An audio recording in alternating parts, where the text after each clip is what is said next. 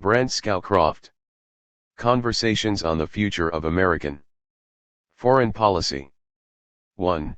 How we got here. 2. Crises of our own making. 3. 2 unsolved problems. 4. The virtue of openness, China and the Far East. 5. The state with unnatural boundaries. 6. The indispensable partnership. 7. The politics of cultural dignity. 8. The first 100 days. Introduction. This book is an invitation to join a conversation with two of the wisest observers of American foreign policy, Zbigniew Brzezinski and Brand Scowcroft. Over many mornings and afternoons in the spring of 2008, they sat down together to talk through our country's current problems and to look for solutions. The result is an intellectual journey, led by two of the nation's best guides, into the world of choices the next president will confront. As readers turn the pages of this book, they should imagine themselves sitting around a big conference table in an office building overlooking Pennsylvania Avenue. A few blocks up the street is the White House, where these two men managed the nation's statecraft in their years as National Security Advisor. They arrive for each session immaculately dressed, as if heading for the Oval Office to brief the president. We start each conversation with a big cup of coffee or maybe a diet soda and sometimes a jolt of sugar from some cookies or cake brought from home, and then we turn on the tape recorder. I invite you to listen in as two of America's most clear-sighted practitioners of foreign policy think about the future. The starting point for these conversations was their belief that the world is changing in fundamental ways, and that our traditional models for understanding America's role don't work very well. Both men believe the United States is in some difficulty abroad because it hasn't yet adapted to these new realities. Both question conventional wisdom and received ideas and try to view the world with fresh eyes. Both are fundamentally optimistic about America's future, as you will see, but only if the country can rise to the challenge of dealing with the world as it now is, not as we wish it to be. This book was an experiment to see if a prominent Democrat and a prominent Republican speaking only for themselves and not for or against either party could find common ground for a new start in foreign policy. Brzezinski and Scowcroft had special standing for this exercise, since each was a prescient early skeptic about the war in Iraq. They understood before most other foreign policy analysts the dangers and difficulties the United States would face if it toppled Saddam Hussein, and they courageously decided to speak out publicly with their concerns. For that reason alone, we should listen carefully to what they have to say now. Although they differ on some particulars, especially the speed with which America can safely withdraw from Iraq, I found that in each session, they were converging toward a shared framework. I came to the pleasurable task of moderating these conversations as a journalist who has been writing about foreign policy issues for more than 30 years. The effort to find common ground is one I believe in. In my columns for the Washington Post, I try to write from the center of the debate. I listen to what people have to say, I provoke them when that's needed, and I try to pose the questions my readers would ask if they were present. That's what I have attempted to do here. Brzezinski and Scowcroft were the quintessential Cold Warriors, and they describe in this book some of the secret history that led to the eventual fall of the Berlin Wall and the collapse of Soviet communism. But that world is gone, and you will find no triumphalism or nostalgia here. Instead, the two men worry that a Cold War mindset persists among U.S. policymakers and that it blinds us to the new balance of forces in the world. The theme that keeps returning through these pages is how much the world has changed since that war ended. Each reader will sum up this conversation in a different way, but here are some common themes that I found as moderator. Brzezinski and Scowcroft start from national interest. They are foreign policy realists in that sense. But they believe the United States must engage a changing world rather than react defensively to it. Their goal is for America to align itself with these forces of change, wherever possible, rather than stand apart from them. Again and again, they speak of the need for flexibility, for openness, for a willingness to talk with friends and enemies alike. Most of all, Brzezinski and Scowcroft want to restore a confident, forward-leaning America. They think the country has become too frightened in this age of terrorism, 2 hunkered down behind physical and intellectual walls. Each time they had to sign in with the guards in the lobby to get a security pass before our sessions, they laughed at the absurdity of our bunker mentality. Their idea of a 21st century American superpower is a nation that reaches out to the world not to preach, but to listen and cooperate and, where necessary, compel. Both men describe a political revolution that's sweeping the world. Brzezinski speaks of a global awakening, while Scowcroft describes a yearning for dignity. They want America on the side of that process of change. During the decades of America's rise as the dominant global power, there was a tradition of bipartisan foreign policy. It was always a bit of a myth. Political battles accompanied every major foreign policy decision of the 20th century. But there was a tradition of common strategic dialogue, a process that brought together the nation's best minds and drew from them some basic guideposts about America and the world. That process swept up a brilliant Harvard-trained professor born in Poland with a gift for speaking in perfect sentences and paragraphs, and an equally brilliant Air Force general from Utah who had the knack for expressing complex ideas in clear language.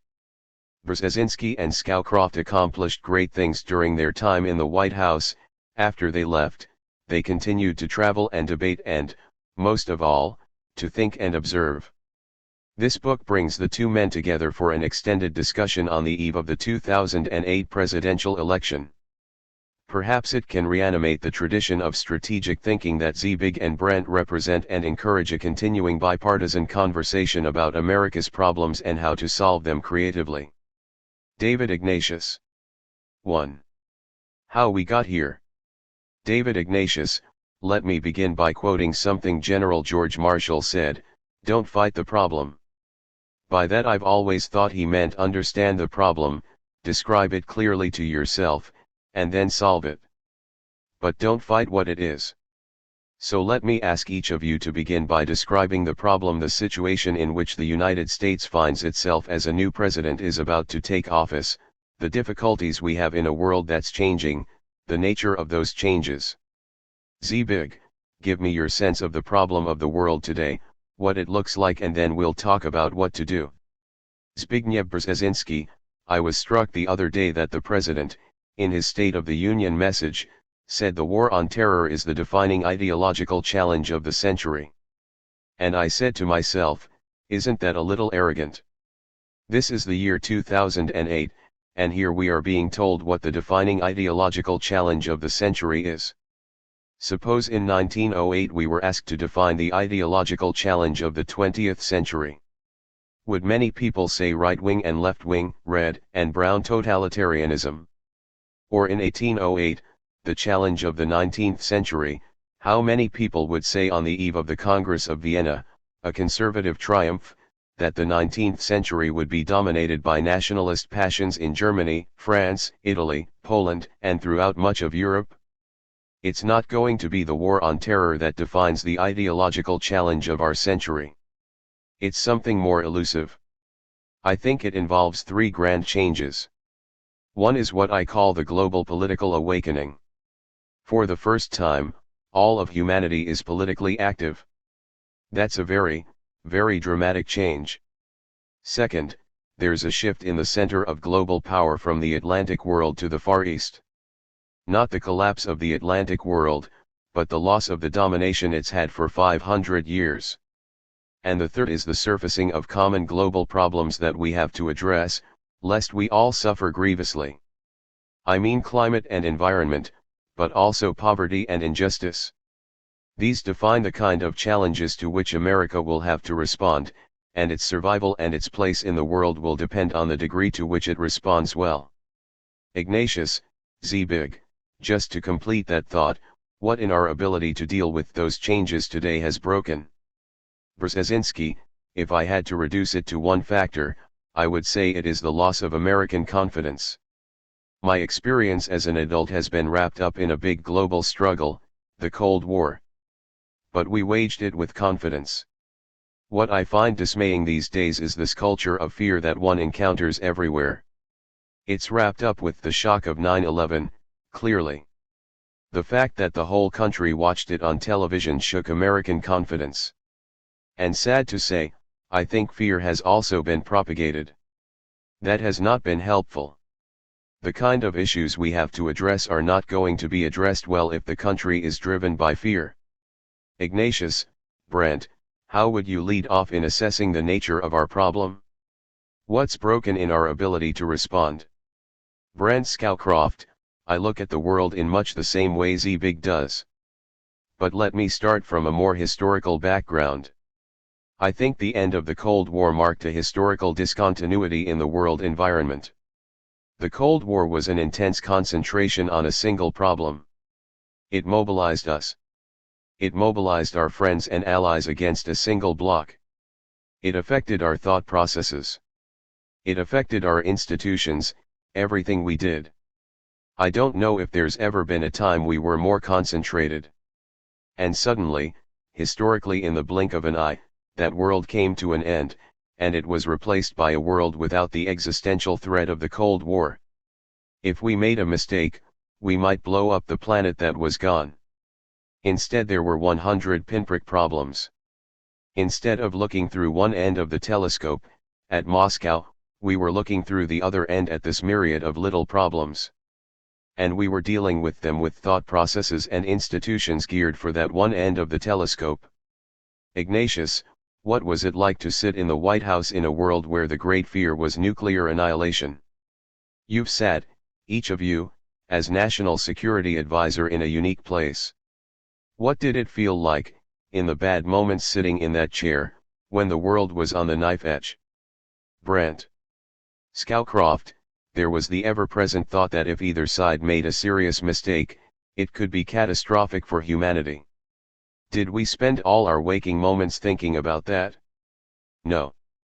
But it was a combination of that and a struggle to understand what the Soviets were up to, and what was their capability of, for example, a technological development that could suddenly make us vulnerable, and change the standoff to an asymmetry.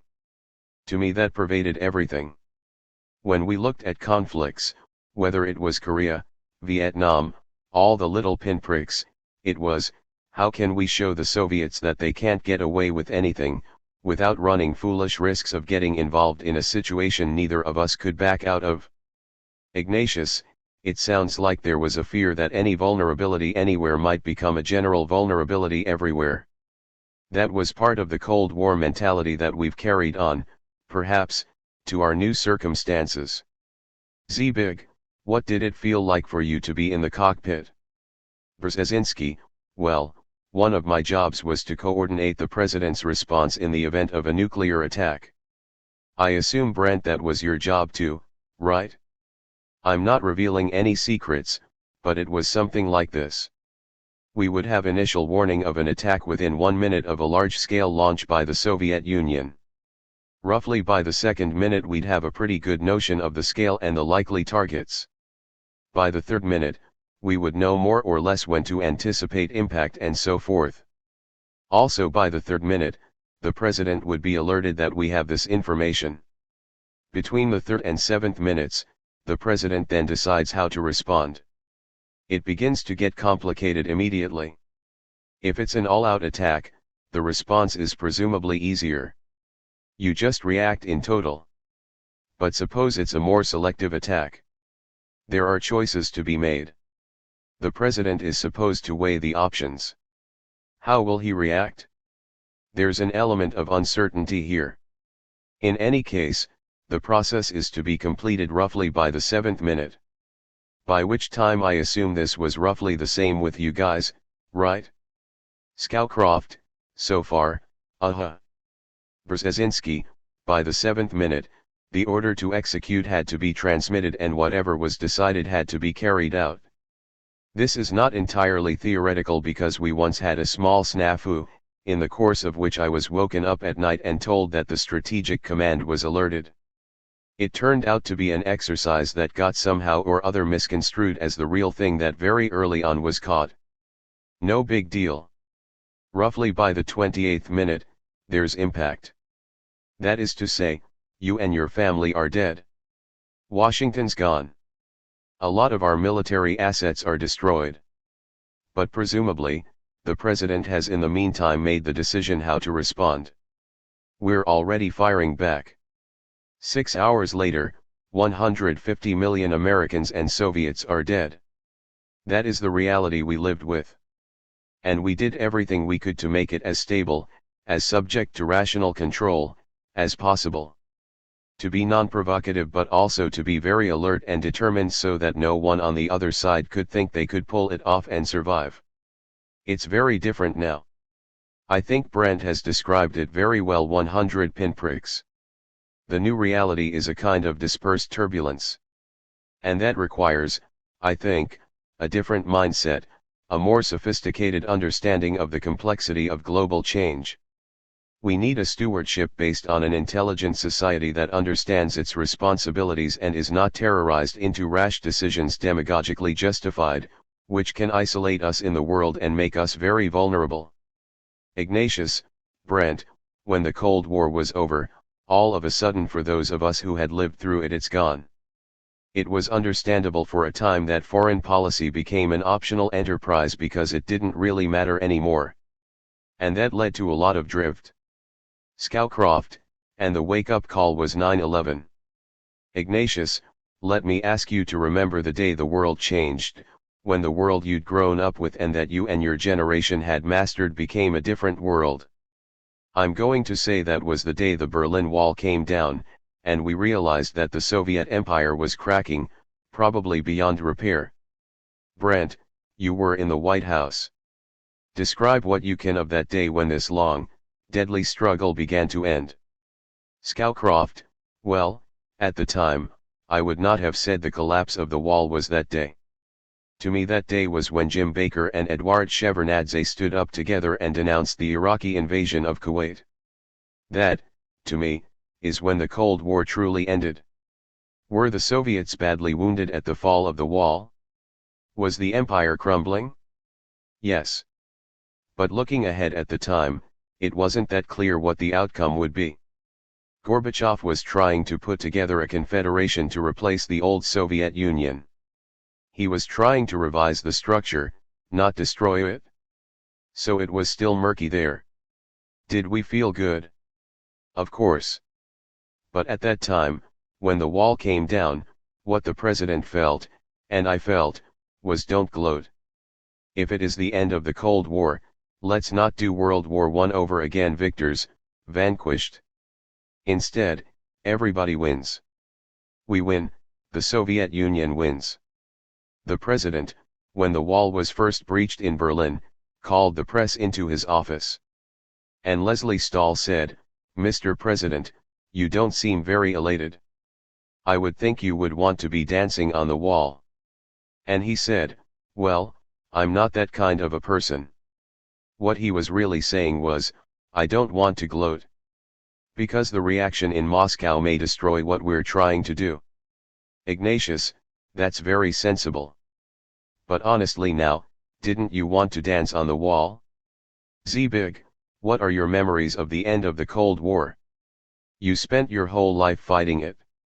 Brzezinski, well, first of all, I think President Bush and Brent handled it in a really intelligent and sophisticated way. That was truly masterful. To me, the moment of greatest fulfillment was not the fall of the wall. Most of my mature life was spent on strategizing how to undermine the Soviet bloc. And I had a whole theory of how to do it, a concept which goes back to the 1960s. My thesis was that we could undermine the partition of Europe by peaceful engagement that penetrates the Soviet bloc and undermines it so that it fragments. The collapse of the wall was the fulfillment of that expectation. But the culminating moment for me, of really deep personal satisfaction, came on December 25, 1991, when the red flag was lowered over the Kremlin and the Soviet Union fell apart. At that moment I knew that something even more important than the loss of the Soviet bloc had taken place, namely that the last large territorial empire was now fragmenting, probably forever. That was when Gorbachev was forced to resign by Yeltsin, helped by President Kravchuk of Ukraine, independent for only about 3 weeks. And President Shushkevich of Belarus, a very tiny, weak little portion of the former Soviet Union, agreed together to dismantle the Soviet Union. Scowcroft, that was a very poignant moment. Because on Christmas Day in 1991, Gorbachev called President Bush and said, "This is my last phone call. The flag is coming down over the Kremlin, the Soviet flag. I'm resigning my office. The Soviet Union is now history." And my first thought was Yeltsin won. Brzezinski, yeah, that's right. That comes back to me now. Yeltsin phoned Bush, then he phoned Gorbachev and told him he had already spoken to Bush. And Gorbachev got very angry. "You spoke first to Bush rather than to me." Scowcroft, Zbig makes another point about the end of the Soviet Union. The end of the Cold War also was the final end of World War I. World War I resulted in a whole series of consequences, among which were communism and fascism, those social movements to reorder society that racked the world. It also marked the end of the world's great empires. Two of them collapsed at the end of World War I, the Ottoman Empire and the Austro-Hungarian. And the last to go was the Soviet. This current axis of turmoil running from the Balkans up through Central Asia is also the territory of the last of the world's empires. Ignatius, well, let's talk about how we progressed from that moment. You mentioned that red flag coming down and the empire of evil ending. How did we get from there to where we are now, from that moment of ultimate triumph to a moment in which Americans feel very vulnerable? There's a sense of the eclipse of American power, of a world of difficulty. In that period after the Cold War ended, what were the missed opportunities? Brzezinski, well, there were missed opportunities and some misconceived actions. The missed opportunities may have involved not taking advantage of the strikingly successful U.S. operation to push Saddam Hussein out of Kuwait, in order to push the Israeli-Palestinian peace treaty. President Bush, at that time, really stood astride the world in a way that was unprecedented historically. Brent knows more about this than I do. I suspect President Bush expected to be re-elected and probably would have tackled that subject later. He did confront Shamir, thereby giving a signal that the United States would be very clear-cut in the definition of its objectives. But politics intervened, and there wasn't an opportunity. The other missed opportunity pertains to the Clinton years and the post-Soviet space. I'm not sure that we could have sucked the new Russian Federation into a more constructive relationship with the West, and there were limits of what we could do because we had unfinished business also to take care of. Which, in a way, collided with objectives such as stabilizing Central Europe, leaving it a no-man's space between the EU and NATO, and the new Russia. But we could have perhaps done more to create some sort of shared institutions in which the Russians would feel more a part of the major European adventure that is so important globally today. But all of that pales in comparison to the fatal misjudgment in how we reacted to 9/11. Ignatius, we'll get to 9/11 in a moment. I don't want to rush us there. I do want to ask you, Zbig, because you have a history of being a hardliner toward the Soviet Union, whether you think we took advantage of Russian weakness in the 1990s in a way that's ended up hurting us. Brzezinski, well, I'm not saying what else we could have done. We couldn't have stopped the Baltic states' efforts to regain independence. We couldn't have prevented the Czechs and the Poles and the Hungarians from wanting to be part of the Western world. If we had kept them out, they would today be a no man's land, probably the object of serious frictions with the Russians. Look at problems that the Georgians and the Ukrainians, and even the Estonians have had with the Russians lately. Creating stability and clarity in that part of Europe was, I think, the first strategic objective of the West. Whether that could have been accompanied by some superstructure that would entice the Russians to have a greater sense of participation in the West is a question to which I don't have an answer. Ignatius, certainly Russians remember that time as a great national humiliation. They talk about Boris Yeltsin as a shameful symbol of their country's pathetic, drunken, feeble state at the time. Brent, Zbig said something that fascinated me in asking what President George H.W. Bush would have done had he had a second term as president. That's something I haven't pondered. Just talk a little bit about that. Scowcroft, well yes. Let me say a word first about the Baltic states in the last days of the Soviet Union. That was probably the most sensitive issue between us and the Soviet Union as Eastern Europe started to break away. They were a part of the Soviet Union and yet we had never recognized their incorporation into the Soviet Union, so it was emotional on both sides. We had strong Baltic lobbies in the United States urging us to declare the independence of the Baltic states. And there were uprisings there and other turmoil. It was very, very delicate. What we succeeded in doing was, rather than force the Soviet Union out of the Baltics, we got them in a position where they themselves recognized the independence of the Baltic states. Now, in the sweep of history, it doesn't matter. But we spent a lot of time on that particular problem. But as to your general question, we would have followed up the first Gulf War with a move to the Palestinian peace process. One of the things we wanted to demonstrate to the Arab world was that we were prepared to extend our aid to the Arabs in times of stress just as we were to the Israelis. And that unprovoked aggression would meet with our response. When Saddam kept saying, "Let's have a general peace process," we said, "No, not now. You get out of Kuwait first." And we promised the Arabs that we would turn to the peace process after Kuwait. We ended up with the Conference of Madrid, which was step one. Had the president been re-elected, that would have been a primary goal of his foreign policy. Ignatius, would you have gone back to the problem of Saddam in Iraq? Scowcroft, you mean then? Ignatius, I mean, would you have allowed Saddam to remain in power? Was that unfinished business that you would have gone back to in a second term? Scowcroft, no, no. That was not unfinished business. We early on decided it was not up to us to drive him from power. And, as you know, in much of foreign policy you never have a complete success. What we did, though, is leave in Iraq with a Saddam who was still there, with still the same ambitions, but without the capability to achieve them. His army had been crippled, and the sanctions kept him from rebuilding it. He was not a threat at the time of the Second Gulf War. He was still a nasty piece of work, there's no question about that, but he was not a threat in a strategic sense. I think our policy was a success, and I would not do differently in hindsight.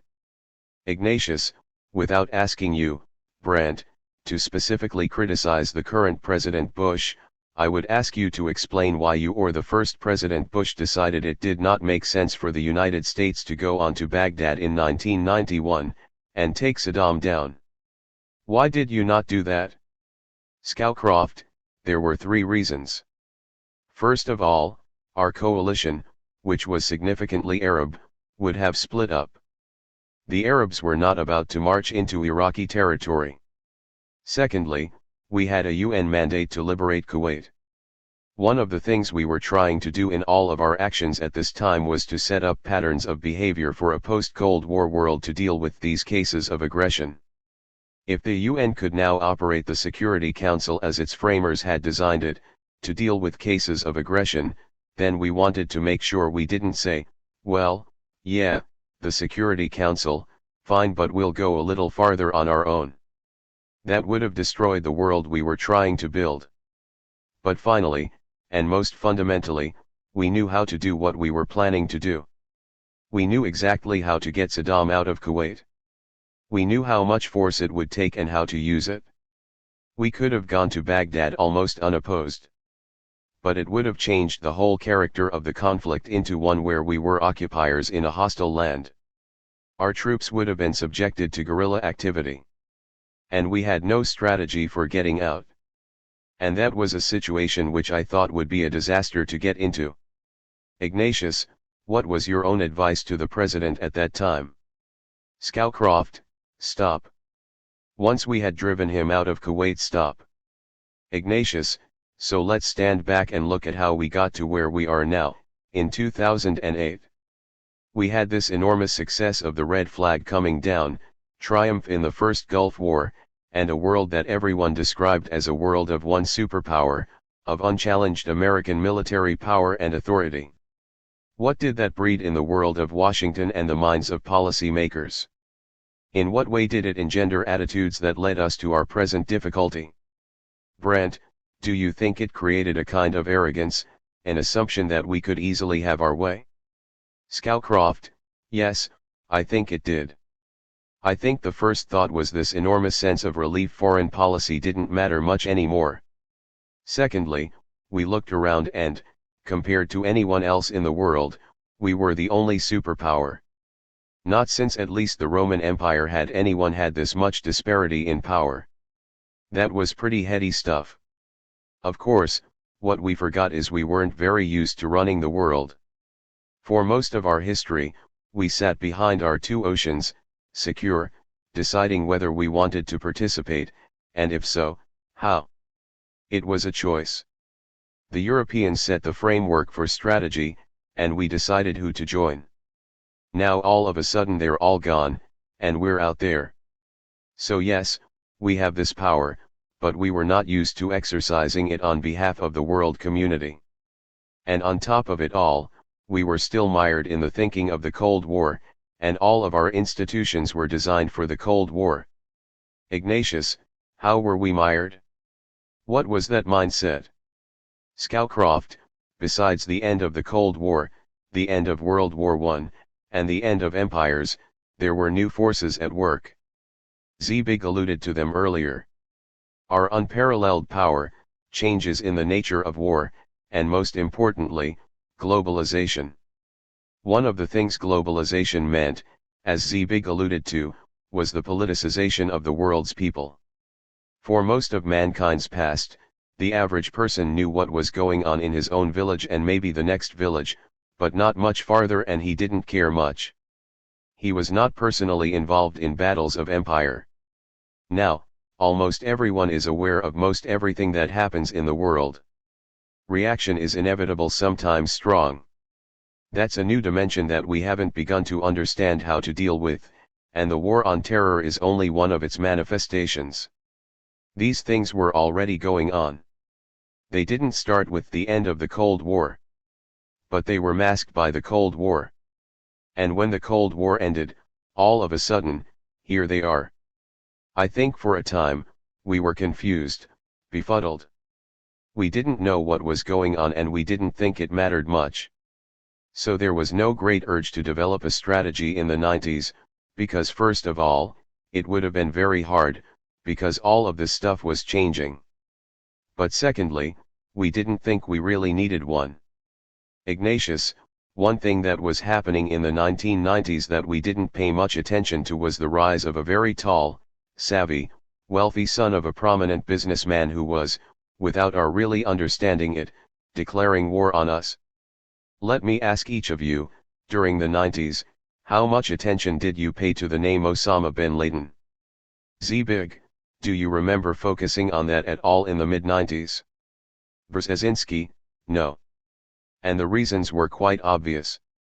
He wasn't all that important until he accomplished something terribly important. He was one of a number of plotters, fanatically committed to his notion of righteousness, increasingly alienated from the United States, viewing America as a monster that was challenging the very core of his beliefs. But I would like to go back to what Brent was saying and add that to me, the 90s represent a nurturing period of a posture of self-indulgence and then of extreme arrogance on the part of the United States. Which, after September 11th, led the United States to embark on a course of actions that have been profoundly self-defeating, and in many respects demoralizing. This self-indulgence fed a sense that, in fact, history had stopped and that we were at the climax of some sort of historical process. Scowcroft, the end of history. Brzezinski, the end of history, precisely. And that essentially we could sit back and enjoy this new imperial status that was bestowed on us on December 25, 1991. The arrogance was the thought that we could now define the rules of the game in an international system that was still somewhat interdependent, in spite of our overwhelming power, and that these new rules would permit us to decide when to start wars, how to preempt wars and prevent them. And which then found application after September 11th. And I think our reactions, sad to say, have made 9/11 into at least a tactical triumph for Osama bin Laden, which it wouldn't have been but for our reactions. 9/11 was a crime. It was terrible. It was all the more damaging because so many Americans watched it in real time and were part of it and suffered with those who are. Scowcroft, over and over. Brzezinski suffering. Over and over again. But I think, here I risk sounding partisan, I think that the way we then reacted pushed us into actions that have embroiled us on a very wide front in that part of the world to which Brent was referring earlier. You can draw it by two intersecting lines, one from west to east going from the Sinai to India and China, and one from north to south, from Russia's southern frontier down to the Indian Ocean. And then if you draw a circle around that, there's about 600 million people there. It's a very troubled area, full of ethnic, religious, territorial, and social conflicts. And we have now become deeply engaged in it to the extent that we find ourselves stressed financially. The costs are unbelievable. Our armed forces are strained. Every day we hear more and more reports of the vulnerabilities of our military. Our legitimacy and our credibility have been badly damaged. And all of that essentially accrues to the importance of what Osama did and the way it was galvanized into a national hysteria in which the country actually endorsed the policies that have produced these negative results. These policies were endorsed. They were also endorsed by most Democrats, including some who in the year 2008 are running for president. I think that was a dramatic, tragic, and avoidable turning point in our history which can still be redeemed. And this is what Brent and I are talking about. How to redeem it? Ignatius, that's our subject. Brent, why don't you pick up the thread there? If you remember where you were on September 11th, maybe that's a starting point. Scowcroft, I certainly remember where I was on September 11th. I was the chairman of a Department of Defense review called the End-to-End Review, which was to look at nuclear weapons and their command and control from their inception in the laboratories through production, through deployment and employment, to dismantlement. On the morning of 9/11, we were going to fly in one of the President's flying command posts out to Offutt Air Force Base. We were sitting at Andrews waiting to take off when the first plane hit the trade towers. We thought it was an accident. We were in the air when the second one hit. And I had a chance to watch our command and control operations in action, with the President in Florida, the Vice President in the White House command post. It was not a pretty picture. So I had a sort of reserved seat at 9/11. Ignatius, that's so haunting because there you are thinking about end-to-end use of nuclear weapons when Muslim fighters armed with box cutters have figured out they can fly an airplane loaded with jet fuel into a building and take it down. Let me ask you, 9/11 knocked the American gyroscope sharply off balance. It was a big shock. But they say that a gyroscope will come back to its center point if it's spinning fast enough. You can give a gyroscope quite a whack, but it comes back upright if it's spinning. It seems to me that our gyroscope has wobbled further and further away from that center point rather than coming back. And I wonder if you think that's true, and if so, why? Scowcroft, that's an interesting example. It was knocked off, no question about it. Things like wars don't happen in the United States. We fight them, but we fight them somewhere else. And I think it was a real traumatic shock to the American people. Now, what I suspect happened was that shock came together with this great sense of superiority we had developed as the only standing superpower. We said, we have all this power. While we have it, we should use it to remake the world, starting with the Middle East, this very troubled area. And that is basically what led us down this path. It was to take advantage of our power, to realize how things had deteriorated since the end of the Cold War. 9/11 was a huge surprise. The world was going bad rapidly. We had to do something. We had the power to do it by ourselves. We didn't have time to consult our friends and allies. We could do it alone. Ignatius, Zbig, what do you think? Brzezinski, I remember that after September 11th, NATO convened and unanimously voted to invoke Article 5 on our behalf, for the first time ever. And we in effect said, no, thanks. I've often asked myself, what would have happened if we had played it differently? If we had, of course, condemned 9/11 the way it should be condemned, and the President did condemn it, and if we had then accepted that act of solidarity by our allies and used it as a point of departure for doing what had to be done in Afghanistan. We overthrew the Taliban regime, which itself was actually not conspiring against us. It was a vicious, fundamentalist, retrogressive regime but oriented towards itself. But it had this perverse code of honor in that it had to protect those to whom it offered hospitality, namely Al-Qaeda, and therefore became objectively a partner in Al-Qaeda's crime. So we were justified in overthrowing it and in crippling Al-Qaeda, although unfortunately we didn't carry this to its logical conclusion. Suppose we had stopped there and stuck to that, suppose we hadn't created this atmosphere of fear and suspicion and, I'm sorry to say, deception regarding Iraq and Saddam. If, instead, we had persisted in seeking to find some sort of a solution to the Israeli-Palestinian conflict which would eliminate it as a major source of anti-Americanism among the Arabs in the Middle East, perhaps it would not provide such fertile soil for the kind of people Osama bin Laden sent here to attack us. Suppose we had taken that course together with our allies. I think we would have been infinitely better off. Ignatius, Brandt, Zbig used the word deception in talking about the way in which the threat from Iraq was painted in the months after September 11. Do you think that's harsh? Scowcroft, it depends who you're talking about.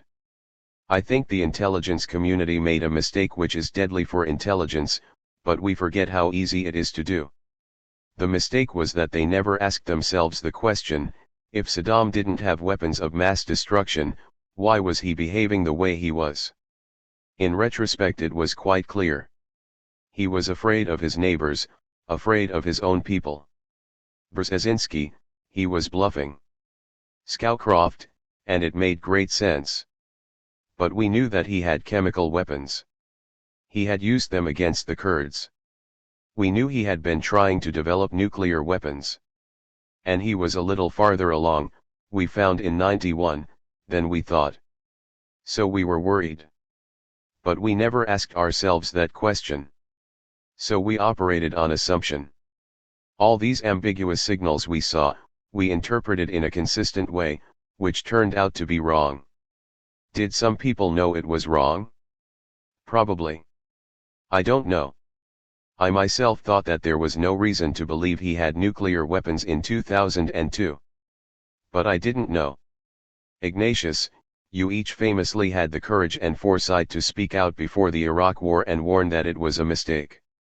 You're very unusual in the foreign policy community in that you were willing to give up your seat at the table of tough-minded national security experts by saying, this is unwise for the United States. It's very important, as a baseline, for people to understand why you made that judgment when you did, when so many others felt differently. So let me ask each of you to explain why you spoke out, and what your convictions were. Brzezinski, I have been increasingly worried over the last 2 decades that we may be drawn into a kind of vortex in that part of the world and that we will become the solitary player, relying largely on force somehow or other to structure what cannot be structured by force. To try to do it on the cheap, and to end up doing it in the manner that becomes increasingly, prohibitively costly for us. I did not have a special case to plead on behalf of Saddam. I even said before the invasion that if we could get the entire international community to cooperate in it, I would have no problem with it. Because then we would be in a sense repeating what Brandt and his boss did a decade or so earlier. What I was very concerned about was this notion that we were embarking on the basis of false information or false judgments into an adventure, the end of which is hard to anticipate. Which 5 years later still imposes on us prohibitive costs, objectively, subjectively, financially, economically, morally. Whatever you can cite. And which has the potential of becoming larger and larger.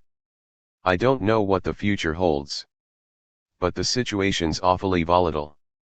I worry that there might be some incident that engages us with the Iranians, thereby enlarging the front from Iraq to Iran and Afghanistan. I'm afraid we may get sucked into something involving Pakistan, for perhaps very good reasons. That we may have to strike at Al-Qaeda and somehow get involved in Pakistani turmoil. But I fear that we'll then be alone in that venture. Because our initial response was driven largely by the sense of arrogance, we can do it on our own. And therefore we brushed off the Europeans and even said to them, if you're not with us, you're against us, a strange, Leninist phrase for the president to use.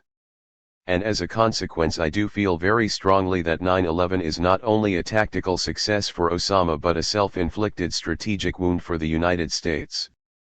Ignatius, Brent, when it came to the question of invading Iraq, you acted very courageously, in the personal sense, because you're so close to the Bush family. When you chose to speak out in your op-ed piece in the Wall Street Journal, that was an important event. What was going through your mind at that point? What were your fears about the consequences if we proceeded down this road? Scowcroft, I was mostly worried about what I saw as an increasing rush to decision. I've already talked about nuclear weapons. Even if Saddam had a program, he was a long way from a weapon. We had plenty of time for that. The other was his role with Al-Qaeda and Osama bin Laden. The accusations that he was supporting them seemed fundamentally counterintuitive to me. Osama bin Laden is a religious fanatic. Saddam Hussein was a secularist. The Ba'ath Party, I assumed, was anathema to bin Laden. So I thought we needed to sort this out, and fundamentally I had the same view that I had in 1991, that going into Iraq was an easy adventure, but once we got there, this is a very troubled land that was not about to be turned into a democracy. That we had a huge problem if we went in. Saddam, in fact, was quite well contained. And we had a big problem following 9/11 in dealing with this greater threat of terrorism. I thought going into Iraq would be fundamentally a diversion from our efforts to deal with terrorism. So my position was basically a plea, let's talk about this. Ignatius, slow down. Scowcroft, slow down because, you know, war rarely solves problems. War has a momentum of its own. Just the fact of making war creates a new environment, which may be favorable, may be unfavorable. But it's frequently different from what anyone can anticipate. Therefore, one shouldn't engage in it without a careful analysis of the consequences. Ignatius, I wonder if part of the predicament we're now in is that we had just emerged from the world you both described, this Cold War where you had to be very careful and we accommodated ourselves to living with and managing the status quo. And we decided after September 11th, in those months between September 11th, 2001 and March 2003, that the status quo was killing us. The status quo had led to those airplanes flying into the Twin Towers. And we were going to go to the root and take it apart, starting with the worst of the worst, Saddam Hussein. Do you think it's fair to say that we changed from a status quo power into a transforming power? Scowcroft, I think that's too broad. I think we became a transforming power after we were in Iraq. That's when all the democracy arguments came up. They didn't come up so much beforehand. But I think different elements of the administration had different goals. The neocon vision probably comes closest to what you described. The neocons had the idea that Iraq was an ideal place in which to create both a democracy in the region and a launchpad from which to spread democracy throughout the Middle East. To the extent that the US changed from being a status quo to a transforming power, I think it's rooted in this idea or strategic concept. That's one element, but only one. There was what might be called a coalition of attitudes. The neocon group was central because it had this strategic concept. Then there was, I hypothesize, Rumsfeld and Cheney, who probably would be more accurately described as hard-nosed realists. It does appear as though they bought a lot of the strategic insights of the neocons, but I honestly don't know why. And then there was the president, who probably was neither a neocon nor a hard-nosed realist but who was certainly profoundly shocked, even jolted, by September 11th. And even personally, that first day. As such, I have got to believe that he was very receptive to proposals for responses that were not only strong but also strategic or, if you will, transformative. He was also very taken by Sharon and his prescriptions for what to do about the Israeli-Palestinian conflict in the aftermath of 9/11. And Sharon adopted Bush's own language about terror and terrorism. It became almost his evocative crime. Then there was the showdown precipitated by the Intifada, in which the reaction by Sharon was very assertive, backed by the United States. The Intifada was, in a way, precipitated by Sharon when he went up on the Temple on the Mount. Brzezinski, absolutely, absolutely, absolutely. And that then became the point of departure for a more explicit strategizing, how to remake the Middle East. And curiously, their strategy became a combination of the use of force and of democratizing slogans, in the notion that we'll somehow or other shake the cards and produce a new set. All of that embarked the United States on the precipitous course in which the military intervention of Iraq was part of a larger design. But a design which was vague conceptually and historically unfounded. It ignored entirely the fact that we were plunging headlong into a region which bitterly resents and remembers colonialism under the British. And we were now viewed as a new colonial intruder. Our strategy in effect postulated that the only way to have stability in the Middle East is to destabilize it. That is to say, overthrow the existing regimes, create the grounds for democracy, and you will have the flowering of liberty. We know the fruits of that. We insisted on elections among the Palestinians, which produced a victory for Hamas. We made a belated effort to move Egypt towards democracy, thereby probably increasing the viability of the Muslim Brotherhood there. It may emerge as a central political force in Egypt. And we haven't achieved stability in the region, which I don't think is susceptible to imperial control by a country that is not prepared to pursue the imperial mission to the extreme at whatever cost. We are a kind of half-willing imperial force. We are willing to be an imperialist with one arm tied behind our back. And that's not going to work. Ignatius, an imperialist until it gets tough. Scowcroft, I think we're speculating. We don't know the answer to these questions. I think there was also a fundamental change in the attitude of the president after September 11th. A sort of religious fervor. But we're speculating on what the motivations were. Ignatius, I would just offer one concluding footnote to this discussion. I was a correspondent covering the Middle East in 1982 when the Israelis tired of this terrible, netlessome problem with Palestinian terror and decided to go all the way. Scowcroft, to Beirut. Ignatius, to go all the way to Beirut. They invaded Lebanon much as we invaded Iraq, trying to go to the heart of this problem. Finally deal with it. And they went in. They thought they had a clear plan. But it turned out they didn't have any clearer plan of how to get out than we did. And you could argue that Israel still has not recovered in terms of security, strategically, from that roll of the dice. I find a haunting similarity between Sharon's ability to convince Menachem Begin, a quite careful man, to roll the dice in this way, send Israeli troops into Lebanon, and the way in which Bush's advisors convinced him to roll the dice and go into Iraq. Brzezinski, and that's related to the points we were talking about earlier. You cannot pursue a successful imperial policy in the post-imperial age, in which the masses of the world are politically activated. Imperial policies worked because you could work within traditional societies. You could use relatively little force, which was more advanced, against not very united resistance. And you could manage. Today, you are dealing with aroused, radicalized, sometimes fanatically driven populations, which resist. That's what the Israelis discovered in Lebanon. That's what we're discovering, painfully, in Iraq. That's what I fear we may end up discovering elsewhere in that region. Scowcroft, the Israelis have a mantra, they respond to force with disproportionate force. And that worked for a time. It doesn't work anymore. Ignatius, well, then you have to stay on the ground with disproportionate force, which is precisely what we didn't do in Iraq. Let me move to a couple of other broad baseline themes. I'll introduce the first by recalling a name that is familiar to the two of you as one of the intellectual framers of the Cold War period, and that's Herman Kahn, the great nuclear strategist at the Rand Corporation. Kahn observed in the 1960s that a bipolar world like the one we had in the Cold War with the Soviet Union was fairly stable, and that a multipolar world, where you have many diffuse centers of power, would be fairly stable. But that the transition from the one to the other would not be stable and would be very difficult. That observation has stayed with me.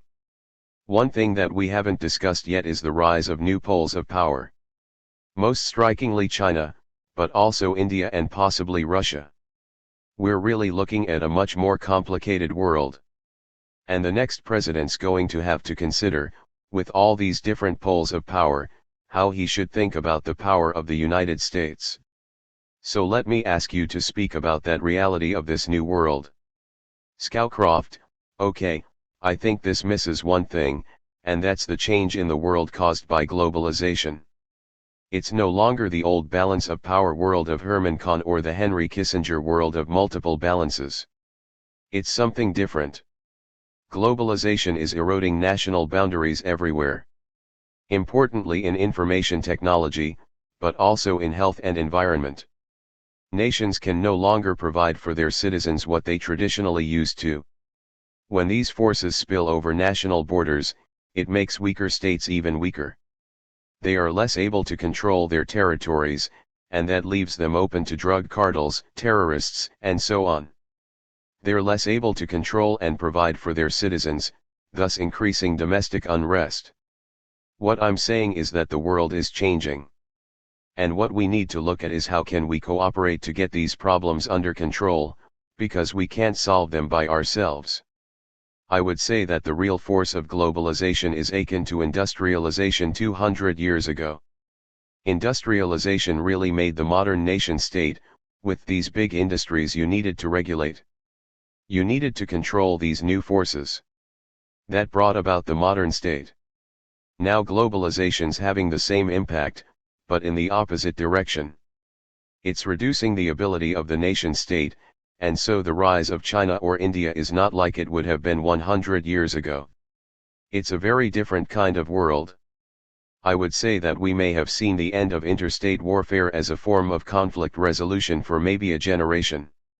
Instead there are going to be these messy conflicts where, if the great powers participate, they participate through proxies or maybe even together.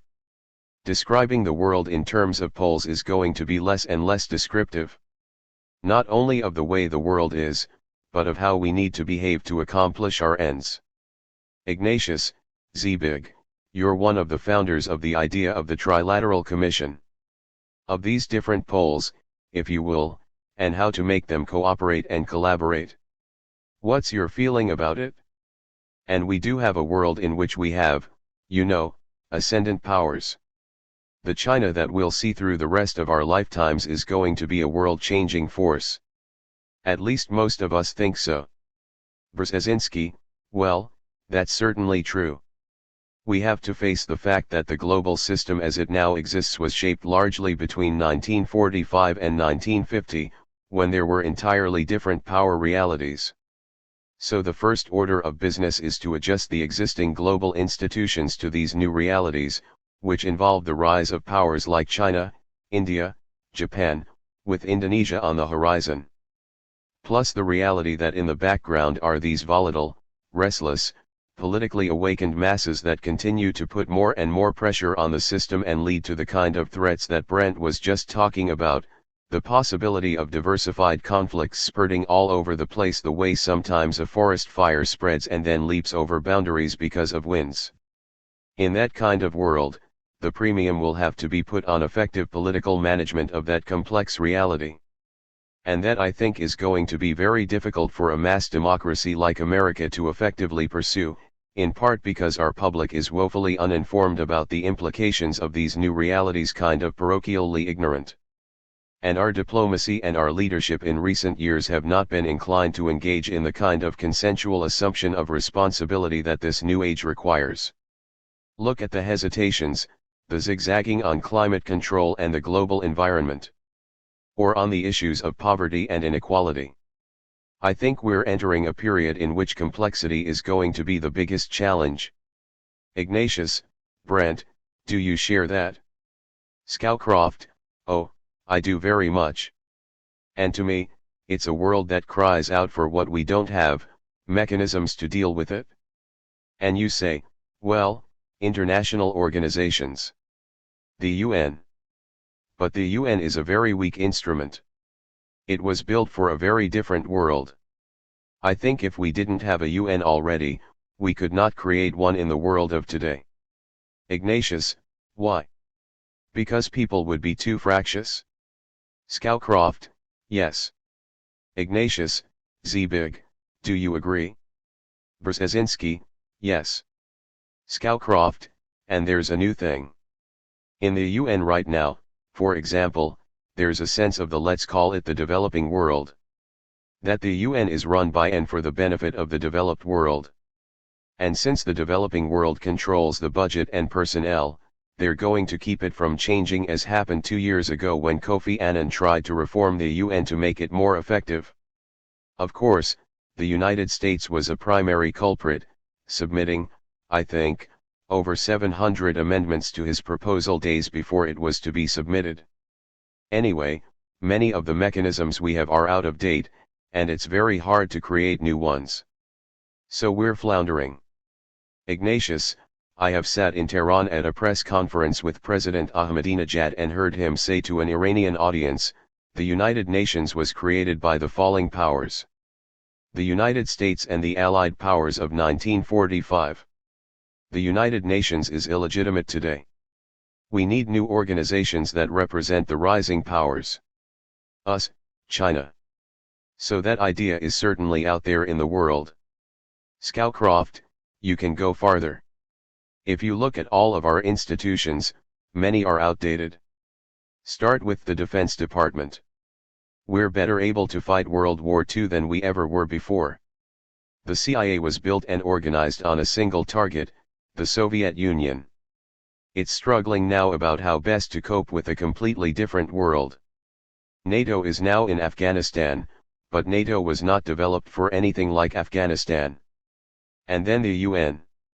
So we're still in the hangover of the Cold War, dealing with a new world, but using institutions which were not built for this world. Ignatius, we're using Cold War institutions to deal with post-Cold War problems. Scowcroft, yes. Ignatius, let's talk a little bit about what post-Cold War institutions might be like, starting with something Brent said. In a sense, the Industrial Revolution created a kind of hierarchical, bureaucratized modern system of organization. You could say that the perfection of the nation-state with its orderly bureaucracy was a product of the Industrial Revolution. And so the nation-state grew and fought wars through the 19th century, fought the catastrophic wars of the 20th century that led to the creation of these international organizations. But in a sense these organizations were even more hierarchical. They were a pyramiding of nations in a big hierarchical system that had layers and layers and layers. That was the crowning wedding cake achievement of World War II. And as you say, the UN and other international organizations simply are not keeping track with the problems of the real world. In what my colleague Tom Friedman calls a flat world, this pyramid hierarchy has been flattened so that anybody can connect with anybody else. Increasingly, I hear thoughtful people saying that we need international mechanisms that partake of the same networking technology and feel, spontaneously formed associations or networks of countries, companies, individuals, NGOs that will quickly focus on a problem. Go to work on it and begin to solve it. Let me ask each of you about the transition from the very hierarchical and bureaucratic international organizations we have to something different. What would that different thing look like? Brzezinski, I would say that the notion that what you just described represents our one alternative is a little too simplistic. A great many existing institutions can be adapted and changed. The distribution of authority within them needs to be altered.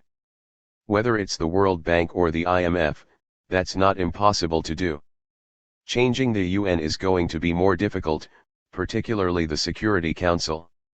The vested interests of the countries that now have special status obviously are going to paralyze change.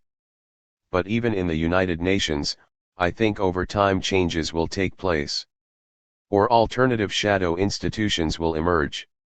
For example, the G8 is no longer a functioning institution. It has become a little bit discredited because it was originally meant to be an organ of the leading democracies of the world. But we certainly could have a G14 or G16 of the most important global countries, including Asian countries like Japan, India, and China, as well as Brazil, Mexico, South Africa, and so forth.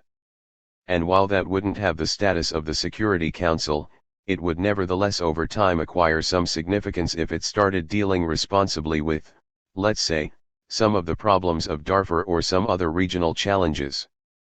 Beyond that, you might have some spontaneously arising institutions in response to some specific problems.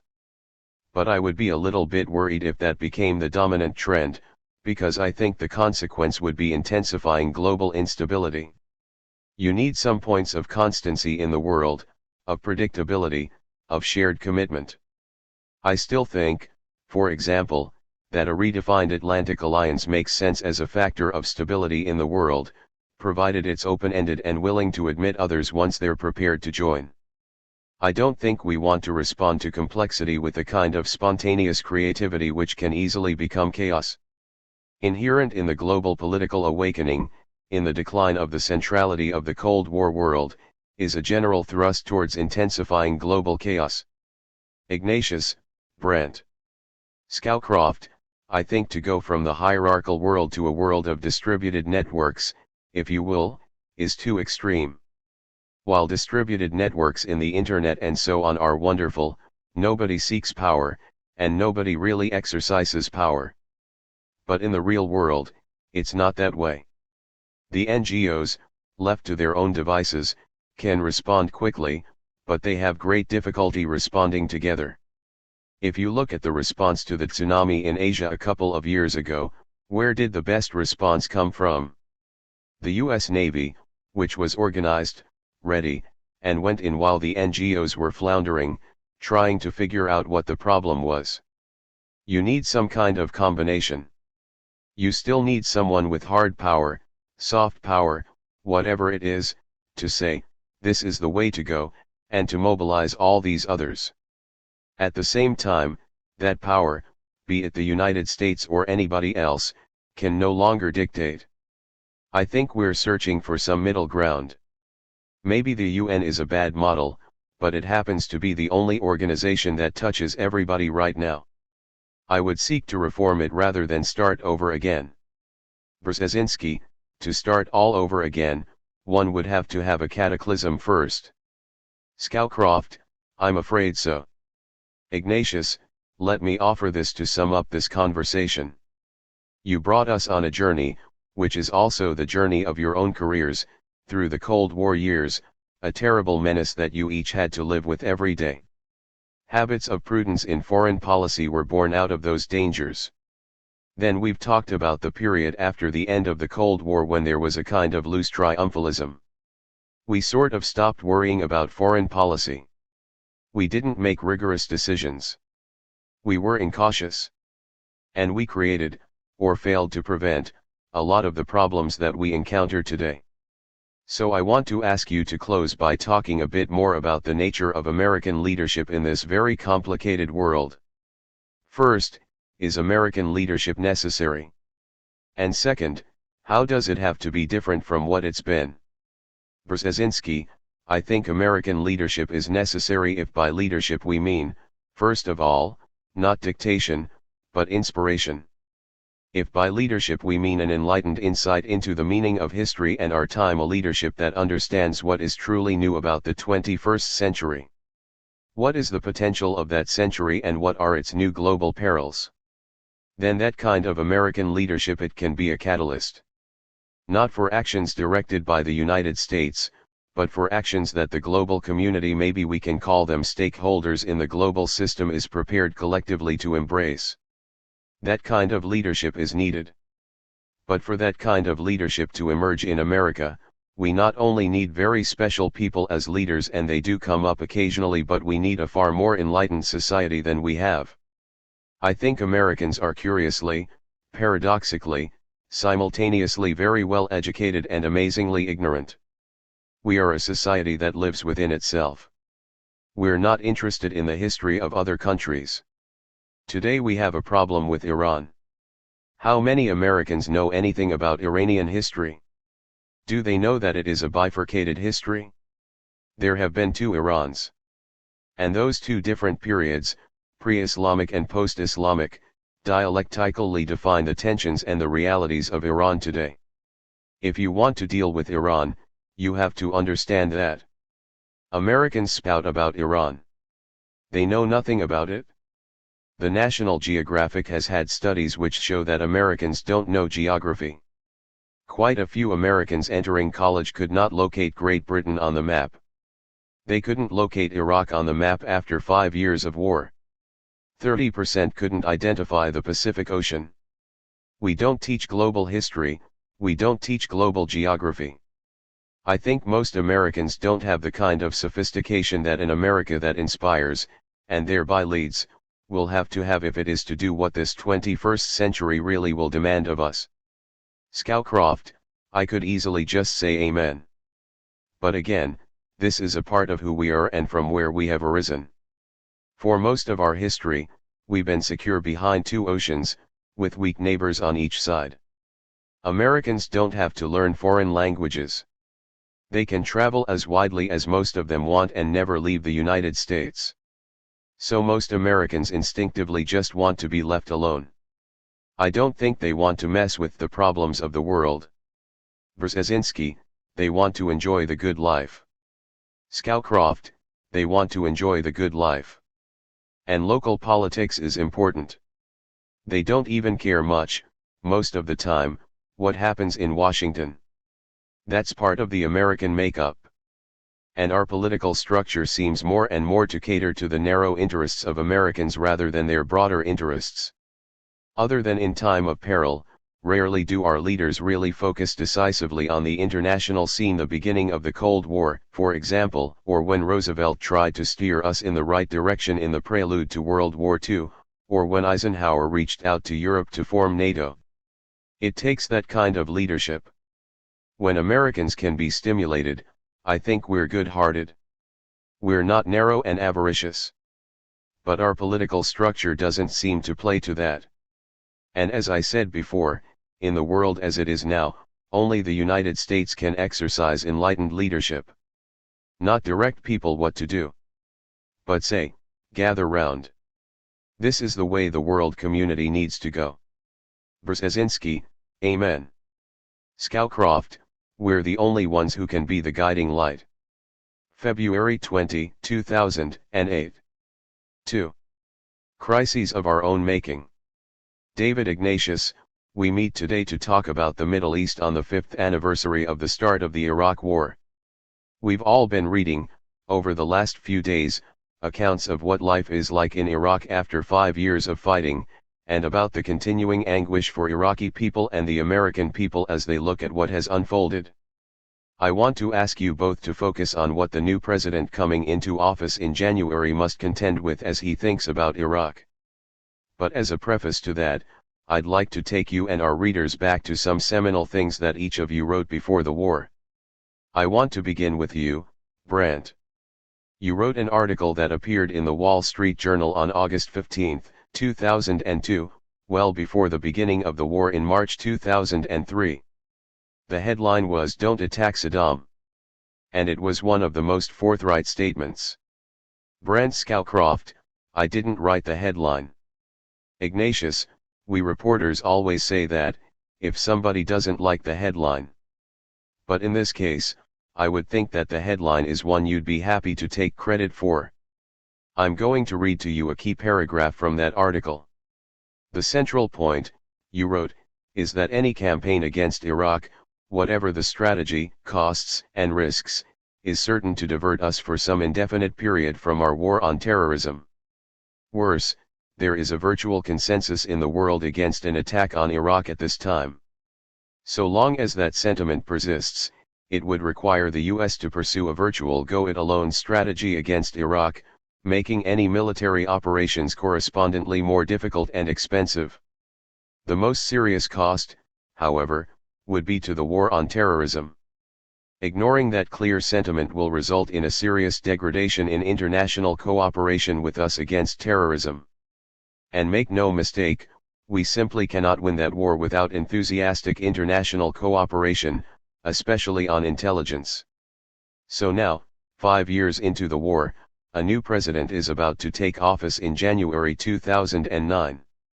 Brent, what advice would you give him as he thinks about this most difficult problem at the very top of his agenda? Scowcroft, a lot has happened since I wrote that piece.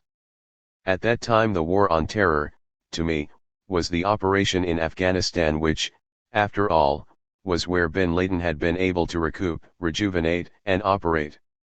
I haven't changed my views about that article at all.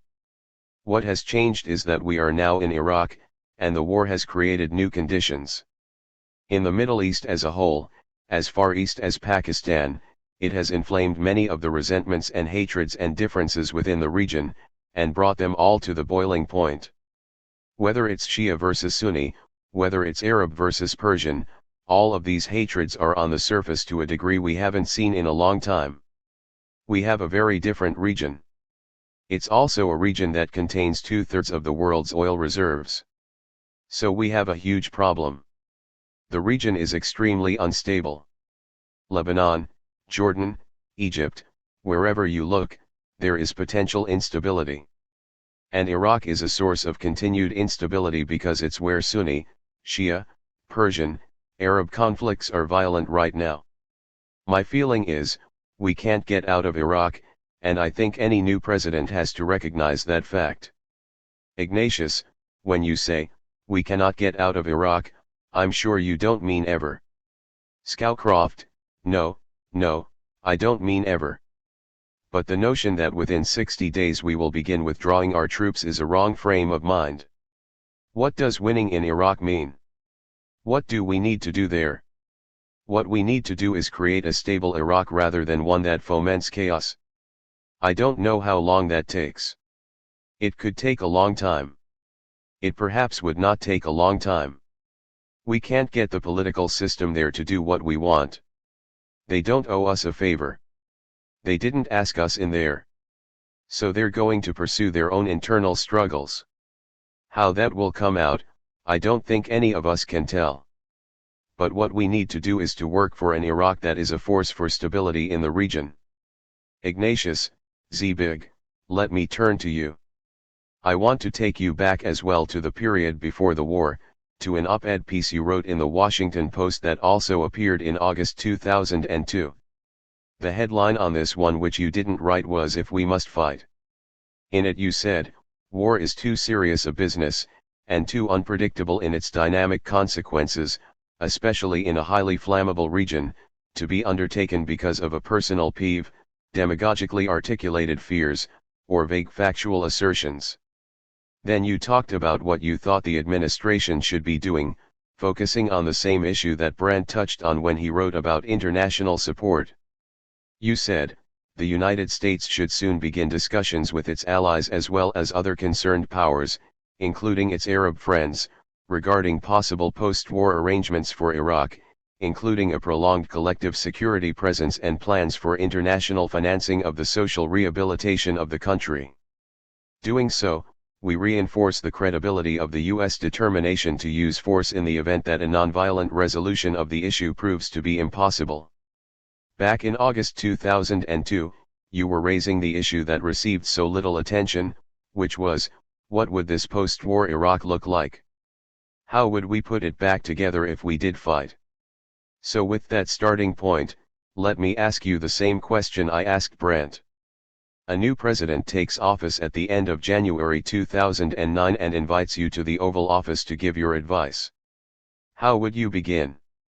Zbigniew Brzezinski, obviously it would make a lot of difference whether I was talking to a victorious Republican candidate or a victorious Democratic candidate. Not that I would change my views, but I would have to cast the argument differently depending on the kind of promises the candidate had made. Having said that, I would still argue that a solution to the problem posed by our presence in Iraq, a presence that has been terribly costly to us and very destructive of Iraq, requires recognizing that our presence is part of the problem.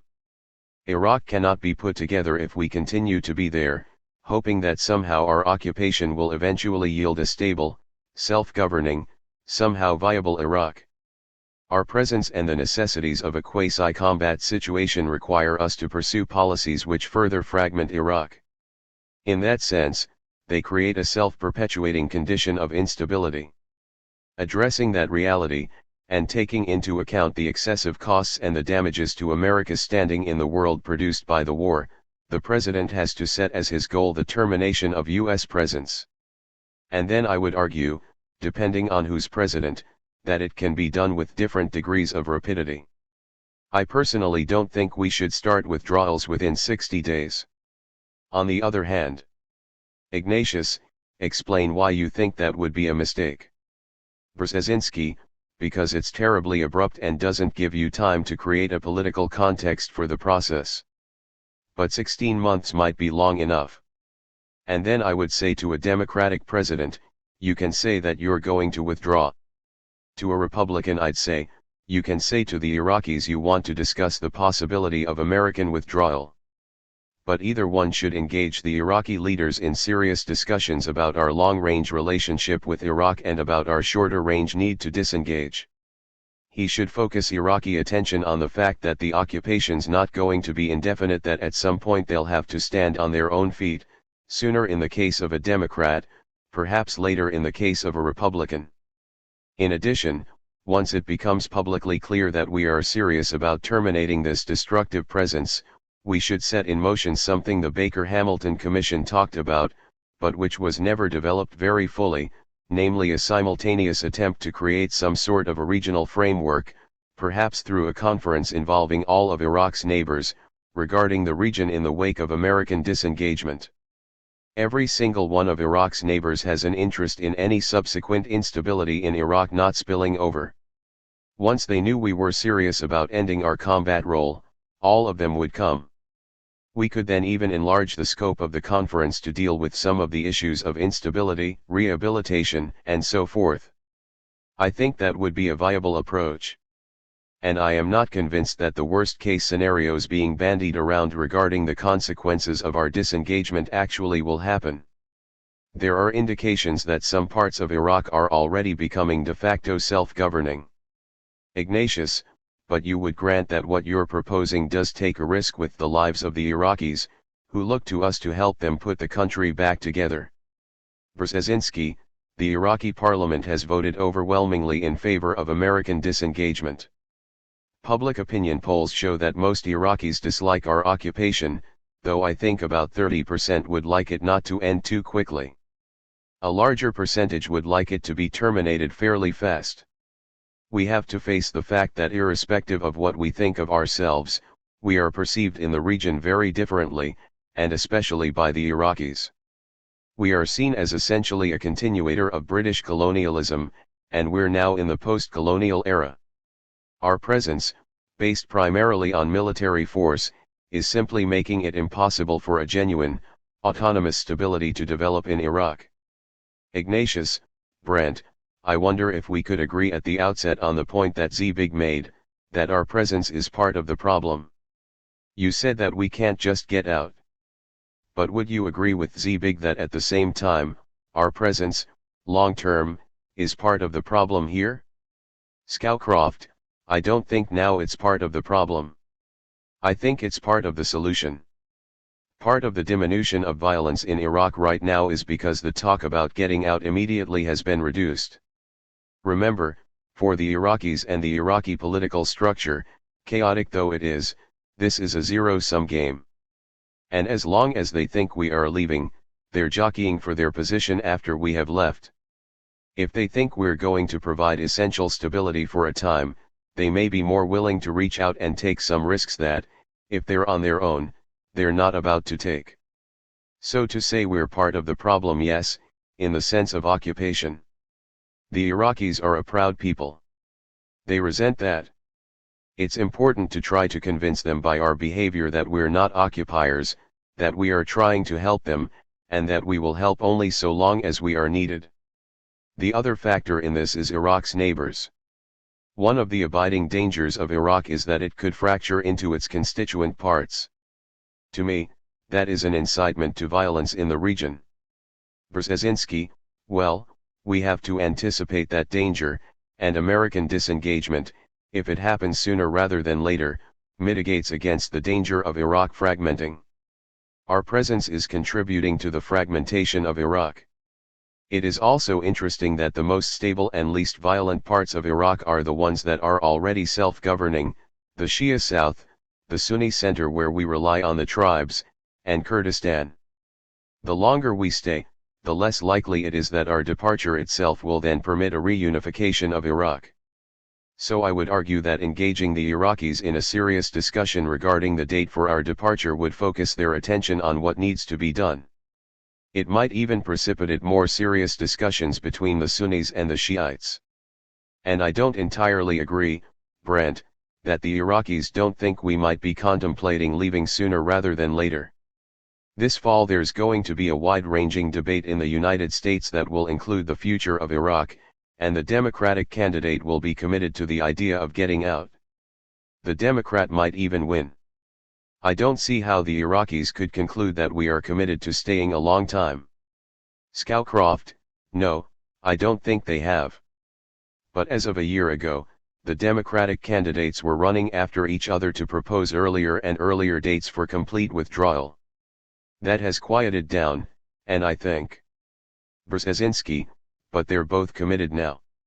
Scowcroft, but the slight indications in Iraq that we might stay, I think you could argue, has contributed to the recent signs of progress. Brzezinski, if I could sort of add something. I would also argue that we shouldn't focus entirely on Iraq. The war in Iraq is part of a larger conundrum of problems that we face, and they all reinforce each other and create tensions and conflicts and risks that we have to be seriously worried about. That includes the festering Israeli-Palestinian issue, which creates a lot of radical anti-American feelings, and then the uncertainties involving our relationship with Iran. I think any approach to the Iraq issue should take into account the interrelationship of these other issues. Scowcroft, I agree. And that's another argument against the position that our focus ought to be on withdrawal. No one in the region thought it was a good idea for us to go into Iraq.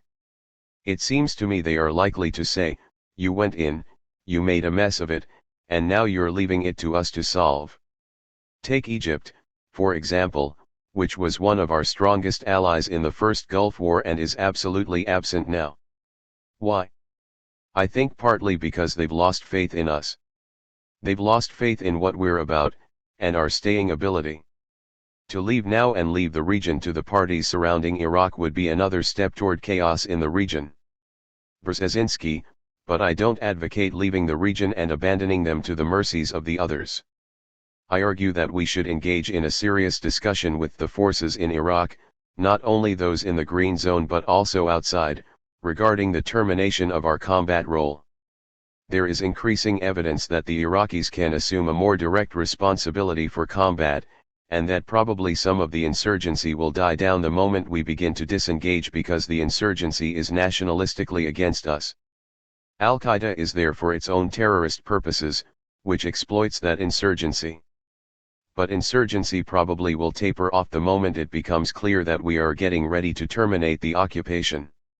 If we couple that with a regional effort in which we'll be engaged together with others about creating stability around Iraq, we will in fact be assuming a continued role, no longer so heavily reliant on military power, but an approach designed to rehabilitate, to re-establish, to consolidate, to stabilize, and to reassure.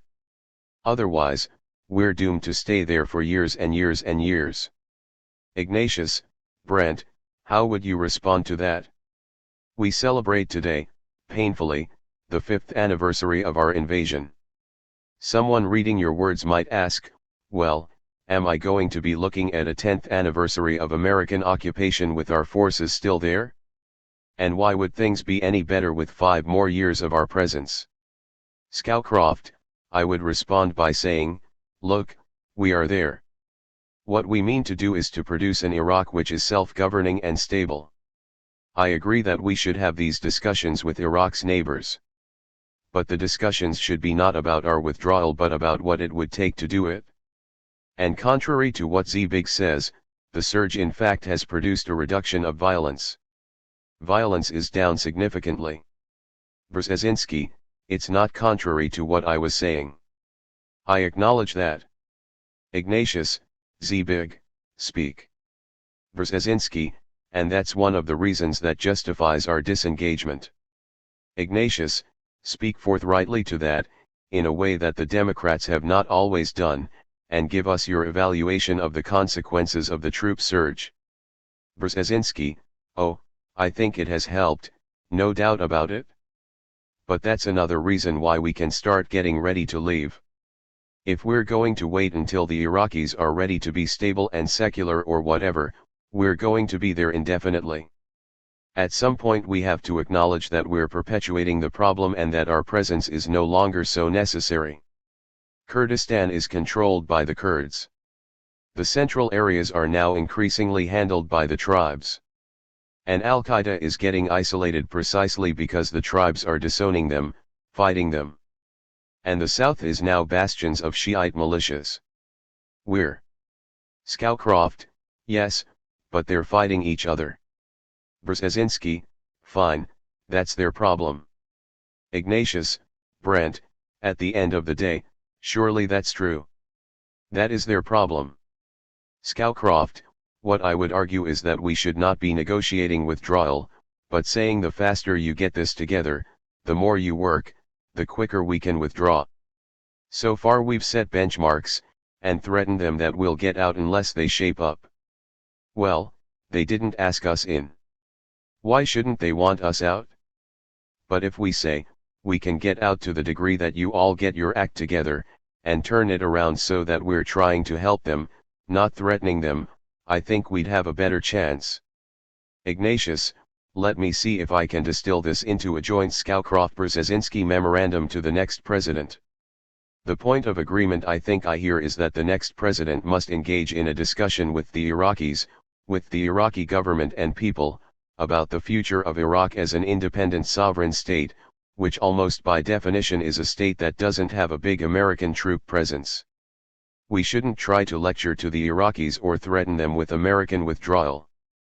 As Zbig said, a timetable for a quick beginning to the American departure prejudges that conversation. And that should be accompanied by a new and very vigorous effort to do what you both talked about before the war began, which is to draw the region into discussions about its future and the future of Iraq. Is that a formulation that you both would be comfortable with if it was dropped on the president's desk? Brzezinski, up to a point, yes.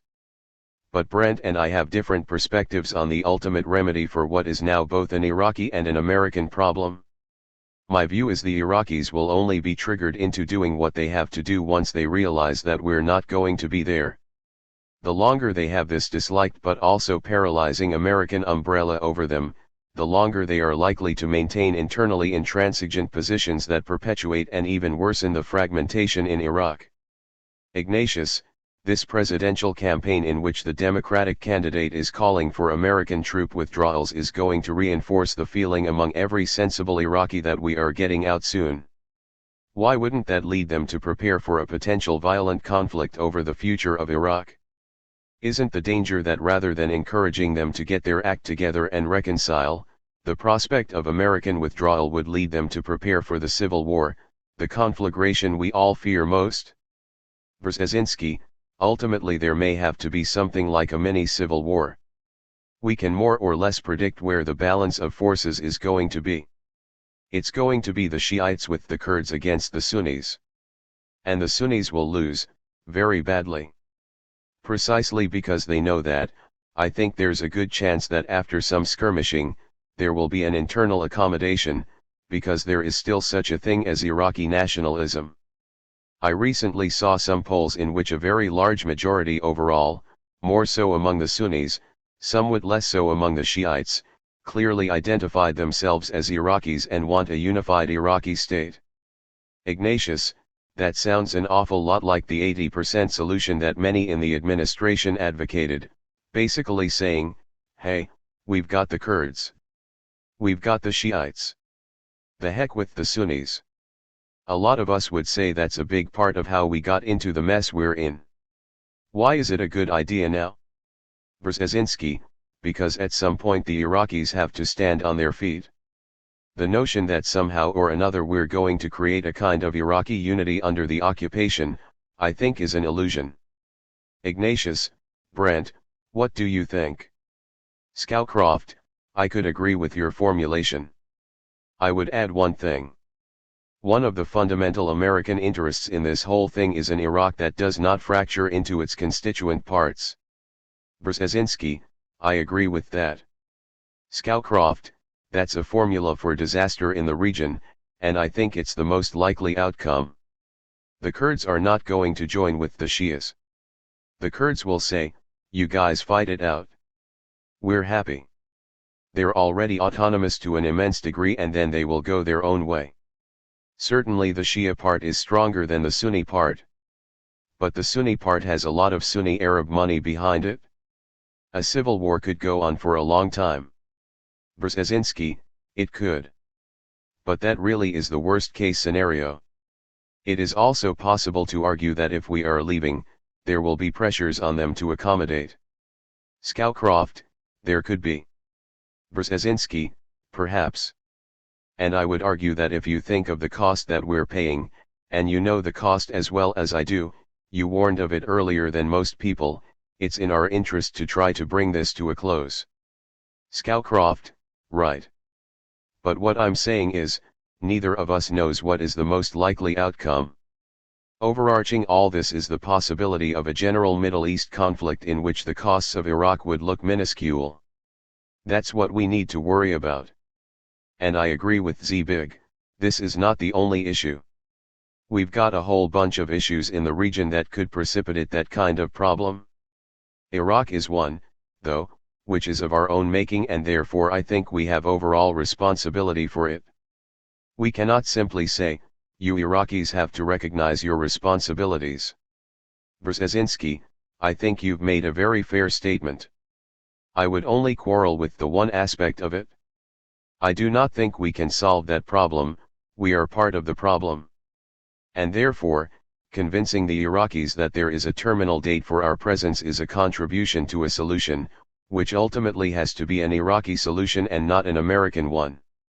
Scowcroft, that's the fundamental point of difference. I think simply withdrawing is an impediment to a solution.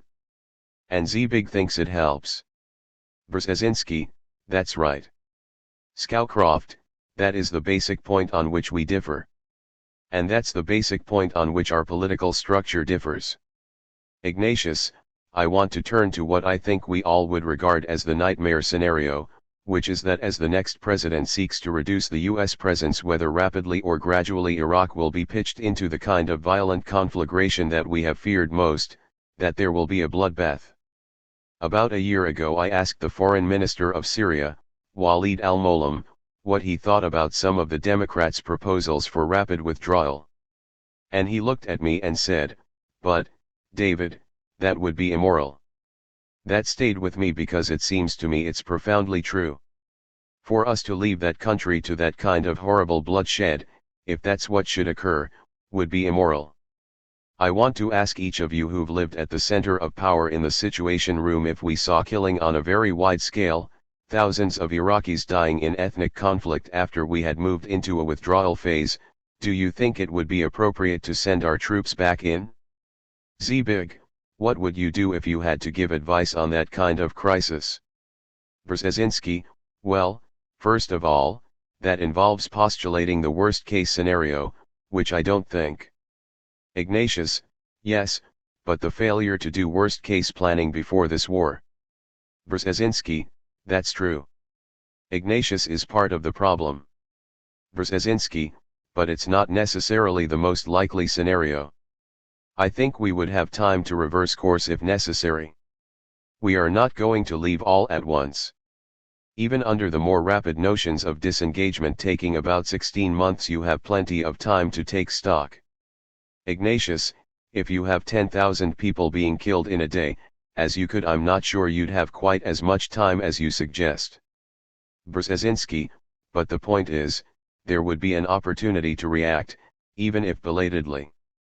The process ought to involve, from the start, extensive discussions with all Iraqi leaders, and not just the ones in the Green Zone, but also al-Hakim, al-Sistani, and al-Sadr, who has quite an independent military force.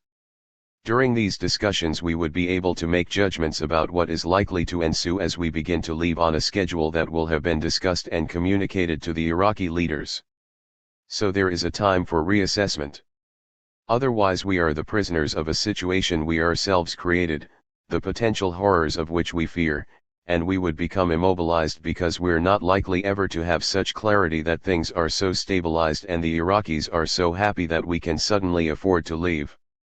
So it's a question of contingent judgments, which are going to be affected by whether we are advising a Democratic president or a Republican president. A Republican president will listen more carefully to Brandt, probably listen politely to me for a little while, then get mad and tell me that I'm totally wrong. A Democratic president may listen to me a little more, but will be, I think, studiously deferential to Brandt because of his early position on the subject. Scowcroft, I will say the contrary. And your scenario, I think, is unlikely, but cannot be ruled out. Brzezinski, the one about the president? Scowcroft, I think if we left Iraq, our political situation would never permit us going back in to quell a civil war, never. Brzezinski, well, if it erupted after we left, sure. The country wouldn't tolerate it. Scowcroft, this country would not tolerate it. Ignatius, one question that the next president is obviously going to struggle with is whether the United States can have, should have, a continuing relationship with Iraq in which we would try to help work with Iraq to achieve these goals of internal stability, regional security, prevent the country from breaking apart, without having the negatives of what is seen here and in Iraq as U.S. military occupation. I want to ask you whether you think that's possible. The Democratic candidates have said that it may be appropriate to have some residual U.S. force in Iraq that focuses on training the Iraqi military, if the Iraqis ask us to continue that, and that has continuing responsibility for chasing terrorist cells to the extent they continue to be a problem, and to do other things. Once you have that residual force, other issues come up. You need bases, supplies, ways to keep that force going. Zbig, what do you think about our continuing relationship with this new Iraq? How do you envision it?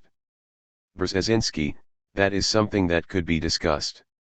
It could be discussed more constructively in the context of a clearly stated American decision to disengage militarily. In that context, it might be possible to have some arrangements, first of all with the Iraqis themselves, for some sort of more remote American presence somewhere in Iraq. There may be some utility in a continued American presence in Kurdistan, as a way of stabilizing what otherwise could become a very volatile situation between the Kurds and the Turks and the Iranians. But that's rather different from what the administration is discussing right now, which the administration itself has compared to our presence in South Korea without taking into account the fact that the South Koreans saw us as defending them, and felt threatened by the North for decades. Most Iraqis don't think we came there at their invitation, and, I sense, don't want us to stay indefinitely with that presence symbolized by this enormous fortress we're building now in the middle of Baghdad, and reinforced by bases around the country. So, yes, some residual presence, not on a very large scale, subject to negotiations with the Iraqis, perhaps fortified by some arrangement with Kuwait for quick access if need be. Perhaps something with Jordan, though the Jordanians would probably be reluctant. Certainly our presence in the Gulf in any case, which is being strengthened through arrangements with some of the Emirates. Ignatius, Brandt, what do you think about the shape of our continuing role? Scowcroft, to me, withdrawal to residual areas sounds like a permanent presence, which I don't think we ought to hint at in any respect. There's an Iraqi nationalism that can and should be enhanced through the Iraqi military as the symbol of unity, where Shias and Sunnis serve side by side as they did under Saddam. There are two tasks that the United States has militarily over the near term. One is to control the level of violence, which the Iraqi army can't do alone right now. We're training them. They're getting better. The other is that the Iraqi army now depends completely on us for logistic and operational support.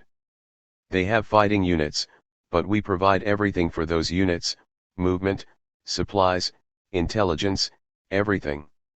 We need to develop the Iraqi army's ability to expand into those areas. I have no idea how long that will take. But that's what we ought to do. At a diminishing level? Absolutely.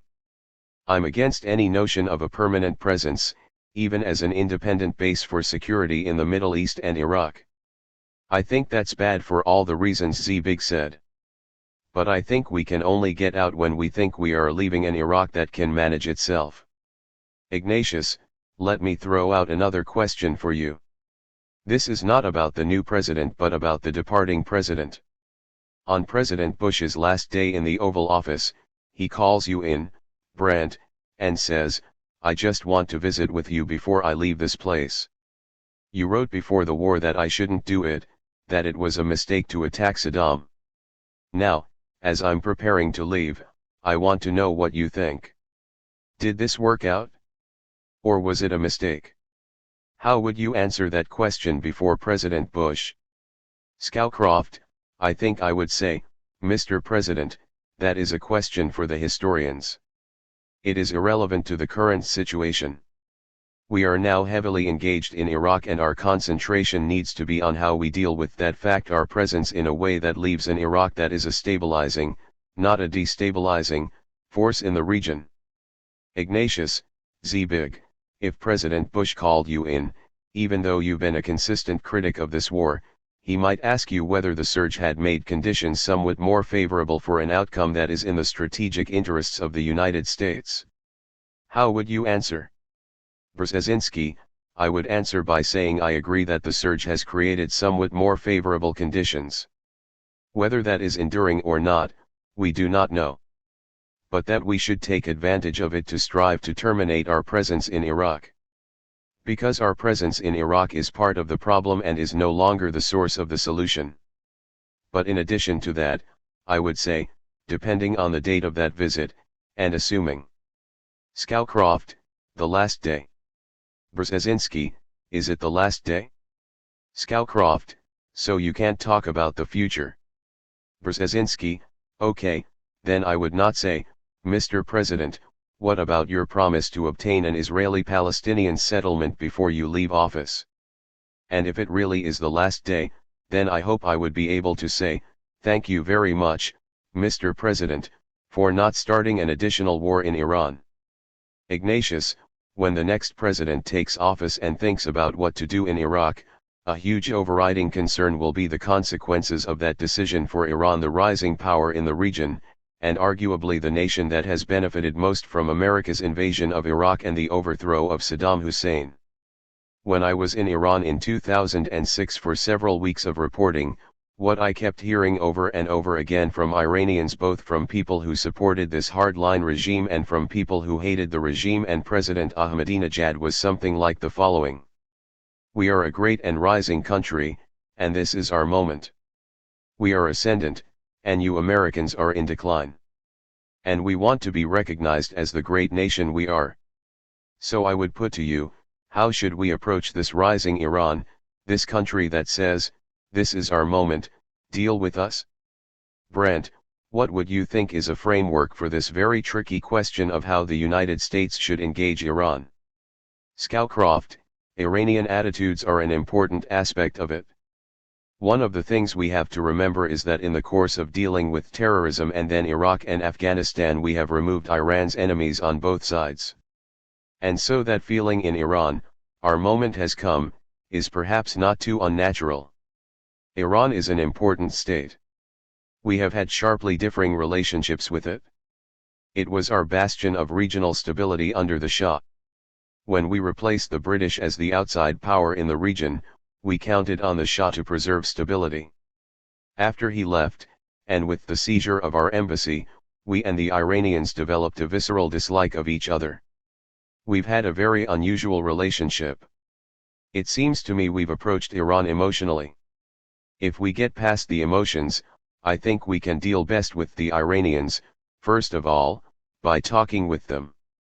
We have gone from not wanting anybody to talk to them to talking to them ourselves, but only about Iraq, not about the broader regional situation.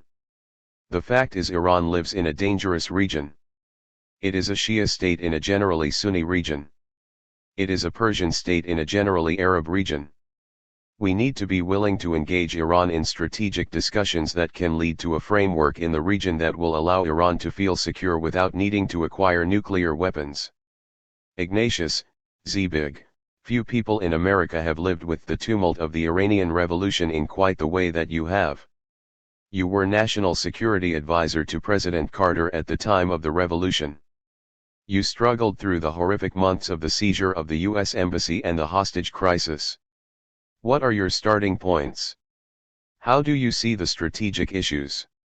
Brzezinski, well, my starting point would be somewhat like Brandt's concluding point. There is no reason to maintain a policy in which we seek to isolate Iran or we demand that they make fundamental concessions as a price for sitting down at the table with us. That's a self-defeating policy that simply perpetuates the existing difficulty. Ignatius, so you think the Bush administration was wrong to demand a halt to nuclear enrichment by the Iranians as a condition of entering negotiations? Brzezinski, there are two ways of dealing with that problem. If we want them to halt enrichment as the point of departure for negotiations, then we have to give them something in return, because at least under international law and the Non-Proliferation Treaty, the NPT, they have the right to enrich. If they're going to forego that right, then we should be prepared to offer to suspend some of the more painful sanctions we have adopted against them. Then there would be a quid pro quo. The other way of dealing with the problem is to say we'll negotiate without conditions, which means you continue enriching, but we negotiate until such time as we either break off the negotiations because no progress has been made or perhaps some progress evolves. But what creates this counterproductive stalemate is our insistence that there be preconditions. There should be either no preconditions for anyone, or mutual accommodation in which suspension of enrichment is matched by suspension of sanctions. I would like to go beyond that, David, to the point you raised about the Iranian perception of its own role in the region. A great deal of that perception is self-delusion. Iran is not all that powerful. It is a country with a tremendous number of domestic problems, a country which has been retarded in its economic development, a country in which a very large proportion of the young people are highly dissatisfied with the fanatical religious leadership, a country where a lot of the young people, particularly the women, look at Turkey or Europe as models for their future and not at the more fundamentalist interpretation of the Quran. Hence it is a country that may be confronting serious internal problems once the Iranians don't feel that the outside world, and particularly the United States, is subjecting them to a siege. I would argue that it's in our interest to relax, because that will not only permit an official dialogue, it will also stimulate more expressions for change within Iran. Last but not least, while Iran seems quite strong compared to the Middle Eastern countries, it has some very serious internal ethnic problems. Take one specifically. Roughly 1/3 to 1/4 of the population is Azeri. The Azeris have been assimilated relatively successfully into the Iranian system. But that is beginning to change because there is now an independent Azerbaijan which is on the cusp of becoming very wealthy and increasingly part of the West, because of the Baku-Ceyhan pipeline, with contacts with the United States and access to Europe, and which has a very intelligent domestic program of using massive oil revenues for national rehabilitation and modernization. The Azeris in Iran and elsewhere will increasingly be looking north. At some point they'll start wondering, shouldn't we be part of Azerbaijan? Add to that the Baluchis in the east, where some unrest is going on, and some of the residual Arabs on the coast near Iraq, and so there are many vulnerabilities that Iran will confront. Hence the notion of an assertive, dominant Iran that is somehow or other going to assume an imperial status vis-a-vis the Middle East is a little overdrawn. This doesn't mean we should dismiss the risks. But I think we ought to take into account that this reality is much more complex, and not forget the relatively positive role Iran played in the immediate aftermath of 9/11 and our overthrow of the Taliban, where they were extremely helpful to us. Ignatius, you raise what is the greatest temptation in foreign policy, which is sitting on an island conjuring up spells like Prospero in Shakespeare's Tempest. What is the possibility that these ethnic tensions in Iran could be exploited by American? Brzezinski, well, I don't raise it. Ignatius, policy in a covert operation? Brzezinski, I think the possibility does indeed exist. And there's no doubt that there is a body of opinion in the United States and also in Israel that looks very carefully at Iran and calculates what might be exploited in order to turn Iran into a destabilized mess. My own view is that it's not in our interest for the Middle East to be destabilized as part of a historic, century-long war with Islamic fundamentalism, which perhaps at some point will be called World War IV. Destabilization as a policy can only be applied in extreme circumstances. And it is very dangerous in the region on which so much of the world depends for energy and where destabilization can have unforeseen and extraordinarily destructive consequences. Ignatius, Brent, would you agree that the ethnic card exists with Iran? What would you think about the wisdom of playing it? Scowcroft, I think it would be a mistake. We ought to try to encourage the tendencies in Iran to liberalize. Voting patterns of the Iranian people indicate that they want a more open regime. They don't like this regime. By forcing an appeal to Iranian nationalism, at which Ahmadinejad is a master, we play into his hands. We bring the country together. We ought to engage in discussions, to give flower to the more liberal tendencies in Iran and hope for an evolution of the extremists. Ignatius, let me pose the darkest view of the future of Iran and America's relations with it. That is that Iran is a revolutionary state, still in the red-hot phase of its revolution. We keep waiting for it to burn itself out, but it hasn't happened yet. And like revolutionary France and the post-revolutionary France of Napoleon, it will keep pushing to expand until it's stopped. Napoleon finally was stopped when he overreached and invaded Russia.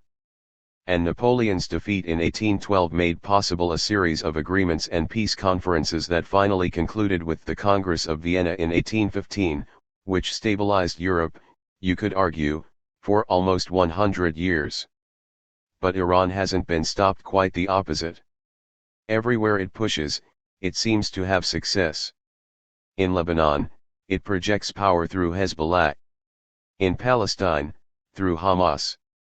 It is increasingly the dominant power in Iraq. This revolutionary Iran keeps pushing, keeps threatening.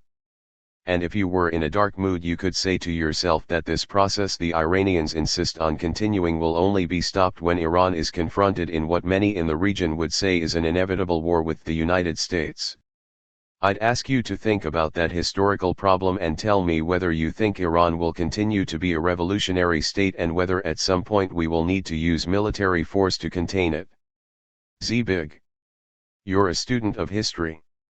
Brzezinski, well, as I was listening to you, David, I was sort of wondering, do I recognize France or do I recognize Iran? Because I don't think you can be right on both at the same time. Your analysis of France was, I think, historically accurate. But I didn't see the analogies with Iran. What is Iran doing that is similar to Napoleon's expansion into Spain and Portugal, conquest of Italy, blasting to bits Prussia and Austria, eventually marching to Moscow? Nothing. Where is Iran that is so pushy and effective? In Gaza, and Hezbollah. Let's look a little more closely. How did Iran get into Gaza? In part because of the conditions in Gaza. Hamas is not. Hamas is supported and financed by the Iranians, but it arose because of conditions in Gaza, not because of Napoleonic-type expansion. As for Hezbollah, can you imagine Hezbollah existing without the original invasion by Israel? The Lebanese were feckless against the invasion, except for the Shiites, who organized themselves into Hezbollah and started resisting more effectively. And who gained from the last war? It began with Hezbollah brutally rocketing the Israelis, and then the Israelis responding by massively bombing Lebanese civilians, thereby strengthening Hezbollah. That's not an Iranian conquest. So the analogy with revolutionary Napoleonic France doesn't hold water. Iran has gained additional influence largely because of the war in Iraq. But it is a very vulnerable country, very weak inside, with a population increasingly disaffected, except when we help to unite it with excessive American threats and occasionally almost irrational statements. Last week, the president said explicitly, Iran has stated it wants a nuclear bomb to kill people. There is not one record of any such statement by the Iranians. It is only statements like these that create cohesion in Iran and make it appealing to its increasingly anti-American neighbors. Iran's mullah elite is losing touch. It can't deal with the country's growing economic crisis or with the growing alienation of the young, who are increasingly attracted to the West. So I don't see the analogy at all. Ignatius, Brent, am I crazy to think that this is a revolutionary state that wishes us ill? Scowcroft, I'd rather not go back to the French Revolution. There are some similarities, ideologically. Brzezinski, not to the French Revolution. Scowcroft, well yes, there was spreading democracy to the rest of Europe. Brzezinski, but that was not intolerant fanaticism. Scowcroft, but I think, first of all, that's one of the reasons the Palestinian peace process is so important. If you can succeed in a peace process, you at least partially defang Hezbollah and Hamas. One of the reasons the Arabs are so fearful of the Shia crescent backed by Iran is because they think our policy is to abandon them. Sunnis have always been fearful of the Shia rising up. But in most of the countries, they're a considerable minority. I think Iran, as Zbig says, has neither the capability nor the appeal to lead an uprising. But if there's chaos in the region, which there very well could be, they could certainly profit by it. An Israeli-Palestinian settlement would change the psychology of the region and put Iran back on the defensive. Brzezinski, let me add a footnote, which again dramatizes the difference between Iran and France. Napoleonic France was a great military power. Beat the hell out of all the imperial powers for a decade and a half. We can pulverize Iran's military, probably without losing a single man, destroy their alleged nuclear arsenal, their industries, kill thousands of Iranians. There isn't very much they can do militarily to us in Iran. But they can exploit the chaos in the region. And it would be hell for us. Ignatius, they could do a lot of damage. Brzezinski, indirectly. Ignatius, in Saudi Arabia, in Kuwait, in the UAE. Brzezinski, that's right, in the region. Scowcroft, by subversion. Brzezinski, yeah, exactly. So their weakness is their strength in a way. Ignatius, all right, you won't buy my analogy to revolutionary France. I'm very sorry to hear that. Brzezinski, try another one. Ignatius, but what about an analogy to revolutionary China in the late phase of Maoism? You can make an argument that it was only the fanaticism of the Gang of Four of Madame Mao, the Red Guards, that burned itself into the consciousness of a generation of Chinese and made possible the rise of Deng Xiaoping and the extremely pragmatic Chinese leadership that followed. Some people look at Iran today and say that oddly enough, it may be the craziness of this Ahmadinejad that will bring the moment that we most want. Brzezinski, there's something to that. With an important difference, also. There is something to that in the sense that the Cultural Revolution and the Great Leap Forward created such massive suffering that there was receptivity to what Deng Xiaoping wanted to do. In Iran, it's different. I think the Iranian population is getting ready for such a change. But it's also a function of the internet and the fact that that population is quite well educated, and has a lot of ties with the external world, particularly Turkey. In that sense, a social propensity for the emergence of some post-Mullah regime is there, provided we stop undermining it by these repetitive threats, which help the mullahs by linking fanaticism and nationalism. Scowcroft, I'll be heretical. I think the Iranian regime is not a revolutionary regime, that the revolution in Iran is the people's desire for more openness. The conservatives, the mullahs, want to hold things back.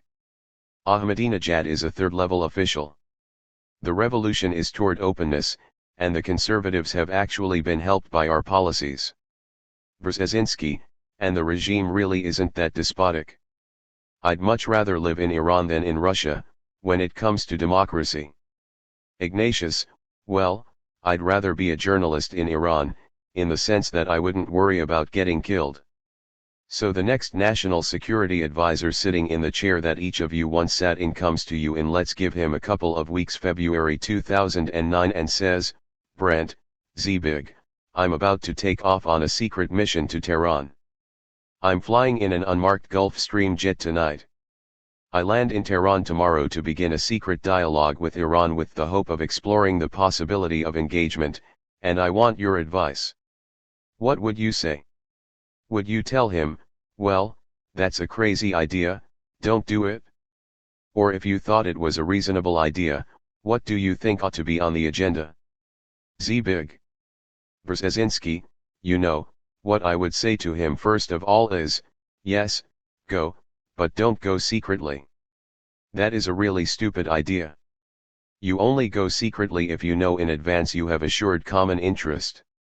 Brent went secretly to China, but he knew in advance that the Chinese had interest in that dialogue.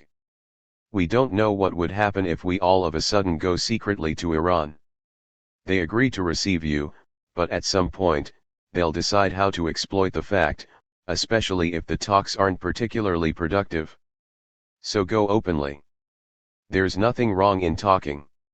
Ignatius, but they might not receive you openly. Brzezinski, then don't go. If they don't want to talk, there's no point going. Ignatius, they might want to talk, but not openly. Brzezinski, then do it through intermediaries and don't fly into Tehran but somewhere else, to establish if they're really serious about a dialogue.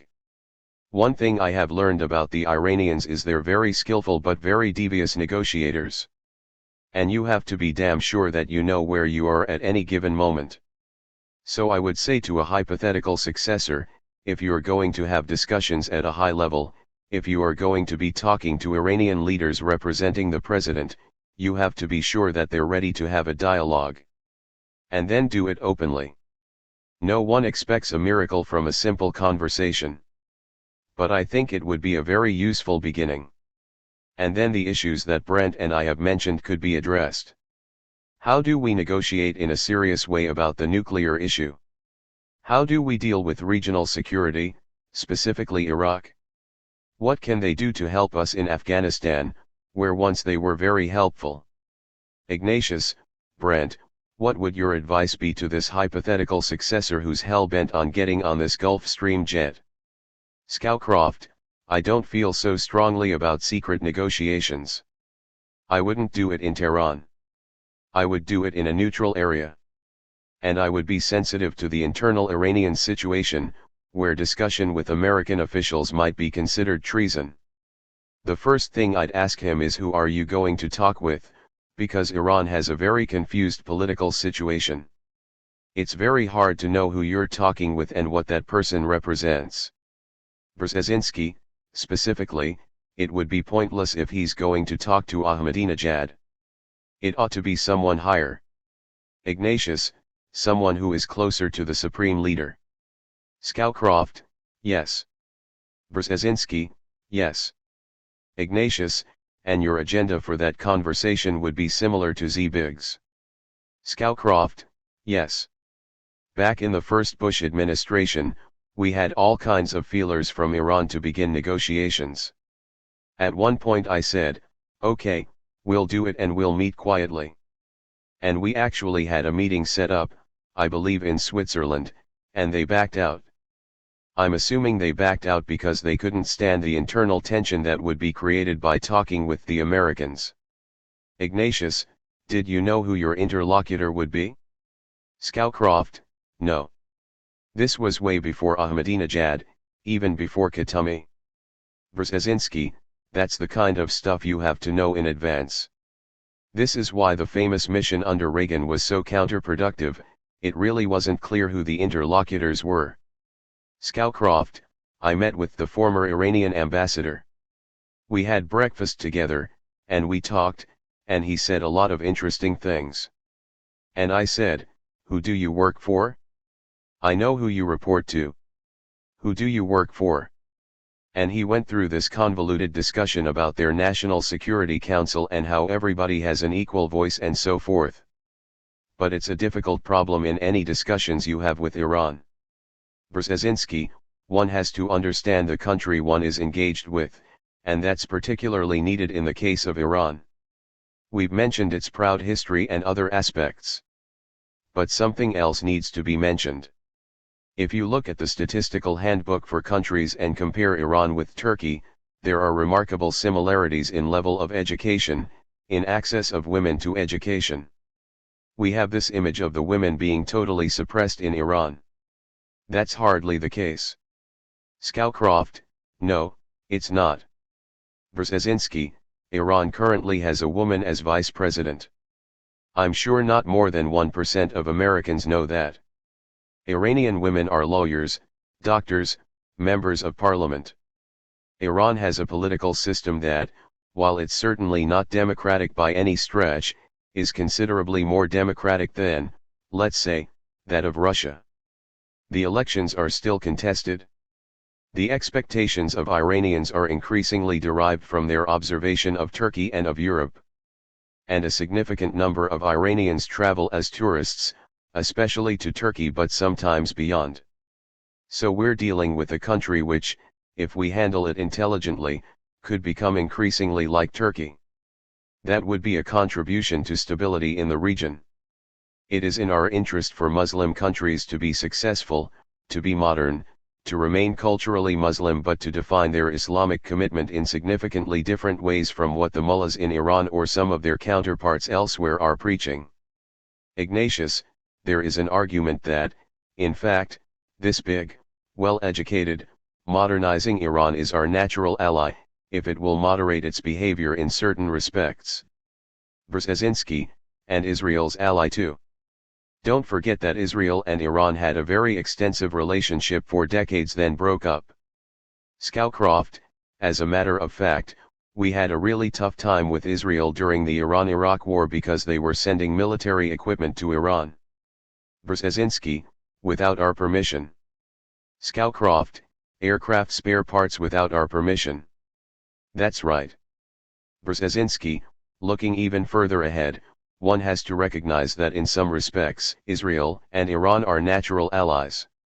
In a region where my neighbor tends to be my enemy, the neighbor of my neighbor is my friend. That was the case until the overthrow of the Shah. And even to this day, there is a significant Jewish community in Tehran, which operates in reasonably normal circumstances. There are well-to-do Iranian Jews in prominent places. Iran has not, except for Ahmadinejad, lately been driven by the kind of fanatical anti-Semitism one finds in some Arab countries. Ignatius, when I talk with Iranian officials, which I can do easily as a journalist, I hear an interest in precisely the kind of dialogue that each of you has described, in which there is an effort to find shared interests that the two countries could explore. The most obvious example is Iraq. I think that to a larger extent than is realized, there is a faction in Iran that would be extremely interested in this kind of dialogue. I take it that both of you would say to the next administration, this is something to pursue. Scowcroft, I think that's exactly the right strategic approach to Iran. Now, we do have an issue with their nuclear program. It is an important issue, because I think we stand on the cusp of a great flowering of proliferation if Iran is not contained in its attempt to develop a capability for nuclear weapons. That's a somewhat different issue. I would approach that through the strategic approach rather than as a precondition for that broader dialogue. Ignatius, you wouldn't make movement on a nuclear issue a precondition for the strategic talk. Brzezinski, that's part of a larger discussion.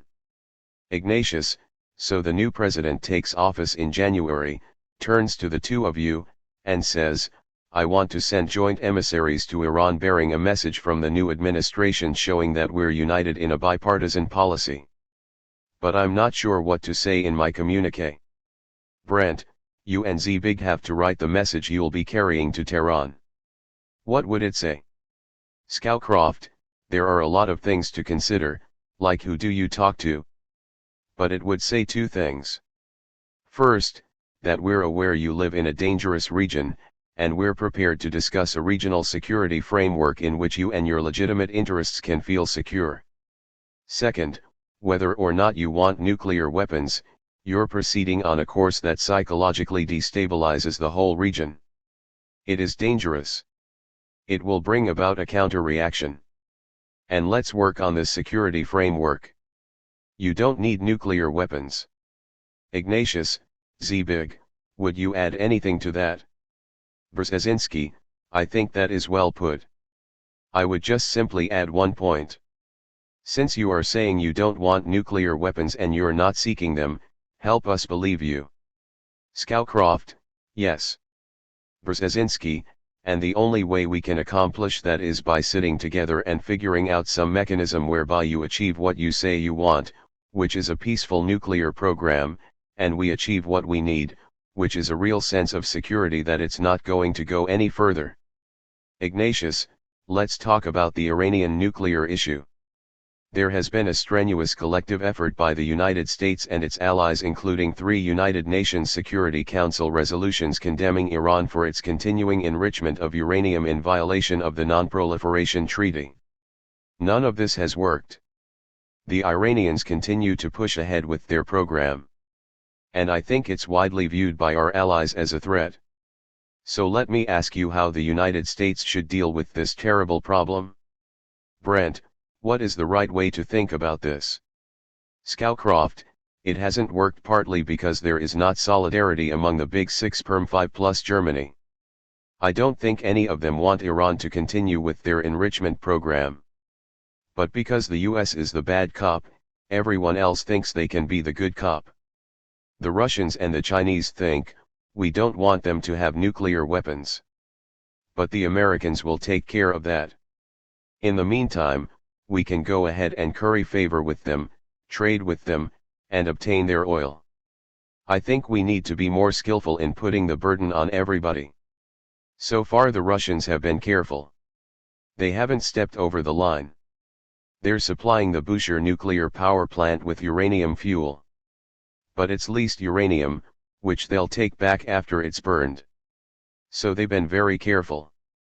But we have to somehow present to the Iranians an absolutely solid international front. While the NPT does not prevent them from enriching uranium as long as they abide by the IAEA rules, it's not an acceptable thing to do, for Iran or anybody else. But in the grand scheme of things, I think a UN process for the provision of enriched uranium to fuel power plants is the way to go. Iran probably would not stand up to a real united front, which there hasn't been up to now. Ignatius, it's been as united as you can get. We've had 3 Security Council resolutions with P5 support. Zbig, is there a different course? We've had unity among the allies with the one we've been following, but it isn't working. Is there an alternative way? Brzezinski, there is, and we have already discussed it. The United States can't be a spectator egging others on but refusing to engage in the game. We have been saying to the Iranians, we'll negotiate if you make fundamental concessions to us for joining the game. We have to be willing to negotiate seriously, either without conditions or with mutual accommodation.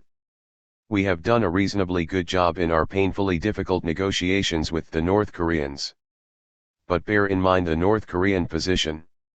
They have been saying, we want nuclear weapons. We're seeking nuclear weapons. We have nuclear weapons. The Iranian position is fundamentally different, we're not seeking nuclear weapons. We don't want nuclear weapons. And our religion forbids us from having nuclear weapons. They may be lying through their teeth, but that is a better position for us than the North Korean position.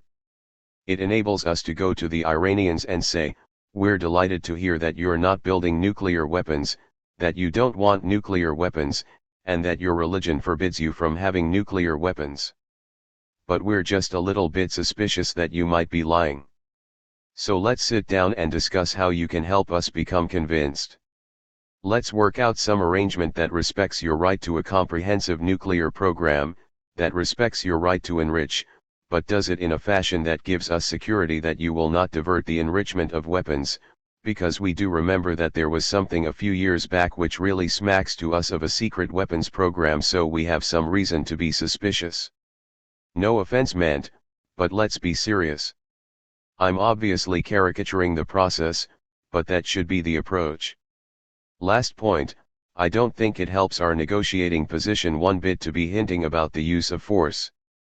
First of all, I think the use of force would produce catastrophic consequences that would vastly increase our problems in the region. Second, I think it just makes it easier for the regime to mobilize Iranian nationalism and create a united front against us, which enables them to dig in their heels. Ignatius, Brent. Scowcroft, this is not just an Iranian problem. It's a nuclear problem. Let's suppose the Iranians convince us that they're peaceful. If they're allowed to enrich uranium, I would suspect that Egypt, Saudi Arabia, and Turkey will all want to do the same thing. And soon you would have a flood of enrichment programs, not all wanting to produce nuclear weapons, but wanting to be just one step away from getting them, just in case. That would not be a better world. So we need to look at Iran as the tipping point. Anything that allows Iran to enrich uranium is a deadly peril to a non-proliferated world. Ignatius, anything that allows them to enrich at all, even under safeguard of the NPT. Scowcroft, well, they can allow inspectors in. They still haven't completely mastered the enrichment program. Once they succeed, they can kick the inspectors out if they want to. Brzezinski, it's more than just having inspectors. I think one can maintain some sort of an international program in which an enrichment facility operates within certain parameters that are related to the whole scale of the national nuclear program. But I think if we start off by saying, under no conditions can you enrich, you create a reaction in which the Iranians say, well, I guess there's nothing to negotiate about because you want to deny us something. Scowcroft, but this is why I say it's not just an Iranian problem. Brzezinski, no, it isn't. It's an international problem. Scowcroft, one of the things we need to do is to say, we, the nuclear powers, encourage nuclear power. We want to support nuclear power. And to do that, we are prepared to provide enriched uranium at a price below any cost at which you can produce it nationally. And we will remove it after it's burned. We will give IAEA control of the process so that the United States can't, if we don't like your behavior, cut off supplies. Brzezinski, and it would have to be applicable to all other countries. Scowcroft, all other countries. That's why I say we need to pursue the Iranian program, but in the context of an international regime that would encourage nuclear power but without the threat of enrichment. Ignatius, the Russians. Brzezinski, and we have to be willing to convey the notion that this is a joint problem that we want to solve jointly with the Iranians, and not a solution that we're determined to impose on them, because that won't work. Scowcroft, that's right, yes. Ignatius, suppose all these good ideas go for naught, and the Iranians do what we most fear. They move to higher levels of enrichment and resume what the CIA says was a weaponization effort that was put on the shelf in 2003. And suppose they move toward testing a nuclear weapon as North Korea has done. The question at the end of the day that we all have to struggle with is, can the United States live with a nuclear-armed Iran? Is that a tolerable situation? Other countries that we hoped wouldn't get the bomb, notably Pakistan and North Korea, got it, and we're living with it? Why is Iran different? Should we put it in a different category, as a country whose acquisition of nuclear weapons is intolerable to us? Brzezinski, well, first of all, We have lived with North Korea claiming that it has the capacity to produce weapons, and it has actually tested a quasi-weapon as part of its program. We did not bomb North Korea. And we have been able to continue negotiations which may resolve that problem. So there's a lesson here. If Iran built a nuclear weapon, I think one would have to make a judgment based on a wider assessment of the nature of the regime, its internal cohesion, its stability, its relative rationality. Would such a regime, given Iran's 6,000-year history, really be likely to abdicate national power by handing over a weapon to some terrorist group? And would it do it at an early stage of its weapons program, when it is totally vulnerable to a counterattack if it did so? And why do I have to make a judgment on the basis of some sort of an irrational calculation? One cannot entirely exclude the use of force. But force generally ought to be the last resort in the face of truly predictable and not hypothetical threats. And I would avoid, in the meantime, poisoning the negotiating process by repetitive threats which also encourage others to either signal their willingness to use force or maximize their political pressure on us to use force. Ignatius, but to cut to the heart of the issue, Brandt, can we live with an Iranian bomb? Or should we go to war to prevent it? Scowcroft, I think the consequences of an Iranian bomb are less what Iran will do with the weapon than the rush toward nuclear proliferation that would result. That is about as inevitable as anything in international politics, certainly in the region. An Iranian bomb will not be acquiesced in by the Turks, the Saudis, the Egyptians, maybe even by the UAE. To compare it with North Korea is a mistake, because North Korea is unique. It's unique in the countries that surround it. Iran is a very different case. But preventing it by force, you have to look at the consequences. There's already a deep suspicion in the region of the United States as basically anti-Muslim. An attack, even only on the nuclear facilities in Iran, would have tremendous geopolitical consequences in the region. And it would immensely complicate our problems there. Brzezinski, an attack on Iran would create a situation whereby the United States is involved in a war that spans Iraq, Iran, Afghanistan, and increasingly Pakistan, and would certainly spill over into the Persian Gulf. The implications of that for our position in the world, for our capacity to use power, for the world economy, for popular emotions, for the world of Islam, and probably much of the world's stance toward us in general would be so calamitous that one could only contemplate such an attack under the most extreme circumstances. Most extreme. Scowcroft, to me the situation requires sophisticated diplomacy, subtle diplomacy, careful diplomacy, looking at all of the elements of a very complicated situation. I think we have a chance of success at that. But we can't hold back and think that it's up to others to give and we can just sit back and take. We have to prepare to put our interests on the table in pursuit of a solution we desperately need. Brzezinski, and for which we still have some time. March 19, 2008. 3. 2 Unsolved Problems. David Ignatius, let's turn to the most intractable perennial problem of the Middle East in our lifetimes, which is the Arab-Israeli dispute focused now on the Palestinian issue. We're now in what may be the late stages of yet another peace process, the Annapolis process. At this moment it's in trouble.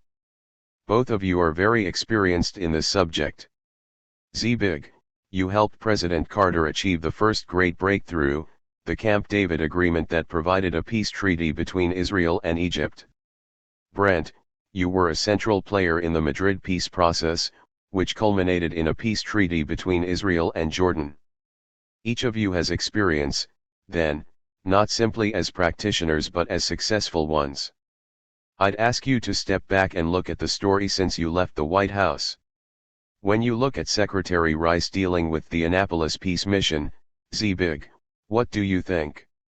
Zbigniew Brzezinski, I'm reinforced in my gut feeling that the problem between the Israelis and the Palestinians is too deep, too big, too emotional, too deeply rooted for them to solve it themselves. I'm very pessimistic about the prospects of peace being achieved by Israeli-Palestinian negotiations that are autonomous and self-sustained. The experience I have from Camp David but also observing, Brent, what you guys did leads me to the firm conclusion that only the United States can be an effective intermediary. To me that means two things. 1. The United States doesn't become a party to the conflict on one side against the other, and 2. The United States doesn't maintain a passive posture but advances its own views regarding what needs to happen, is explicit in advancing them, tries to be as fair-minded as it can, respects the vital interests of each of the parties, but is not shy in making its position clear and in insisting that it be respected. Ignatius Zbigniew, when Israelis hear Americans make that argument, they fear we are talking about a peace being imposed on them. When you say it's too big, too difficult, too dangerous for the parties to solve themselves, that suggests the imposition of an agreement from outside. And maybe that's where we are. Brzezinski, well, you know, you can always select the words you want. Impose means to force down their throats. The word I use is help because I don't think either side is prepared to make the concessions that are needed, and neither side is prepared to take the first step because it's always afraid that the other side will pocket the concession. So you have to have someone who's prepared to step forward and make the best possible case for a solution, and be really ready to make that case. In Camp David all the negotiations were based on highly prepared, detailed American papers which outlined alternative arrangements.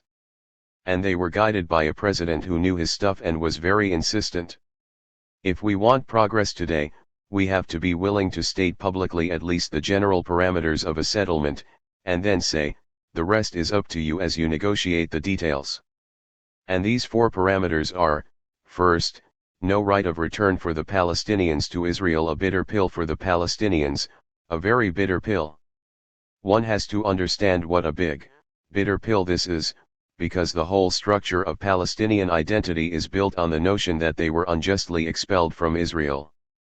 2. Real sharing of Jerusalem, a bitter pill for the Israelis. There will be no viable peace if the mosque with the golden dome, if a part of the Old City and East Jerusalem, are not the capital of Palestine. The peace will not be viewed as legitimate. There will be no point of departure for reconciliation.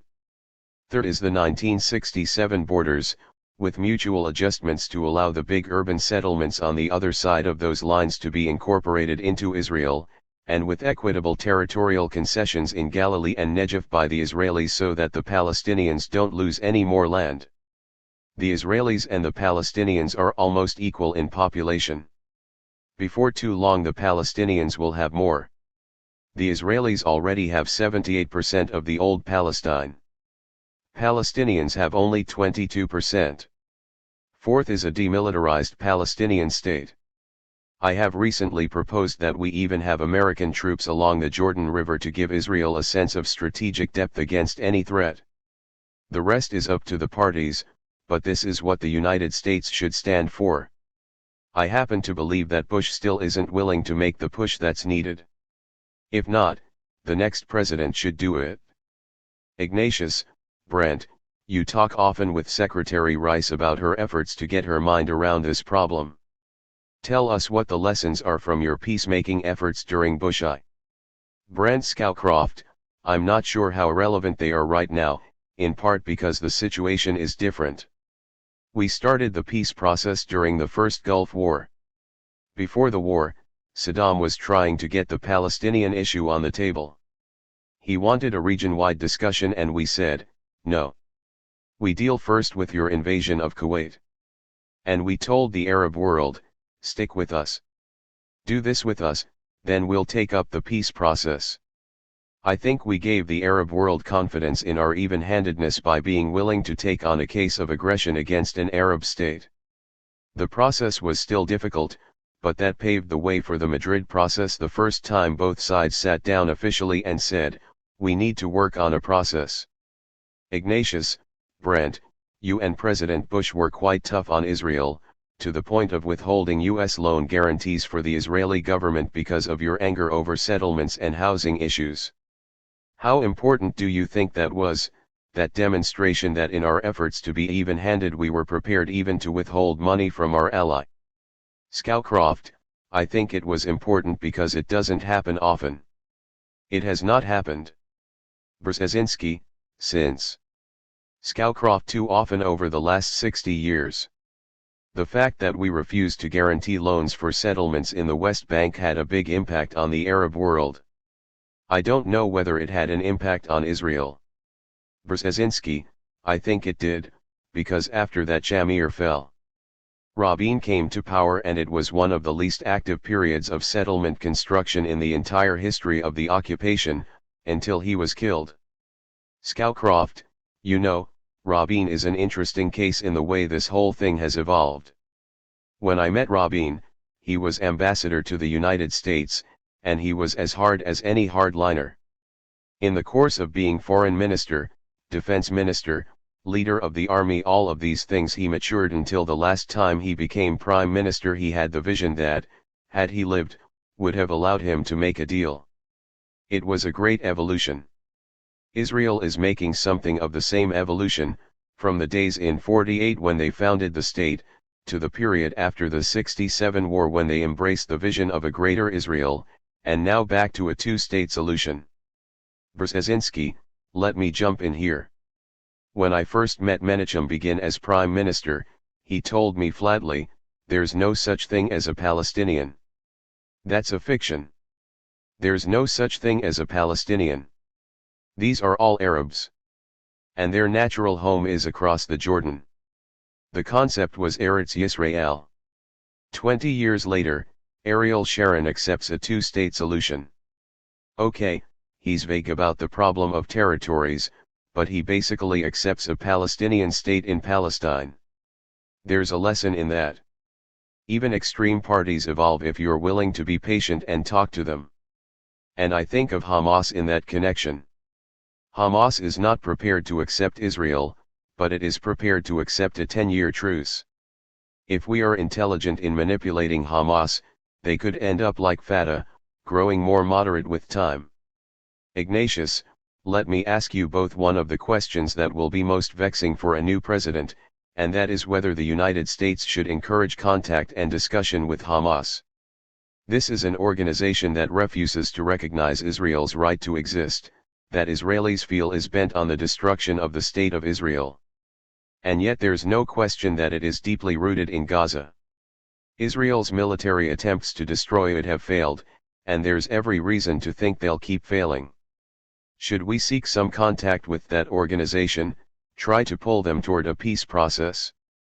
Scowcroft, when I first became involved in this overall issue in the early 70s, we weren't allowed to talk to Fatah because it was a terrorist organization. We had to go through Morocco or others to communicate with them. This is the process we're going through. I think we need to be prepared to talk with Hamas. Hamas has suggested a ceasefire. I don't know what it means. But we'll never find out if we don't talk to them.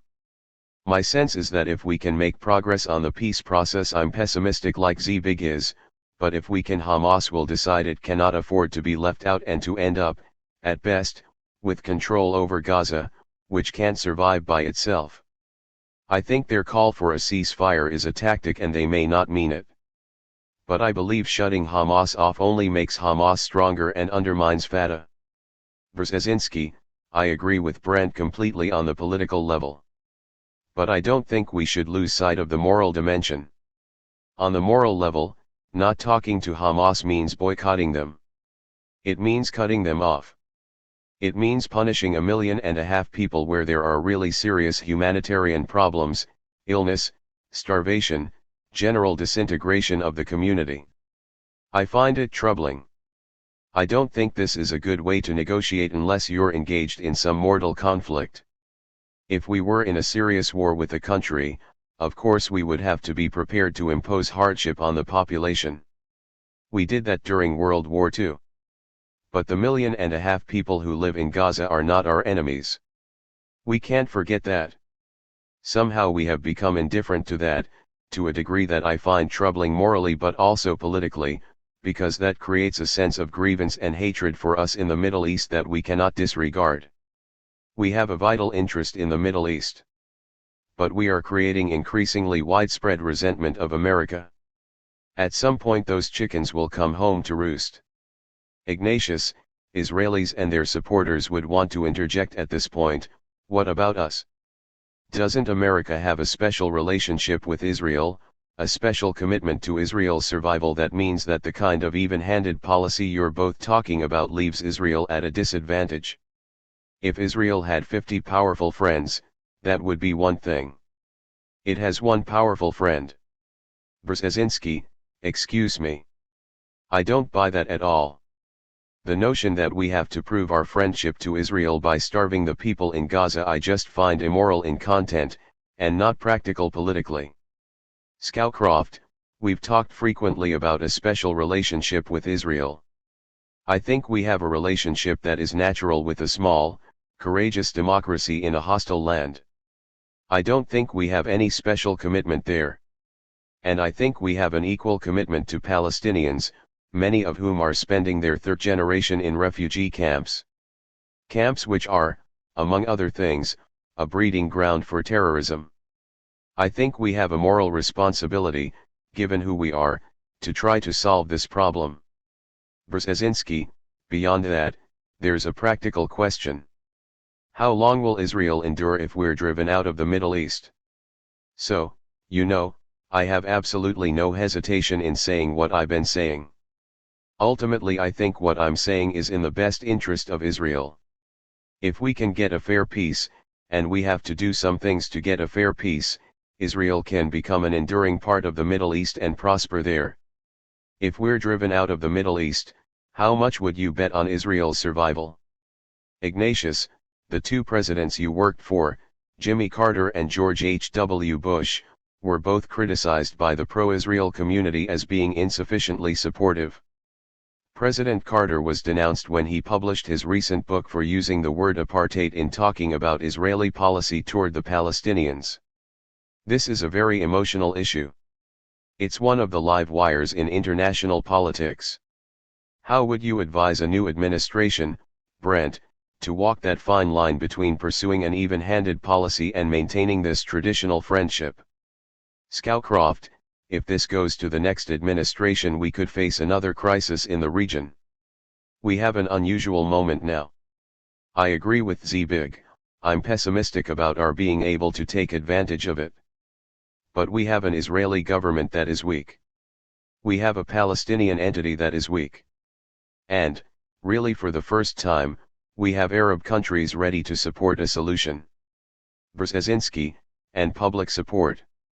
Scowcroft, public opinion on both sides. What we do not have are two sides that by themselves are able to come to an agreement. They can't now. They're not strong enough. There's too much opposition back home. They need a heavier hand by the United States than we have traditionally practiced. Ignatius, when you say a heavier hand, what are you thinking of? Scowcroft, we have to put forward, carefully but firmly, an outline based on the Taba Accords, as Zbig laid out, and say, this is a fair and just solution. We present it as a just solution drawn up by the Israelis and Palestinians in 2001. Anything you both can agree upon to modify it, we're happy with. But we need to move now. If this administration leaves office without an agreement, there will be a big letdown. And the region is incredibly fragile right now. Lebanon is ready to explode. How long can Abbas survive? If we think, well, we'll get a better person if Abbas leaves, we could be fooling ourselves. I think there's a huge danger there and elsewhere in the region. It is very, very fragile. It will take any new president time to re-evaluate, to get settled, so you're looking at a year to 18 months from where we are now. That time could be costly. Brzezinski, let me add to what Brent said. Hopefully President Bush, of whom I'm very critical, will still do it. He keeps saying mysteriously that he expects a peace settlement to be signed this year. He can't keep repeating it without somehow meaning it. And if he means it, he has to do something. I don't see what else he can do except what Brent and I have been saying. Maybe he'll still do it, and we'll be reading about it as this book goes to press. So be it. But if he doesn't, I agree with Brent, but I'll even go a little further. I would say the next president will have to take the bull by the horns right away, because this is an issue which is domestically divisive. Any president, whether his margin of victory is small or large, comes into office with a certain new legitimacy. He has that first year or 18 months to do something on this issue. If he doesn't, he won't be able to do it later, so he might as well try. It's a high-risk thing. But as Brent said, we have several factors in our favor. The Arab states are at last much more rational and are prepared to go for a compromise. The Israeli public is much more flexible on this issue than the right-wing leadership of the large American Jewish organizations, which are strongly committed but which don't reflect the views of the majority of American Jews, who are much more liberal. And public opinion in Palestine and Israel is more flexible. So I think the next president, if he's daring and determined, should be able to pull it off. If he doesn't, he's going to have a mess on his hands.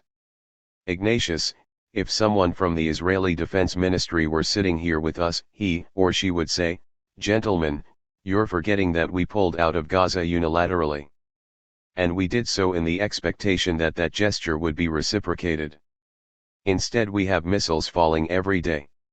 As the missile range keeps expanding, more and more of our coastal cities are within range of the missiles. We don't have a partner we can deal with for a lot of this problem. There are people who are determined to stop a peace process from working. How do we deal with that? Scowcroft, opponents of the peace process cannot stop it if the United States won't let it be stopped. The withdrawal from Gaza was done in a way that made almost inevitable the chaos that followed. Sharon would not talk to the Palestinians, would not make any arrangement for the transfer of territory. Brzezinski, or even the facilities. Scowcroft, or, facilities, anything. Brzezinski, because he blew them up. Scowcroft, security is a genuine problem for the Israelis, and it's one of their abiding fears that unless they themselves are intervening militarily, doing the things they do to keep the Palestinians off balance, they'll be victimized by terrorist attacks. Zbig talked about an American line along the Jordan River, and I think we should consider it. We also ought to consider something like a NATO peacekeeping force. As the Israelis withdraw from West Bank areas, we put a NATO peacekeeping force in, both to help train the Palestinian security force and to maintain the stability that the Israelis are desperately afraid they'll lose by withdrawing. Ignatius, let me close this part of our discussion by asking a question that Israelis sometimes talk about late at night when they're really being honest. And that is the question of whether, 50 years from now, there will be a Jewish state in the Middle East called Israel. I think that really is a nightmare that motivates a lot of the actions that seem to Americans to be extreme. How can that Jewish state be made more secure and more permanent? Brzezinski, well, first of all, I understand the feeling. When I first went to the Middle East to push for Arab acquiescence to the Camp David peace treaty between Israel and Egypt, some of the Arabs said to me, "You know, the Crusaders were in Jerusalem for 90 years, and they are gone. We're in no rush." So there is a legitimacy to Israeli concern. But they have to ask themselves, is that horrible scenario more likely or less likely if there's no peace? If the peace is somewhat legitimate, that is to say both sides are somewhat prepared to live with it, and I again emphasize Israeli public opinion and Palestinian public opinion have evolved, then that ensures Israel's security. And you know, the moment Israel and Palestine are reconciled, they have a chance together of becoming the Singapore of the Middle East. If I were an Israeli, I would look at Dubai and Qatar and say to myself, don't I want a piece of that? Once there is peace, the intelligence of the Israelis and Palestinians together could make them a dynamo for the region, financially and technologically. Israel is doing very well technologically. But if they condemn themselves to this condition that is neither war nor peace, in an increasingly radicalized Middle East in which we are gradually losing influence, what is their future? Sure, there will always be Palestinians who will commit acts of terrorism. There will be Israelis who retaliate. Are we supposed to let those people dominate the future? This is where America's responsibility is very high, and where the opportunity for the next president is quite promising if he's willing to stand up and be a leader. Ignatius, Brent, what's your thinking? Scowcroft, it's not without risk, but I think the risk for Israel of concluding an agreement is considerably less than the risk of remaining isolated in a bitterly hostile region and depending on the United States for security. If we can get beyond this deadlock, there's a natural synergism, as Zbig says, between Israel and the surrounding areas, an economic dynamic that can revitalize the whole region. Ignatius, that is such a happy vision. But I'm reminded of a comment of my former colleague, Karen Elliott House from the Wall Street Journal, who said that when it comes to the Middle East, pessimism pays. Scowcroft, but let me give you an example. Lebanon is one of the most fragile states in the world. But for a long time, Beirut was the entrepot and Paris of the region. Lebanon was a fragile, carefully balanced multipolar state. But it was not that Lebanon fell apart, it was that the surrounding situation ripped it apart. I think it's possible for people who don't agree on all the same things to live together and prosper. Ignatius, our subject in these conversations is how the United States can begin to put a badly disordered world back together. As we think about the Middle East, I'd ask each of you to step back and think about the values that you would see us bringing to all of these different problems, from the Arab-Israeli peace process to Iraq to Iran. One of my memories from my years as a correspondent covering Beirut is the inscription over the main gates of the American University, which was founded by American missionaries in the middle of the 19th century. Carved there are the words, that they may have life and have it abundantly. It's a phrase from the Bible. And it expresses that idealistic American aspiration for the world that led the missionaries into the Near East 150 years ago and kept them there for so many years. With that as a starting point, I'd ask each of you to talk about the values you would like to see us bringing to this dialogue with Arabs and Israelis, and how we can change the image our country has today in that part of the world to something more positive. Brent. Scowcroft, the peace process is the place to start. If we can succeed in that, we will turn the mood around. We are now seen not as impartial but as supporting one side. The Arabs have largely lost faith in us because of that, and because of Iraq.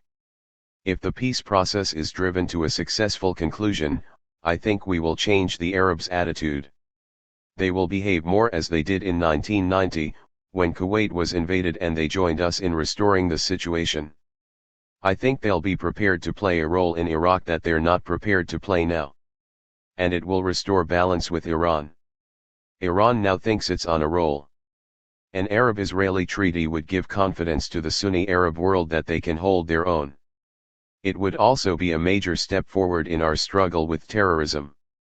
As I've mentioned, we now have 60 years of refugee camps, with people growing up, living off UN subsidies to survive, with no hope and no jobs. That is a terrible breeding ground for extremism. I believe this is the way to start turning the region around so that we get the moderates, who are, after all, the majority, on our side. Ignatius, do we need to be less visible in our support for authoritarian regimes? The Bush administration has argued that our support for the Saudi monarchy, for the authoritarian Mubarak regime in Egypt, undercuts any hope we have of connecting with the people in the Middle East. Do you buy that? Scowcroft, no, I don't buy that. Ought we to stand by our principles? Yes. But we can't remake the whole world at once. We need to go step by step. Giving the Arab world the confidence that we're really supportive, that we're helping them and dealing with the regimes that are there, would get things moving in the right direction. But if we try to do it all at once, we'll end up with a region in which nobody will want to live, which risks being the direction we are headed. Ignatius, Zbig, in your book Second Chance, you talk powerfully about the United States turning a page in this part of the world. Walk us through your thoughts about how America comes to stand for different values. Brzezinski, well, let me follow on what Brent said, and take as my point of departure that motto you cited. It says a lot about the kind of role we once played in the Middle East, and that we should resume. We were viewed by most people in the Middle East, particularly after World War II, as a liberating force.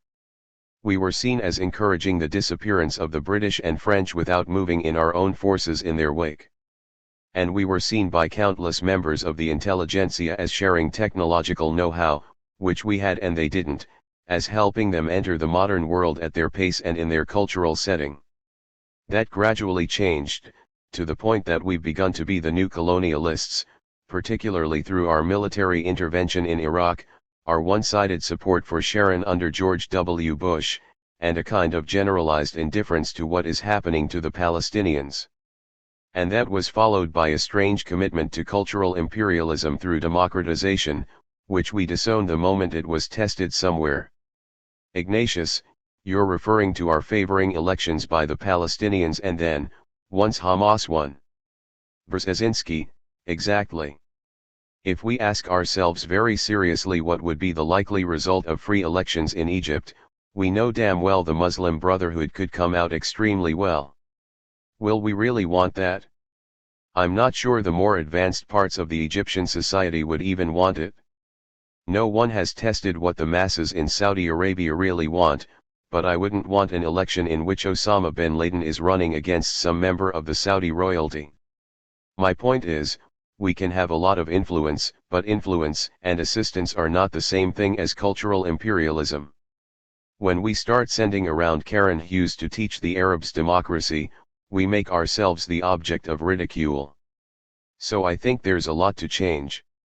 If we can bring the Israeli-Palestinian conflict to a fair conclusion, I think we can remove one of the major sources of anti-American radicalism in the Middle East. We can again play a stabilizing, constructive role in the Middle East, and as Brent said, undercut some of the social propensity for terrorism.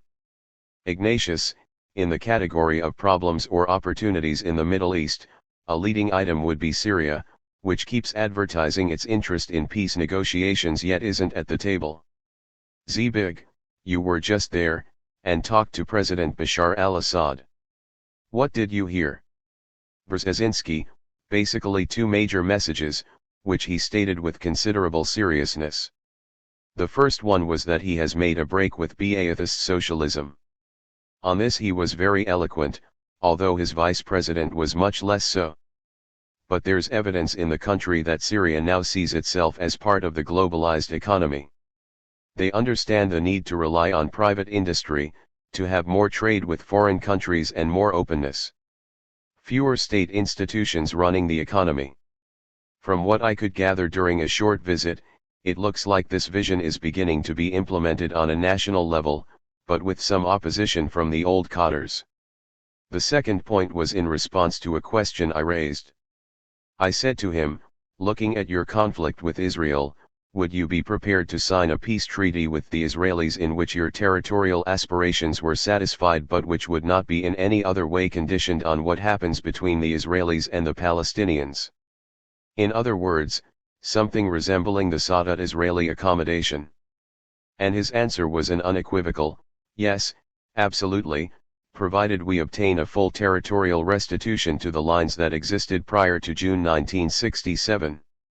Now I repeated that when I was subsequently in Israel, and the Israeli answer was a little more complex. They said, yes, that's fine. That's good news, but he's got to cut ties with Hezbollah. He's got to cut ties with Hamas. He's got to end all support of terrorism. He's got to divorce himself from the Iranians. So my sense is that's not very much concurrence. Ignatius, Brent, one of the great successes of Bush I was your engagement of Syria to get those peace negotiations rolling, even though they never rolled to fruition. What do you think about the opportunities with Syria? Scowcroft, I think there are opportunities. We have to remember that Syria is not a monolithic state. It's in many ways like Lebanon in terms of the various divisions. This is a regime that has its own enemies and is very nervous. I think they very much want a settlement. I was approached by the foreign minister, Willem, to try to get the US to draw Syria to the Annapolis peace talks by saying the Golan Heights could possibly be raised as an issue for discussion. That, to me, indicates that they want to participate. For some time after September 11, the Syrians were fairly cooperative in supplying intelligence and identifying Al-Qaeda operatives. But they're ambivalent. And as I say, they've got their own internal problems. They're partly helping us in Iraq, and partly hurting us, I think for the same reason. They're trying to jockey their own internal situation and protect themselves. We don't help ourselves by not having a serious discussion with them. For one thing, a solution on the Golan Heights has none of the emotion for the Israelis that the West Bank has. It's more a strategic than an emotional decision. Ignatius, the Syrians will say to you privately that while they don't want to send their army back to Lebanon, they will not tolerate a Lebanon that is not accommodating to Syria's interests. Zbig, is that a reasonable Syrian demand, that there not be a hostile Lebanese government? Brzezinski, it would depend on the larger context. If there was serious progress between Syria and Israel, if things improved in Iraq so that there wasn't this ambivalence to the role the Syrians are playing, which Brent mentioned. In that context, maintenance of the historic Syrian-Lebanese connection doesn't have to have a hostile effect on us. So it really depends on the context. This is why so much depends on the degree to which we are prepared, seriously, to move on the Israeli-Palestinian peace issue. That ultimately is a catalyst for the other things we've been talking about. The disarmament or removal of Hezbollah would be easier. The fading away or transformation of Hamas would be more likely. The Syrian connection with the Iranians might start fading, especially if there was peace between the Syrians and the Israelis, and therefore a more benign role for them in Lebanon. So the key to it really is how serious are we about really addressing the underlying problems of the Middle East. Scowcroft, Zbig is absolutely right. In 1975, we subtly encouraged the Syrians into Lebanon, to stop a brutal civil war. Lebanon is a creature of the politics of the region. It's another reason for the peace process. If you can put that process together, you can make a deal with the Syrians in which Lebanon resumes its traditional kind of fractious neutrality. But it can only be done in the context of the whole region. Brzezinski, if I may just add, the view that the Syrian role in Lebanon has been uniformly malignant is just not historically right. Scowcroft, no. Or we never would have encouraged them to go in there in 1975. Ignatius, that may be so. But I've spoken at the memorial service of Gibrantani, who was the editor of An-Nahar, and I've been to the graves of other Lebanese friends who've been murdered, it is believed, by the Syrians. Scowcroft, no question. Ignatius, so a reasonable person might ask, how can we do business with people who assassinate politicians from other nations that they don't like? Don't we have to bring them to justice? What about the Lebanese who grieve so visibly for all the people who've been killed, they think, by Syrian assassins? What should we say to them? Brzezinski, well, is the response to change the context, or to take revenge? Ignatius, what should it be? Brzezinski, I think it should be changing the context. After all, you know, when we promoted Arafat going to Madrid, it was a giant step towards peace. But Arafat did have blood on his hands. Scowcroft, and Lebanese have Lebanese blood on their hands, too. Some of the most brutal killings have been Lebanese on Lebanese. Brzezinski, the Maronites killing the Palestinians, for example. Scowcroft, what we need to do is what we think will bring all of this to an end. Ignatius, what about our military role? We maintain very large forces in and around the Middle East. We have CENTCOM with forward bases in Qatar and Bahrain. We continue to sell arms to just about everybody in the region who wants to buy them, except for Iran. Would you recommend that we pull back somewhat from that very visible military presence? Brzezinski, well, depends which forces. I would certainly recommend we try to end the war in Iraq.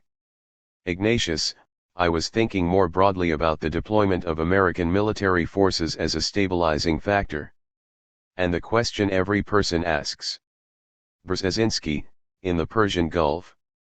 Yes. Ignatius is it stabilizing or the opposite? Brzezinski, if the force is in the Persian Gulf, if it's largely on water, if it's to protect very rich but extremely vulnerable little entities against their neighbors, including Iran, I have no problem with that. It's the larger political packaging that creates the problems, plus this specific war. Scowcroft, I think it's less the troop presence itself than what we're trying to do. It's a turbulent region. Some of our arms sales go back to the Cold War. But if we're seen the way Zbig and I both think we ought to be seen in the region, and we can take steps to be seen that way, our presence will not be viewed with hostility. Take the United Arab Emirates for example, a very prosperous country with basically no security. Brzezinski, filthy rich, in fact. Scowcroft, the kind of stabilizing presence which gives people the feeling they don't have to worry about security, I think could be productive. But it has to be done with that in mind, and not playing games around the region. Ignatius, the average American in late 2008 looking at the war in Iraq, looking at above 4,000 Americans killed, the immense cost, the public opinion polls that show America disliked to the point of being hated by the average person in that part of the world, the average American might say, these people don't like us, and we've been throwing good money after bad. The sensible thing for us to do is pull back. We've overinvested in the Middle East. Enough already. A lot of ordinary folks are feeling we should reduce our presence in that part of the world. So I'd ask you. Brzezinski, well, I'd argue with that. Ignatius, it's not just Main Street that thinks that. Richard Haass, the president of the Council on Foreign Relations, has argued that the American era in the Middle East is ending, partly as a consequence of the mistakes we've made in Iraq. So among ordinary folks and even some elite analysts, there's an argument that we really are heading into a phase in which American power will be and should be much reduced. From what you both have said, I take it you disagree. So I'd ask you to explain why you think it's important for us to be a strong power in that part of the world. Brzezinski, let me qualify the point of departure, because I see it differently. People like Richard Haass are making, to some extent, the case Brent and I are making, that our policy is undercutting our presence. But I don't think the man in the street therefore favors our departure. The man on the street basically feels, first, if we left we'd endanger Israel, and second, we would lose oil. Neither is a good thing. The real risk is that in this volatile context, the man on the street is going to be responsive to increasingly jingoist rhetoric and demagogy, which will generalize the difficulty into an overall condemnation of the world of Islam and a kind of fatalistic acceptance of the proposition that we are doomed to World War IV with jihadist Islam, the kind of stuff that Senator Lieberman has been advocating. That's the real danger. If we don't get a settlement in the Middle East, if the war continues percolating, if something negative happens in our relationship with Iran, the danger could become reality. And that would be simply a fatal maximization of the difficulties that we already confront. Ignatius, Brent. Scowcroft, there's an additional reason for U.S. presence. It's not so much state against state conflict there but factional conflict. Extremism, if you will, a faction of Islam using the sword to intimidate the majority. I think we can bring a sense of stability by our presence there. Brzezinski, if we redefine ourselves. Scowcroft, if we define ourselves. Brzezinski, redefine. Scowcroft, I think what we've learned in Iraq is that you can't pick up a country, create a democracy, turn around and leave. It doesn't work that way. So we need to moderate our presence and the way we operate so that we encourage the right forces in the region, and discourage or provide protection from extremism, which keeps the moderates from speaking out for the kind of Islam that's existed for over 1,000 years. Brzezinski, and extending what Brent was saying, a great deal of that applies also to Afghanistan and Pakistan, where we face similar problems. We have a kind of cultural misunderstanding of the terrain, which leads us to an excessively one-dimensional reliance on force to solve problems that are deeply rooted in history and in cultural differences we don't fully understand, and which require a great deal of time and patience for them to be worked out. Our involvement is a kind of radicalizing foreign intervention which then produces unwelcome consequences. There was a wonderful article a couple of weeks ago in the New York Times Magazine about a platoon fighting in Afghanistan in the wilds near the Pakistani border. These were very brave young guys, totally isolated. There was a village near their camp, and they were occasionally engaging in sniping with the village. They were at the same time trying to destroy the Taliban base, and so forth. And of course there was an attack on their camp. They finally had a meeting with the elders of this village, where the lieutenant in charge of the platoon put the question very simply, do we fight or do we have peace? And the elders said, we're going to consider your question. We'll meet tonight and among ourselves, we'll decide. And they did. The next day they came back and said in effect, you know, you're foreigners. You're here with guns. Go ahead and fight. Then there was a fight and the platoon suffered heavy losses. The village got pulverized. That, to me, is the kind of fighting that could become more widespread if we're not a little more sensitive. It has nothing to do with Al-Qaeda. The villagers didn't give a damn about Al-Qaeda. They were interested in their village. Ignatius, in the Muslim world, though, isn't there a sense that all these events that we've been discussing take place under the canopy of a war? We didn't start a war that was declared on us. Brzezinski, which war are you talking about? Ignatius, in 1996, Osama bin Laden issued a declaration of war in which he said, in essence, if you hit the Americans hard, they'll run away. That's what happened in Beirut in 1983 and 84. It's what happened in Somalia. And when you go through that declaration of war, the central theme is, these Americans can be had. Now, when people in that part of the world read your thoughts about the Middle East, many of them will say, aha! You see, the Americans can be beat. They are in retreat. These two wisest of American foreign policy experts are calling for different policies. This very strong attack on America has been successful. I'd ask you to respond to that, because that's what will be on the jihadi websites. The sheiks on Al Jazeera will be saying, here's one more bit of evidence that the Americans can be beaten. Scowcroft, I think we're saying quite the contrary. We're saying we need to stay there. Bin Laden made clear his attack was not against the United States, per se. He wants to drive us out of the region because he thinks the governments in the region are corrupt and need to be overthrown, and we're protecting them. So if you're an Arab, do you want us to leave, and leave the region to the mercy of the extremists? We're saying we need the kind of presence that gives heart to the average person in the region who wants to live a normal life, with religion having its place, greater or lesser, but not with a 13th century iron fist telling them what to do. Brzezinski, there's a famous saying by Sun Tzu, the best strategy is to let your opponent defeat himself. A great deal of what Osama bin Laden has been saying is similar. He wants to get the Americans involved in such a way that all Saudis will hate us. By concentrating on the presence of American forces in Saudi Arabia, he thinks maybe the Americans will stupidly react and then there'll be a collision. Al-Qaeda says it'd be wonderful if the United States and Iran got into war, because that would spread the conflict. The ones who attacked us on September 11th were obviously hoping to so outrage us that we would react in a totally clumsy fashion so that more and more Muslims would be mobilized against us. Unfortunately, in one respect they succeeded, and so we're at war in Iraq. I think we ought not to get out of the region. But we have to pursue our military policies in such a way that they're politically effective. That means isolating Al-Qaeda, mobilizing Muslim moderates, and creating conditions in which they feel more comfortable in dealing with extremism. We will not do it if we just apply heavy-handed policies, don't move towards peace between Israel and Palestine, remain stuck for years in Iraq, pursue a policy of expanding military operations in Afghanistan, cut down the poppy fields without giving any compensation to the peasants, attack the Pashtuns, and end up with a wider war on our hands.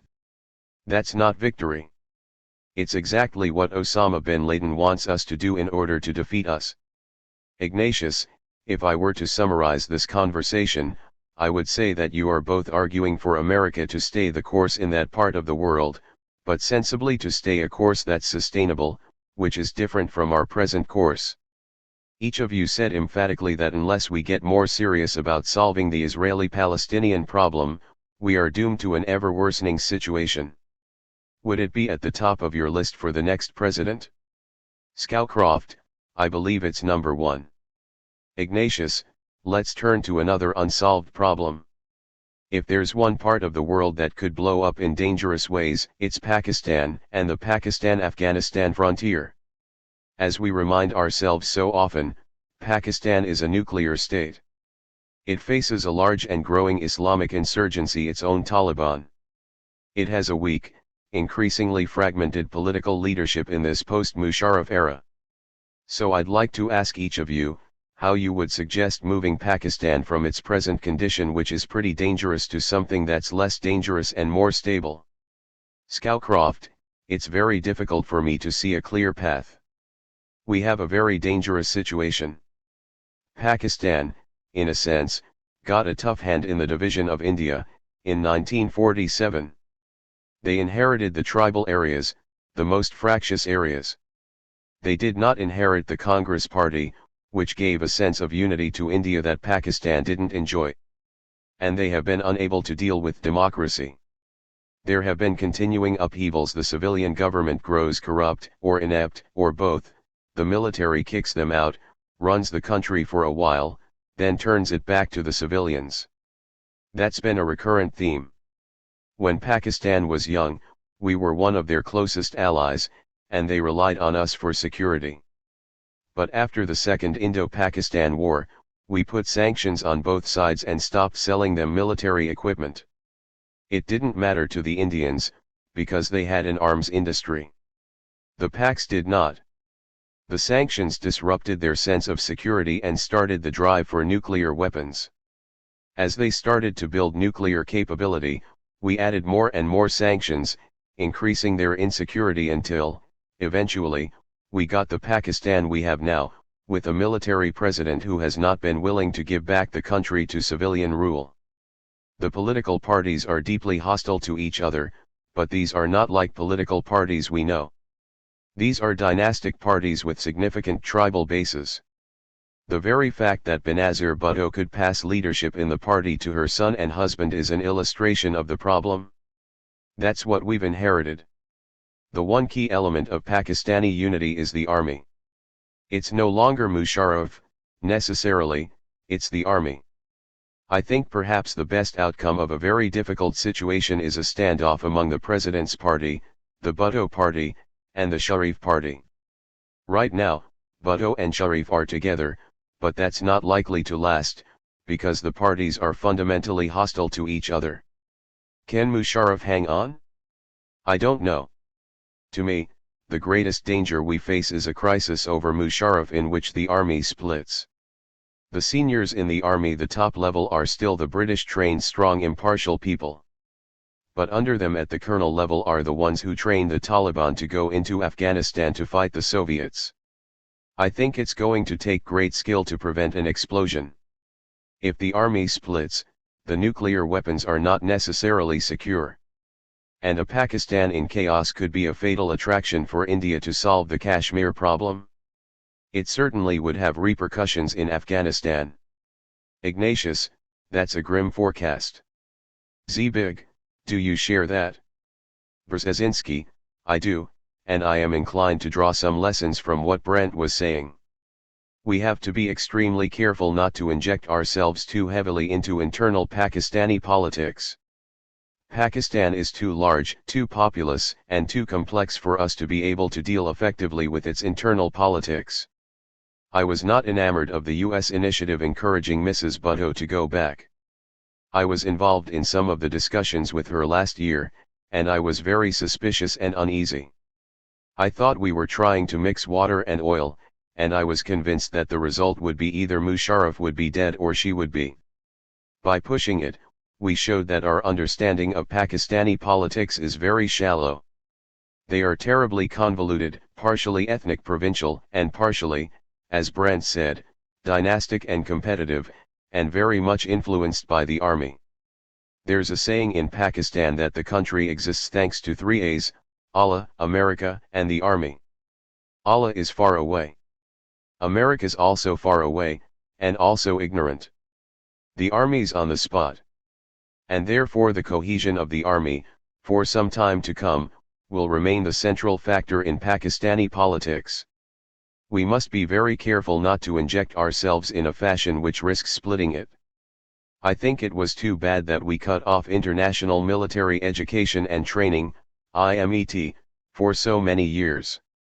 We didn't have the opportunity to train these younger officers. We have a specific problem, which is the Pashtun area and the frontier area, the sanctuary for Al-Qaeda. We have to deal with it, but we have to be very prudent so as not to galvanize Pakistani politics into irrational anti-Americanism, some of the makings of which are already underway. To the extent that we have to act, we should act discreetly and avoid publicizing what happens. My guess is if we do that, the Pakistanis in power will see their interest is also in not publicizing it. But if we start boasting, as we are lately, we will make it increasingly impossible for any Pakistani government to accept our actions. Public emotions will surface. The army may be resentful.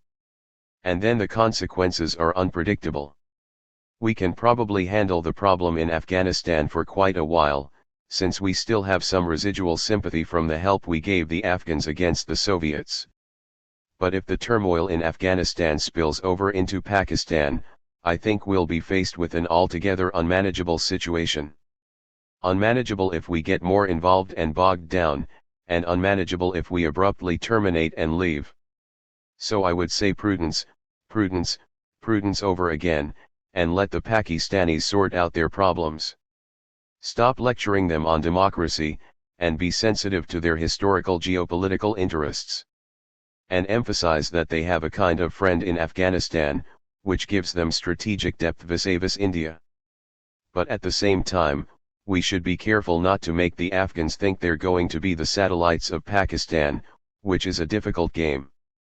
Beyond that, I simply don't advocate any political activism regarding Pakistan itself. Ignatius, what about in our relations with the Pakistani military?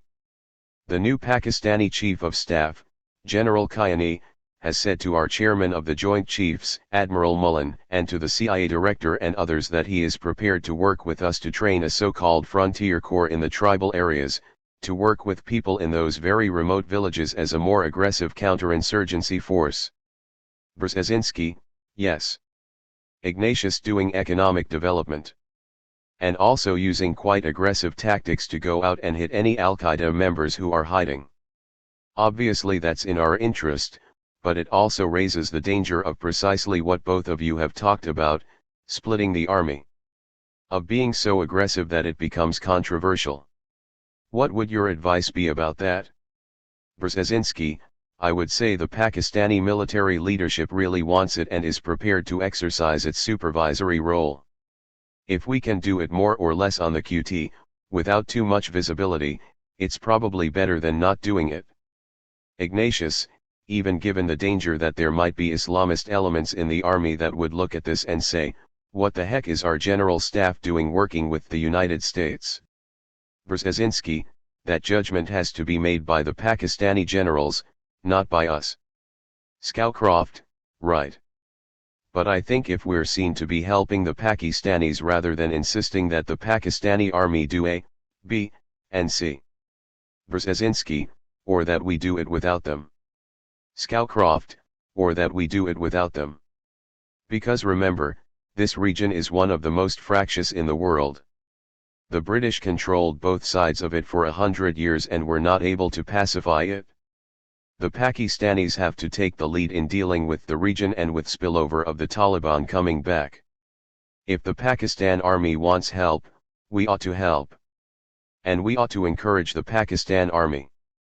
We ought to start the IMET program again.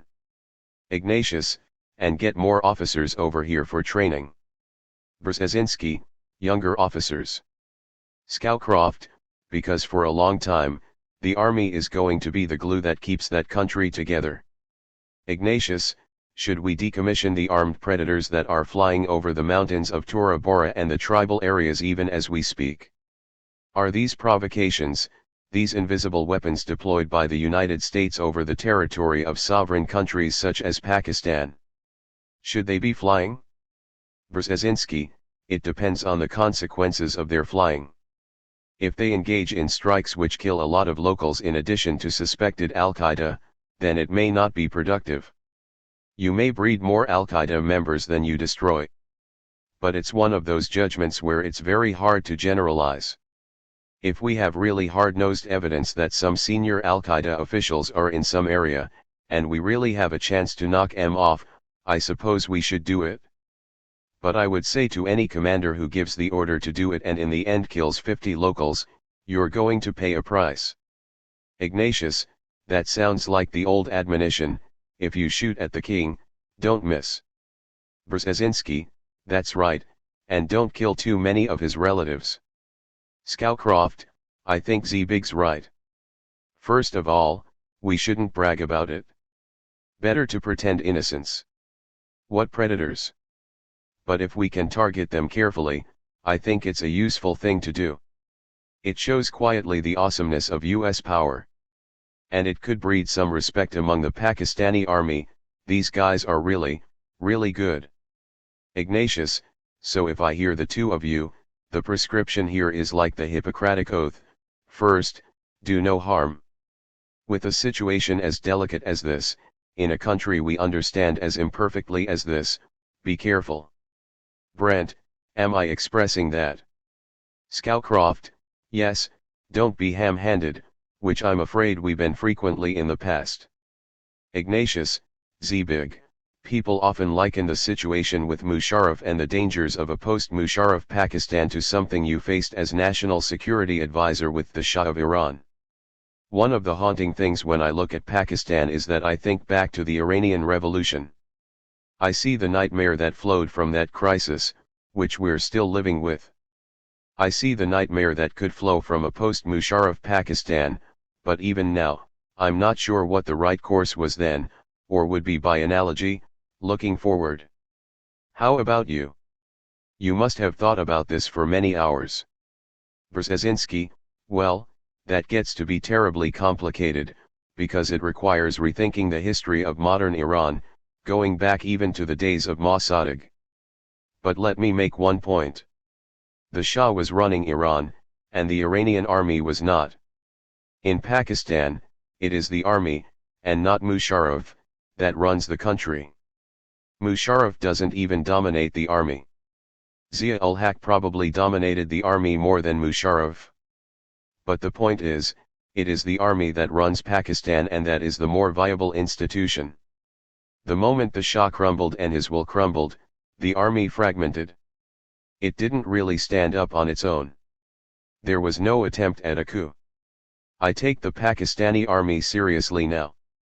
I do fear that if we're not careful, we could turn it hostile to us, especially the younger officers, who have had no contact with us and are very nationalistic. That would be terribly counterproductive to us. Ignatius, having recently visited the headquarters of the Pakistani Chief of Staff, General Kiani, in Rawalpindi, and talked with some Pakistani military officers, I would say that he's doing all the right things in terms of restoring a sense of professionalism to the army. I'm curious, Zbig, Brent, whether you have the same sense as you look at the evolution of the army since he took over from General Musharraf as Chief of Staff. Scowcroft, I feel very good about him. I think he's doing it right. He's trying to reprofessionalize the army, where professionalism has been neglected for a time. He has another problem, and that is, in a sense, reorienting the army. The Pakistan army has always faced India, because that's where the problem's been. He has to get them to face their Northwest territories, not because the United States wants it but because that's the new threat. Ignatius, I take it, in conclusion, as a good sign that General Kiani hired as his military spokesman the brother of two of the most prominent, courageous journalists in Pakistan. A gentleman who does that can't be all bad. Brzezinski, or short-sighted. Scowcroft, but he's one of the most promising things to happen in Pakistan in a long time. At least it looks that way. March 27, 2008. 4. The Virtue of Openness, China and the Far East. David Ignatius, it's a truism, for those of us who think about foreign policy, that the great challenge of the 21st century is to find a way to bring a rising China into the global community of nations in a way that is stabilizing, that adds to the integrity of the system instead of weakening it. There's no question that China will get bigger militarily and stronger economically and generally become a more dynamic player in the system. Many people feel that that will threaten the United States. Zbig, how do we turn China's growth into something that's in our interest? Zbigniew Brzezinski, well, let me confess to being somewhat optimistic. First of all, the United States' concerns about some aspects of the Chinese rivalry, for example in trade, in business, or potentially in the military area, are quite legitimate. And there is a bipartisan desire to assimilate China into the international system. That, of course, implies an American willingness to adjust to reality. Assimilating China into the international system is not like absorbing some small country. It requires gradually changing the international system and redefining the meaning of American preeminence. In that regard, I think America's attitude is much more far-sighted than the attitude of the major imperial powers in 1914, when Germany was using its elbows and trying to become a major world power with serious imperial and colonial aspirations. We are acting much more intelligently. Secondly, part of my reason for optimism is my sense that the Chinese leadership is not guided by some Manichaean ideology in which their future depends on the imposition of their value system on the world like, for example, Stalinist Russia or Hitler's Germany. They're guided much more by the thought that they have to be part of the world and are trying, within reason, to figure out how to do it. I think if both sides remain reasonably sensible and nothing very disruptive happens, this process will go on. Ignatius, Brent, on this great big woolly question of how we bring a rising China into the global system in a stable way, what's your starting point? Brent Scowcroft, I, too, am optimistic. From the US side, the process started back in the early 70s when we reached out to China at the heart of the Cold War and we reached an understanding with China that we would join together to oppose Soviet hegemony. That put a different coloration, in the eyes of the American people, on China and what it was about. We also established, mostly after World War II, a kind of new world order governed by open systems. We did that in part as a reflection of the mistakes of the world between the wars, though we required Germany and Japan to democratize before we let them back into the world order. So we constructed a kind of open system. For example, we let the communist Chinese assume the China seat in the UN, despite the nature of its system. It was a welcoming environment from our perspective. On the Chinese side, after 1949 they became a hermit nation. They didn't really seek relations with anybody except the Soviet Union, and even that grew pretty acrimonious. Only gradually have they come out of their isolationist shell. In their economic development, they are now realizing that they need the world. First of all, they're becoming increasingly dependent on imports of raw materials. Secondly, they're very dependent on foreign markets for their manufacturing. That means they need a stable international structure to assure reliable access both to raw materials and to market output. Unlike Germany before World War I, they don't want to overturn the system. They want to join the system, and it just happens to be a system that's pretty open and congenial, so while there's a lot of nervousness around, and you can read negative statements from either side, I think we have a better chance than the world has seen in a long time to incorporate China into the system. Ignatius, but in a world where a rising China wants access to raw materials to maintain its economic growth, and wants to be assured of a stable environment, why isn't it a natural rival of the United States? Raw materials are in finite supply. There will be competition for them. We see the Chinese pursuing their self-interest rather ruthlessly in their trade dealings with Iran and other countries, contrary to US foreign policy interests. Why aren't we on a collision course? Scowcroft, that's a very good point. Our desired structure is a trading system that is open to everybody. If the Chinese seek exclusive relationships, that's a problem. But so far, they've been prepared to enter an open system. Now there are some troubling notions. If the United States insists on a formal position of primacy that we are the number one and everybody else is insignificant as we sometimes hear nowadays, then that's a real danger signal. But so far, we haven't acted that way. On energy, for example, we've taken the position that there's X amount of supply in the world, Y demand in the world, and we're prepared to support an allocation system which is open to all. Brzezinski, let me just add 2 points to what Brent was saying. You, David, referred to China as a rival, and I think you used the word ruthless. Ignatius, a potential rival. Brzezinski, yeah, potential rival, ruthless in the pursuit of their interest. When you say the Chinese are ruthless in the pursuit of their interest, aren't you also describing the United States? Our business operations internationally are very energetic, to put it euphemistically. And we are not disinclined to promote our interest to the maximum. But inherently the notion of a rival, business rival, includes the notion of restraint. It's not the same thing as ruthless imperial military competition, which ends up in a collision. And I think that thought, that realization, guides both us and the Chinese.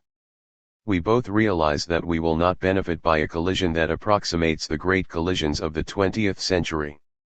There is a second point. We know more or less how our leadership operates.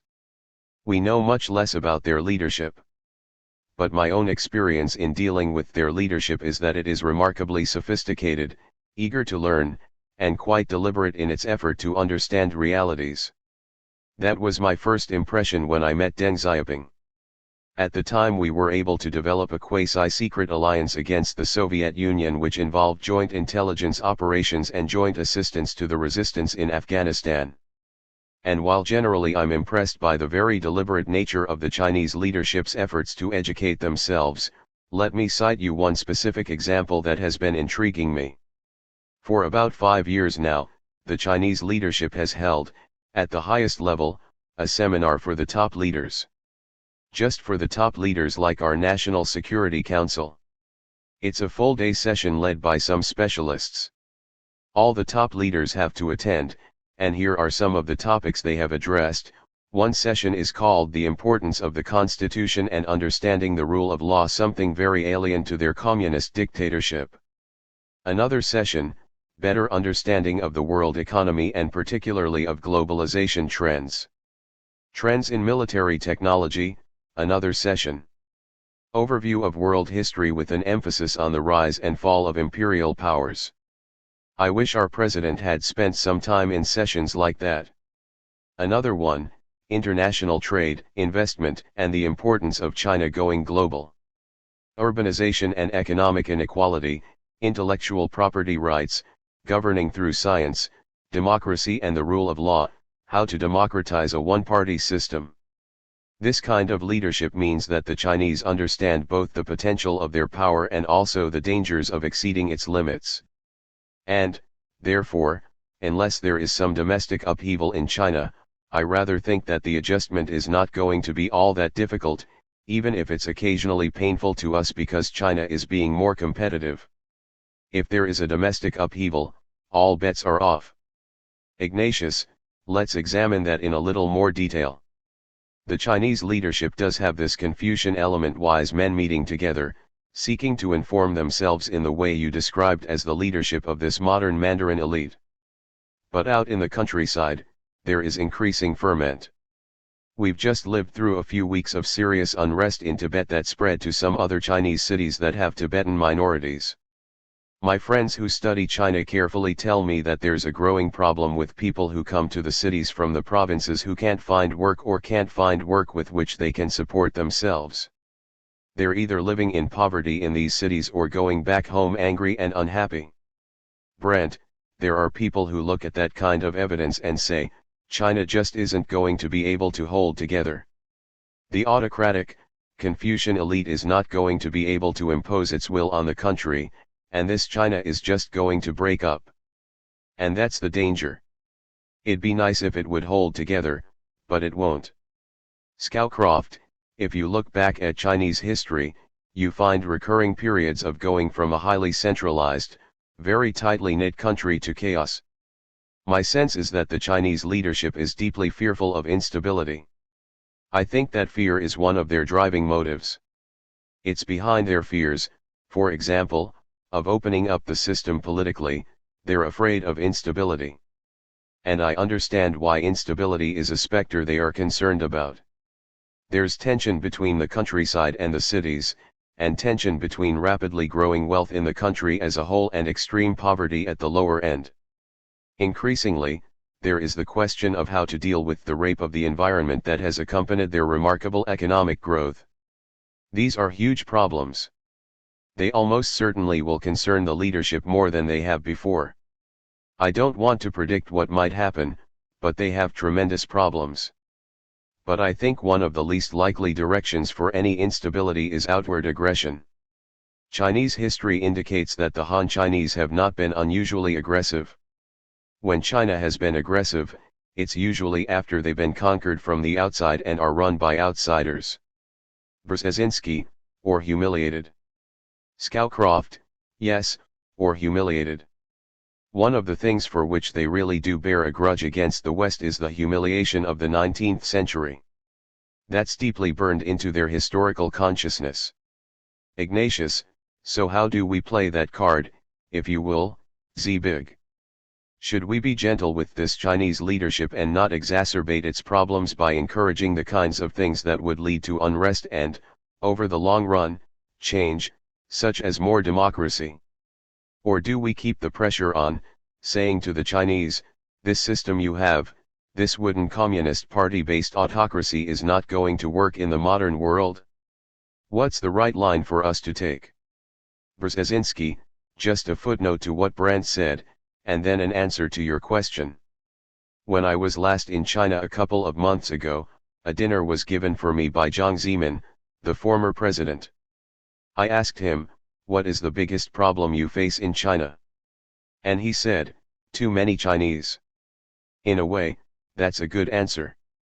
The floating unemployed population now is about 200 million, except that it floats from place to place because there's all this going on. New cities growing, huge interstate highway system, fantastic, like ours.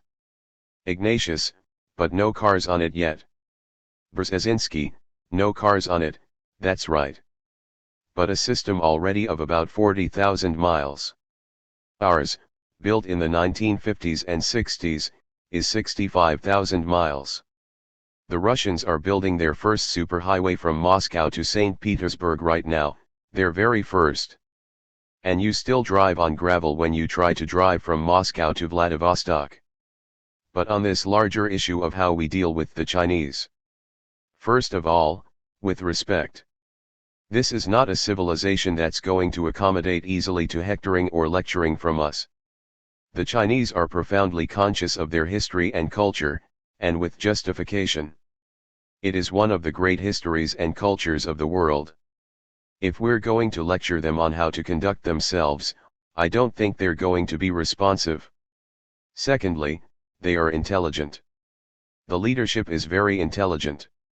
One of the things the leadership is conducting right now is a public discussion on how to infuse more democracy, whatever that means, into a non-democratic system. They know they have to accommodate the popular desire for a more open government. I think at the margins, we can discuss this with them as friends. But if we do it arrogantly, we're just going to get rebuffed and nothing we say is going to be considered. The last time I was in China, they were terribly worried that Taiwan was going to be the source of disruption for the Olympics. I said, I don't think that Taiwan will be, but Tibet could be. And I said to them, look, you know I'm a friend of China. You should talk about this with the Dalai Lama. He accepts Chinese sovereignty over Tibet, and he's against the boycott on the Olympics. And they said, no, no, he's an enemy of China. Right now, as we talk, the situation has gotten out of hand, and perhaps it is wiser to talk to others. But if we lecture the Chinese about the Tibetans and tell them what to do, they're likely to say to us, if they respond, what about your problem with the blacks? What about the injustice in America? What about the disparities in income which are so fantastic and getting wider? I don't think we can teach the Chinese how to conduct themselves. But we can find ways of living together, if we have a foreign policy that doesn't intensify economic and social frictions into geopolitical collisions, and if at the same time we try to create a framework of stability that pertains not only to our relationship with China but also to some of China's neighbors, Japan, South Korea, perhaps India, and the countries in the Pacific ranging from Australia to Indonesia. A diversified American policy of creating a web of relationships and of preventing the Chinese from excluding us from the mainland is a policy we can very successfully pursue. This is why, again, I'm a cautious optimist. Ignatius, Brent, do you think that, say, 10 years from now, China will be more democratic, that the party will gradually loosen its control? Or should we look forward to pretty much a continuation of what we see now? Scowcroft, I think there's a growing struggle. As they started on their economic development program around 1978, Deng Xiaoping said, "To get rich is glorious and I don't care whether a cat's black or white as long as it catches mice." I think they started it because they thought the key to stability was a steady increase in the Chinese people's standard of living. If they could deliver that, then they would have security. They delivered quite brilliantly on their economic program. Their political structure has not kept pace. My sense is they know it hasn't kept pace, but they're not sure what to do about it. They're toying with rudimentary democracy in some of the villages. Some are saying that democracy should perhaps exist inside the Communist Party. In the election to the Central Committee last fall, I think they had some 29 more candidates than the 371 seats being contested. So there was a slight. Ignatius, a little bit of competition. Scowcroft, a slight bit of competition. But as I said before, I think they're leery of opening up the system because it frightens them. Ignatius, and we shouldn't be in the business of pushing. Scowcroft, I don't think so, because as we just said, they're facing enormous problems. If there's a great eruption of unrest, if riots break out, if there's lawlessness, they could easily turn sharply right and crack down very, very hard and say, look, this happened because we loosened up. Ignatius, Zbig, you could argue that the Cold War really turned on the alliance with China that was begun by Henry Kissinger, and on the joint effort that you helped structure as we and the Chinese tried to stop the Russians in Afghanistan. Through that whole period, the flashpoint has remained Taiwan. In the last few months, there has opened up the possibility of resolution of that source of tension, with the election of a nationalist government in Taiwan and a new president, who says he wants to negotiate with Beijing on normalization of relations. Do you think that's realistic? How can the United States help that process? Brzezinski, just one minor technical correction. When you say nationalist, you mean the Kuomintang. You don't mean nationalistic Taiwanese. Ignatius, I don't mean nationalistic Taiwanese. That's who they just got rid of. Brzezinski, I think the new leadership in Taiwan recognizes the subtle nature of their relationship to China. Taiwan is both part of a broadly defined China and yet separate, and they are prepared to increase the connection between Taiwan and China, to encourage family and social contacts, facilitate investment across the Taiwan Strait, increase air travel in brief, to promote normalization.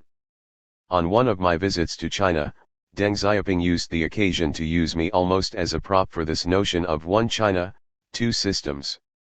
In one China there would be diversity in the sense that Hong Kong would have one system of government and of course the mainland has another. I have repeatedly suggested to the Chinese that the time has come to revise that, and it should be one China, several systems. Because Taiwan again has a different system. Taiwan is a democracy, for example. I don't expect the mainland to be a democracy like Taiwan in the near future, for the reasons Brandt described, and I don't expect Taiwan to regress into an authoritarian system. But it can have increasingly close contacts with China, cross-straits investment and movement of people and students and businessmen, much of which is already happening. And in effect, create a situation in which a growing China is a patron for several systems. Tibet is a more difficult problem, because Tibet has a really distinctive ethnic culture. It is the cradle of Chinese Buddhism.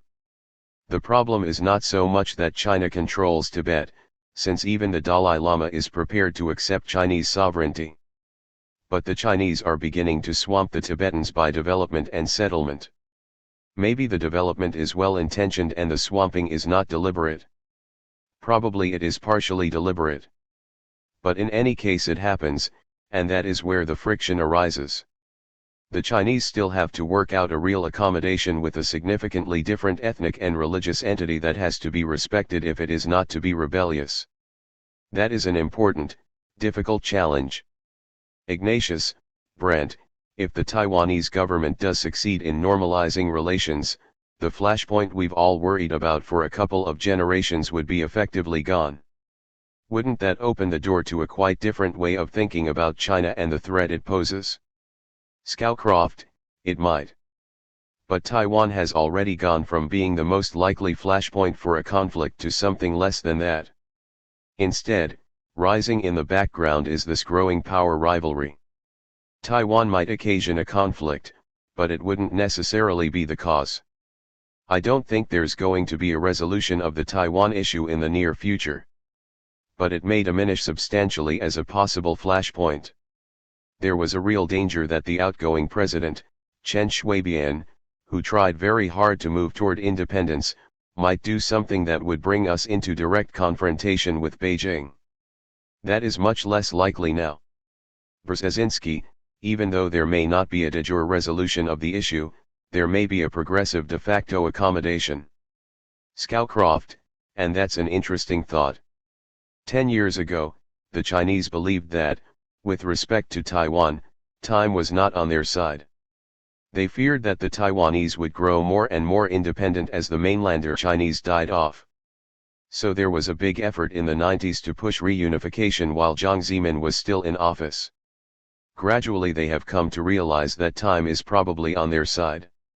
The economy of Taiwan, the major industries, were moving wholesale over to the mainland, and cultural ties were developing very strongly. The Taiwanese became the ones who began to think time was not on their side. I think we may be heading toward a peculiarly Chinese solution to the problem. There could be something like what Zbig mentioned, a greater China of which the mainland is a part, Taiwan is a part, Hong Kong, Tibet, and so on. Brzezinski, even Singapore someday. Scowcroft, a kind of brotherhood of indistinct relationships. But it won't happen overnight. Ignatius, for some, that raises the specter of a new Greater East Asia co-prosperity sphere, to use the term the Japanese coined for their Asian imperialism. And that does frighten people. Even as China solves its problems with its neighbors, it becomes more of a regional superpower. Should we worry about that? Brzezinski, we should worry about it because it implies, if not exclusion, then a significantly diminished American role on the mainland of the Far East. And we have, in a way, stood up to the Chinese in the debate over what should be the free trade area in the Far East. Should it be Asia and China, or should it be Asia, China, Japan, and the United States? But what is important about that kind of discourse is that it's not likely to lead to anything remotely similar to a politically motivated war. It's more an ongoing bargaining and adjustment as China fits itself into the new system while hopefully we respond intelligently, protecting our interests as we engage others subtly in helping us to maintain a more polycentric Far East. This is where our relations with Japan are still very important. This is also where India can play a role. India is not quite Far Eastern, but it is certainly on the margins. It will be a challenge to our diplomacy and our business to make this complex game work in our interest, without the apocalyptic, almost Manichaean views that are a legacy of the 20th century. Ignatius, Brent.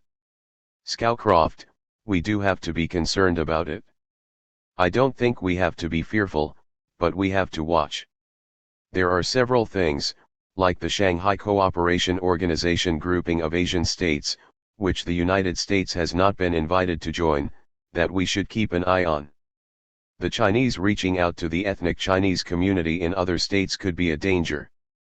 But it would also be a danger for the Chinese, because it could increase anti-Chinese sentiment in those states. They might fear the indigenous Chinese as a possibly subversive element in their populations, or as provoking a reaction like the one in Tibet, where the protests seem to have been directed against Han Chinese. This is a complex situation of concern for both China and the United States. Ignatius, each of you has said in different ways that this is, as an economist would say, a positive-sum game, a situation where each side really will benefit substantially from cooperation with the other. If they fail to cooperate, it's bad for both. The question then becomes, how do these two superpowers, the United States already dominant, China rising, find a way to cooperate with each other on issues that matter? Let's take the most difficult regional challenge at present, which is North Korea, a country that has recklessly moved to become a nuclear state, despite repeated warnings, and has actually tested a nuclear weapon. Through the six-party talks created by the Bush administration, the United States and China have been struggling to find a diplomatic solution to the North Korean nuclear problem. How successful has that effort been? Perhaps more important, what does it tell us about China's ability to be an effective partner to the United States on security issues? It seemed to me, as an observer, that the Chinese are not willing to risk that much to solve this problem.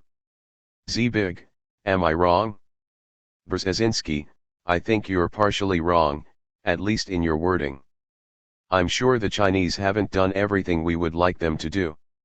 They have not joined us in making explicit threats to the North Koreans in order to obtain their compliance. But the fact of the matter is, without the Chinese we wouldn't have made the progress we have. They have been the critical player in getting the North Koreans at least partially to comply, even though we haven't had full compliance. Ignatius, what have the Chinese done that may not be immediately visible? Brzezinski, basically they have told the North Koreans they cannot count on Chinese protection if push comes to shove, and that's terribly important. Besides, the North Koreans have a very serious domestic economic problem. Their trade window to the world is China. So the Chinese have been very helpful. They were the ones, more than anybody else, who made the difference. The Japanese have been with us, but their leverage with the North Koreans is limited. The Russians have been going along, but not decisively. It's the Chinese. Whether we'll get the full accommodation we seek is still uncertain. We are dealing with an unpredictable regime that shifts its mood dramatically. As we talk, they've just made a scorching threat against South Korea. So the North Koreans are difficult customers. But we and the Chinese are the ones who have moved them to make the concessions they have. Now, why did the Chinese do that? I think largely because they don't want a flare-up right next to them. And probably because, as Brent said, they feel that time is on their side. If there is ever a unified Korea, it probably will eventually gravitate towards China rather than towards Japan and us. From that standpoint, the Chinese have a long-range interest in the outcome being both constructive and peaceful. Ignatius, Brent, how would you evaluate U.S. Chinese cooperation in the six-party talks? Scowcroft, there has been an evolution on both sides. I don't think the Chinese want the North Koreans to have a nuclear capability any more than we do. A decade ago, if you asked the Chinese and I have about North Korea, they would say that they had gone their separate ways and no longer had much in common. As a result, they had few dealings with the North Koreans anymore. Brzezinski, and they would laugh. Scowcroft, and say that it was not their problem. Then, gradually, they said that they would agree to the six-party talks, furnish the meeting room, provide the tea. But we would have to do the negotiating. But as we on our side have moderated our position from regime change to discussion of the whole strategic framework, they have become more forthcoming. For them, regime change meant chaos on their border, the last thing they want. Now they've become engaged in the negotiations. Could they do more? Of course they could, because they are North Korea's lifeline, in general trade and certainly in energy resources. But I think we're working quite well together. The North Koreans are still the North Koreans. And we still haven't uncovered their bottom line. Do they think they have to have nuclear weapons in order to defend their independence? Or are they prepared to trade those weapons for a security system in which they would feel comfortable? We're close to finding out. Right now, we're demanding that the North confess all their sins, and they're saying, we won't confess our sins, but we promise not to do it anymore. So there's still some tough negotiating to do. But we and the Chinese are fairly close to a common path on North Korea. Ignatius, I'm reminded of one of Zeno's paradoxes, where you keep getting halfway to your goal, but never get there. North Korea has tested nuclear weapons, retains nuclear weapons, retains an estimated 30 to 40 kilograms of fissile material. Should Americans just accustom themselves to the idea that North Korea's going to have one or several nuclear weapons for the foreseeable future? Is getting them to relinquish those weapons just an unrealistic goal? Scowcroft, no, I don't think so. First of all, the kind of nuclear weapons they have I'm getting out of my depth now, but the kind they have are from reprocessed fuel. That's plutonium. They're much more difficult weapons to manage, to make explode, than weapons made from enriched uranium. Making a uranium bomb is pretty simple stuff. This is not. And their test was. Ignatius, was in large part a failure. Brzezinski, right, exactly. Scowcroft, so they can't be that confident of being able to make a useful weapon. There has to be some doubt in their minds. Ignatius, Zbig, should the next administration think it can complete this job and get those nuclear weapons under international control? Brzezinski, I think it should persist in the effort. But it depends a great deal on how well not only the Chinese work with us, but also the South Koreans. There is a new South Korean government that is far less inclined to accommodate the North Koreans than its predecessor. If intra-Korean relationships deteriorate, it may be more difficult to get the compliance you're talking about. But certainly the next administration, whatever it is, ought to keep this process going, because it's better than the alternative. Unless we are prepared to go to war with North Korea, it's better to have this partial arrangement whereby they have some weapons, but they are so unreliable that it would be crazy to start a war with them. They may be usable as their last defense. But it certainly doesn't give them much to work with if they're planning an attack. In these circumstances, being patient is going to be more productive than anything else. Before too long, there's going to be some change of leadership in North Korea.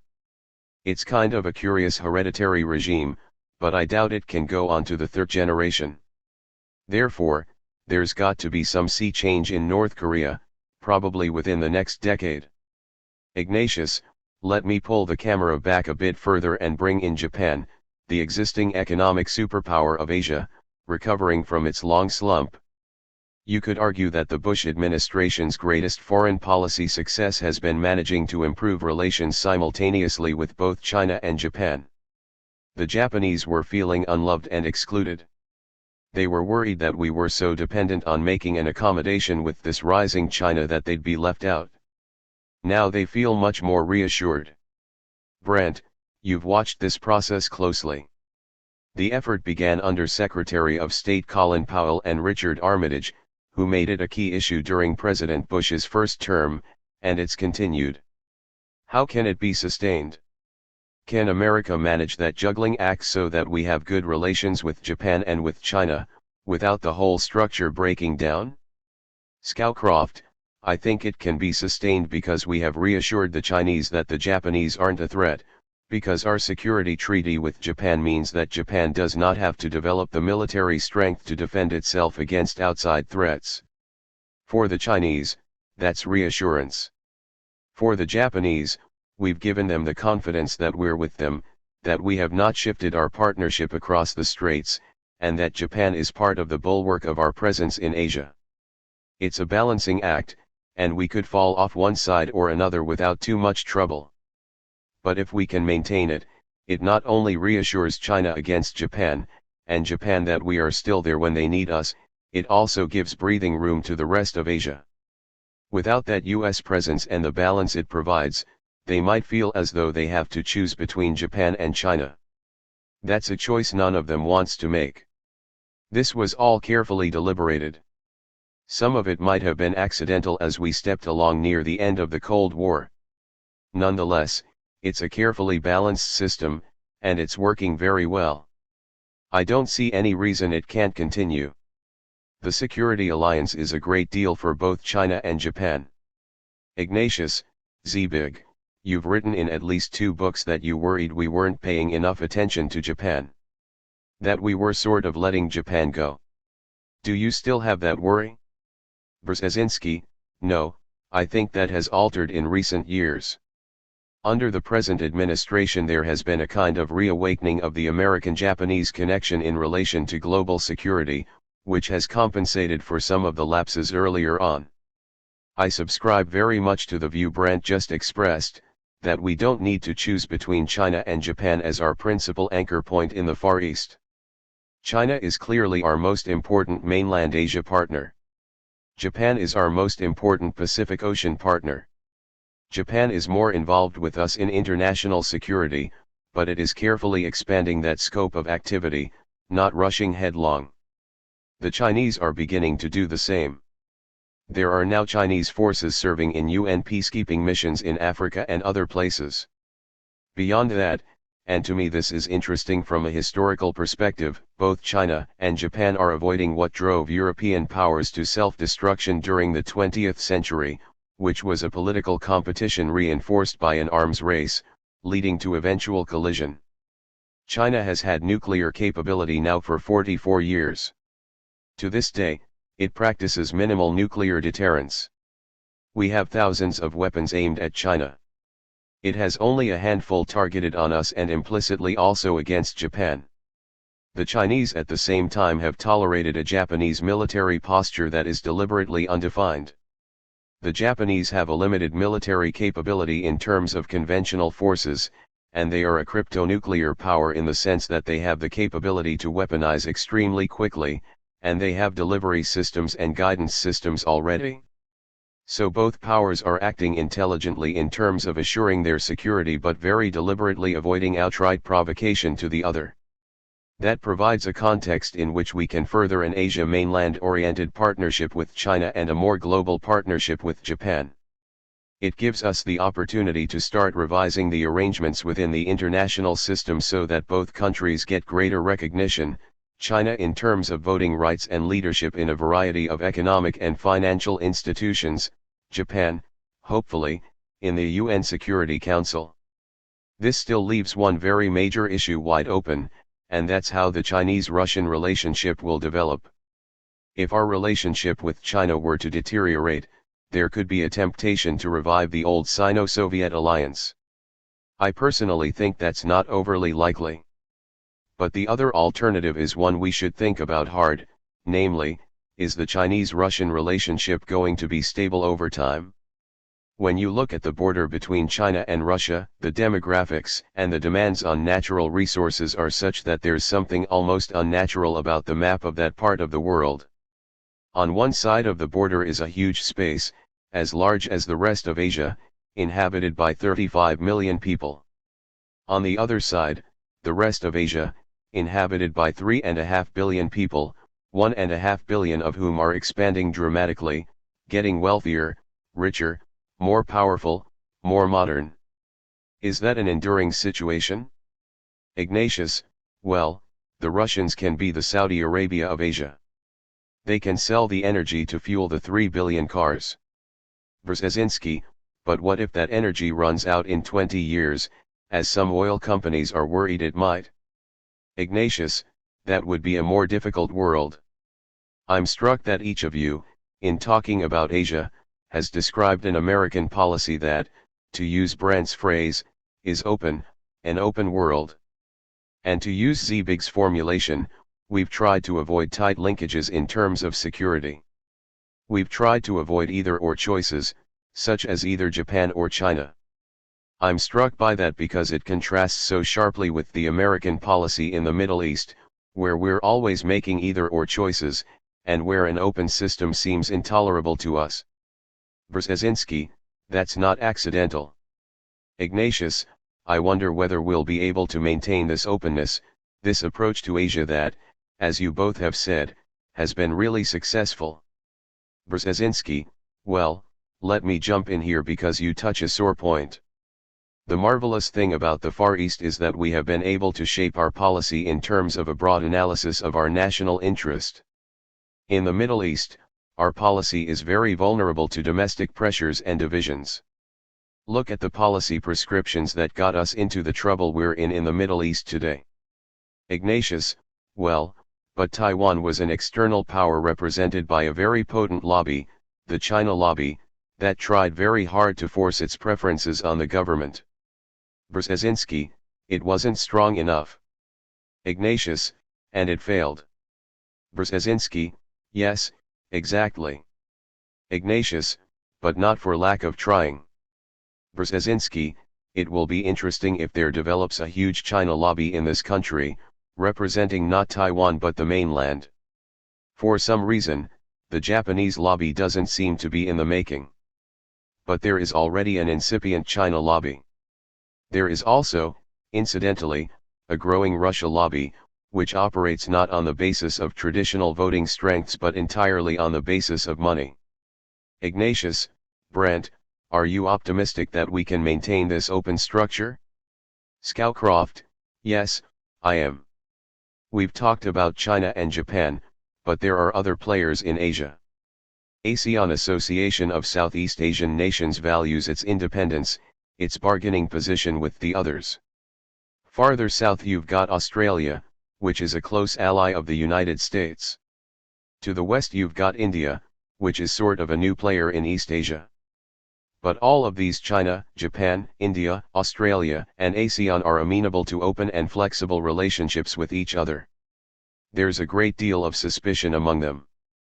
But it can be tempered, again, by our presence, because in Asia, unlike in other parts of the world, we're not seen as having narrowly nationalistic objectives. We're a stabilizing presence in the region.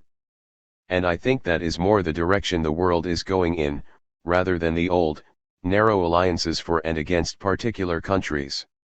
Brzezinski, that's a very important point. And it seems to me it might be useful even to sharpen it. In Asia, we have the interplay essentially of three dominant powers, the United States, Japan, and China. Peculiar to all three powers is a stabilizing orientation. If you go back to our discussion in the previous chapter, in the area we called the Global Balkans, the United States is playing a destabilizing role. India is preoccupied with its conflict with Pakistan and is certainly not capable of playing a stabilizing role, even if it is not actively destabilizing. You have Iran, which is a disruptive force. It's a totally different configuration. This is why I think the Far East Pacific area is, on the whole, promising. We can play a constructive role and others can interact with us. Whereas the other part of the world is the fulcrum of potentially disruptive global conflicts. It is the one area in the world where, if we make a major mistake, we could pay a huge historic price for it as we have already, to some extent, paid in Iraq. Ignatius, we assume the Chinese will change in our direction, become more democratic. But much of the world looks at China and concludes that there's a lot to be said for authoritarianism. The Russian embrace of democracy produced chaos and near economic ruin in the 1990s under Yeltsin, and the world doesn't want any part of that. When I travel to Iran I find Iranians saying, we'd like to be like China. We want that stability.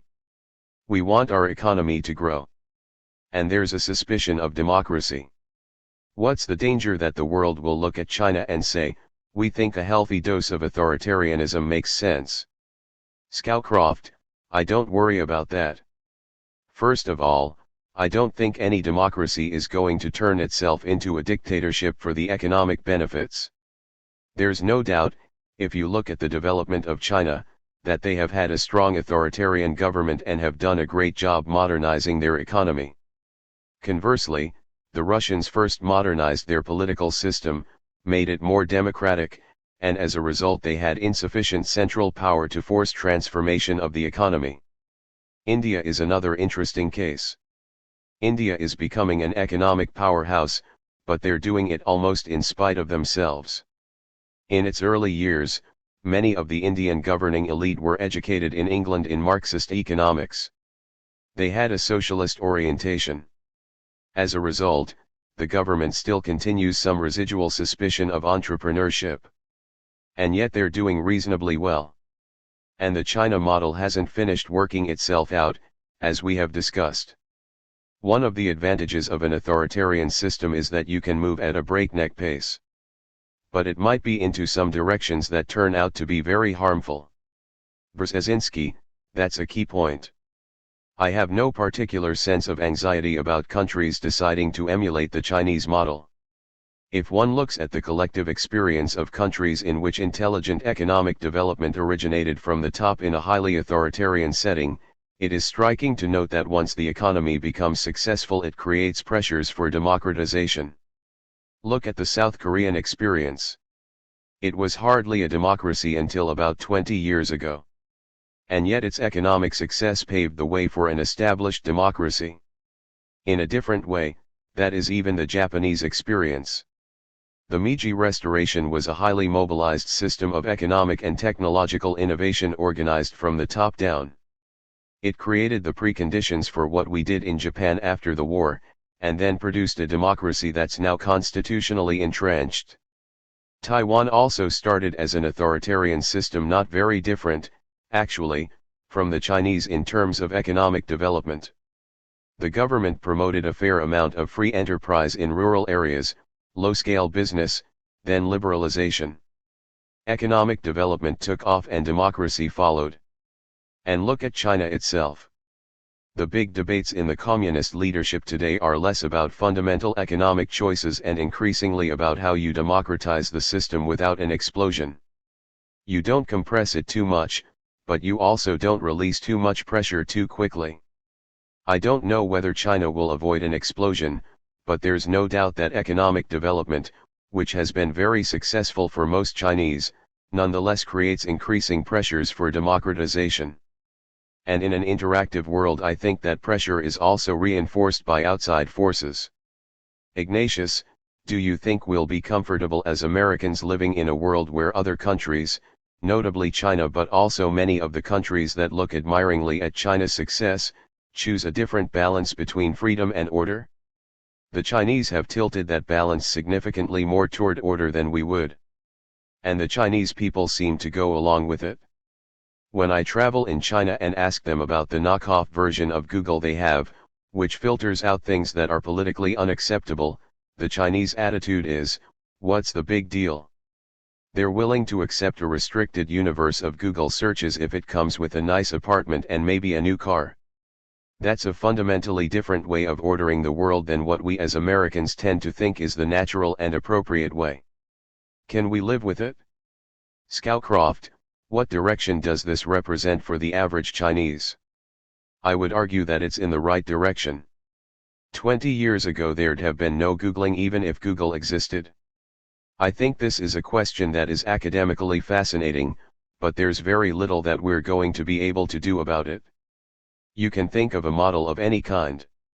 Singapore is a very unusual model. Zimbabwe is a very different model. Nations and cultures are going to find their own way and take advantage of their particular talents. But as they look around the world for examples, I don't think many of them would say, right now, I'd rather live in China than the United States. Ignatius, so we shouldn't regard the Chinese model tilted more toward authority and order as threatening to us? Or as an example that may divert the world's aspirations away from what we'd like to see?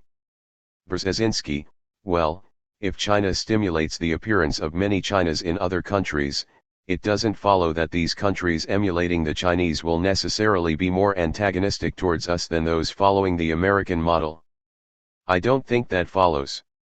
Second, in a lot of countries, the choice is not authoritarianism versus democracy. It is stable development with control from the top down versus chaotic freedom that's economically totally disruptive. And I'm not sure it's such a good choice. Look at Egypt and its population, and the Muslim Brotherhood. If Egypt were to plunge headlong right now into American-style democracy, would it be politically stable? Would it be stable economically? Ignatius, I think anyone who knows Egypt would say no, it would be chaotic. There's a wonderful essay I read years ago called The Hydropolitics of the Nile, which said that a society based on the annual flooding of rivers has to be extremely well organized, it demands central authority, and what are we doing pushing a model of a society built on endless wilderness and fertile land everywhere you look?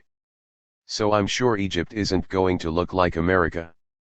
Scowcroft, one of the ways we could make this a bigger problem than I think it's going to be naturally is to try to develop this notion of a community of democracies and divide the world into democracies and non-democracies. I think that would be a very dangerous direction to take. Ignatius, but, Brent, isn't that precisely the course President Bush has been following? Some of his rhetoric about democracy makes Woodrow Wilson sound like a cynic. And it sort of universalizes our particular form of democracy. I take it that you both would feel quite strongly that that kind of rhetoric, as Brent put it, dividing the world into democracies and non-democracies, is a mistake. Scowcroft, I think we should make clear to the world that we believe democracy is the way to go, and we're prepared to help anybody who wants to go in that direction. But we should not seek to impose it. We should encourage it and help others who seek to emulate the best parts of our democracy. When we have tried to export it, sometimes it's been successful. In the Philippines it's been successful. In Iraq, so far, it certainly hasn't been. And that was one of the announced reasons for going in. I think we should stand for democracy.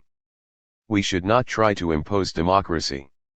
Ignatius, the Chinese do share the dream for more openness.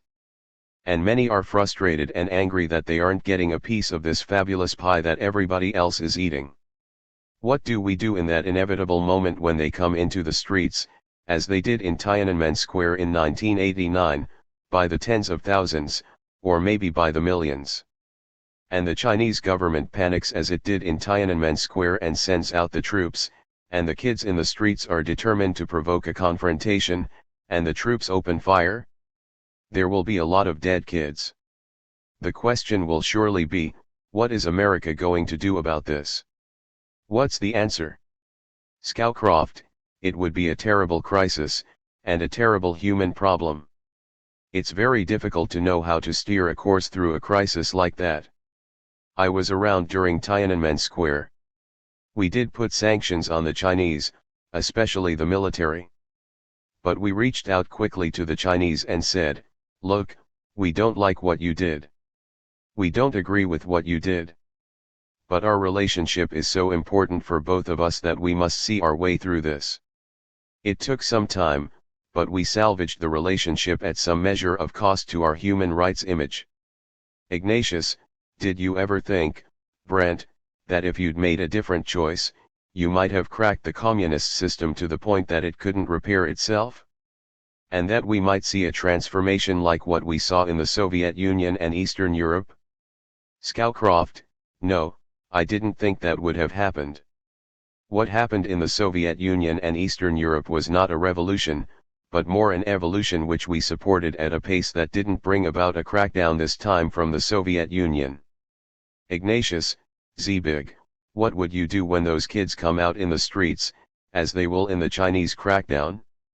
Brzezinski, my judgment would be very much affected by what I discerned about the people on the street. I think the key to success for a pro-democracy movement is, to some extent, a single word that was once very well known globally. The word is solidarity. What was unique about the Polish anti-communist movement Solidarity is that it was not just university kids in the streets. University kids have been on the streets many times. In Mexico City in '68, they got mowed down. They were on the streets in Tiananmen Square and they got mowed down. But where was the rest of society? Some were empathetic. Some were indifferent. Some were hostile. The key to the success of democracy in Poland was solidarity of intellectuals and the working class. All of them imbued with democratic ideals, which they had internalized. They were determined to create a democracy. And they wanted a peaceful transition, which, in different ways, was repeated in the Orange Revolution in Ukraine or the Revolution of the Roses in Georgia. There is an important lesson here. Democracy is a nurturing process which cannot be institutionalized simply on the basis of a relatively isolated social force. It has to reflect a social maturity. Clearly, the people in the Polish Solidarity movement were not all on the same intellectual level.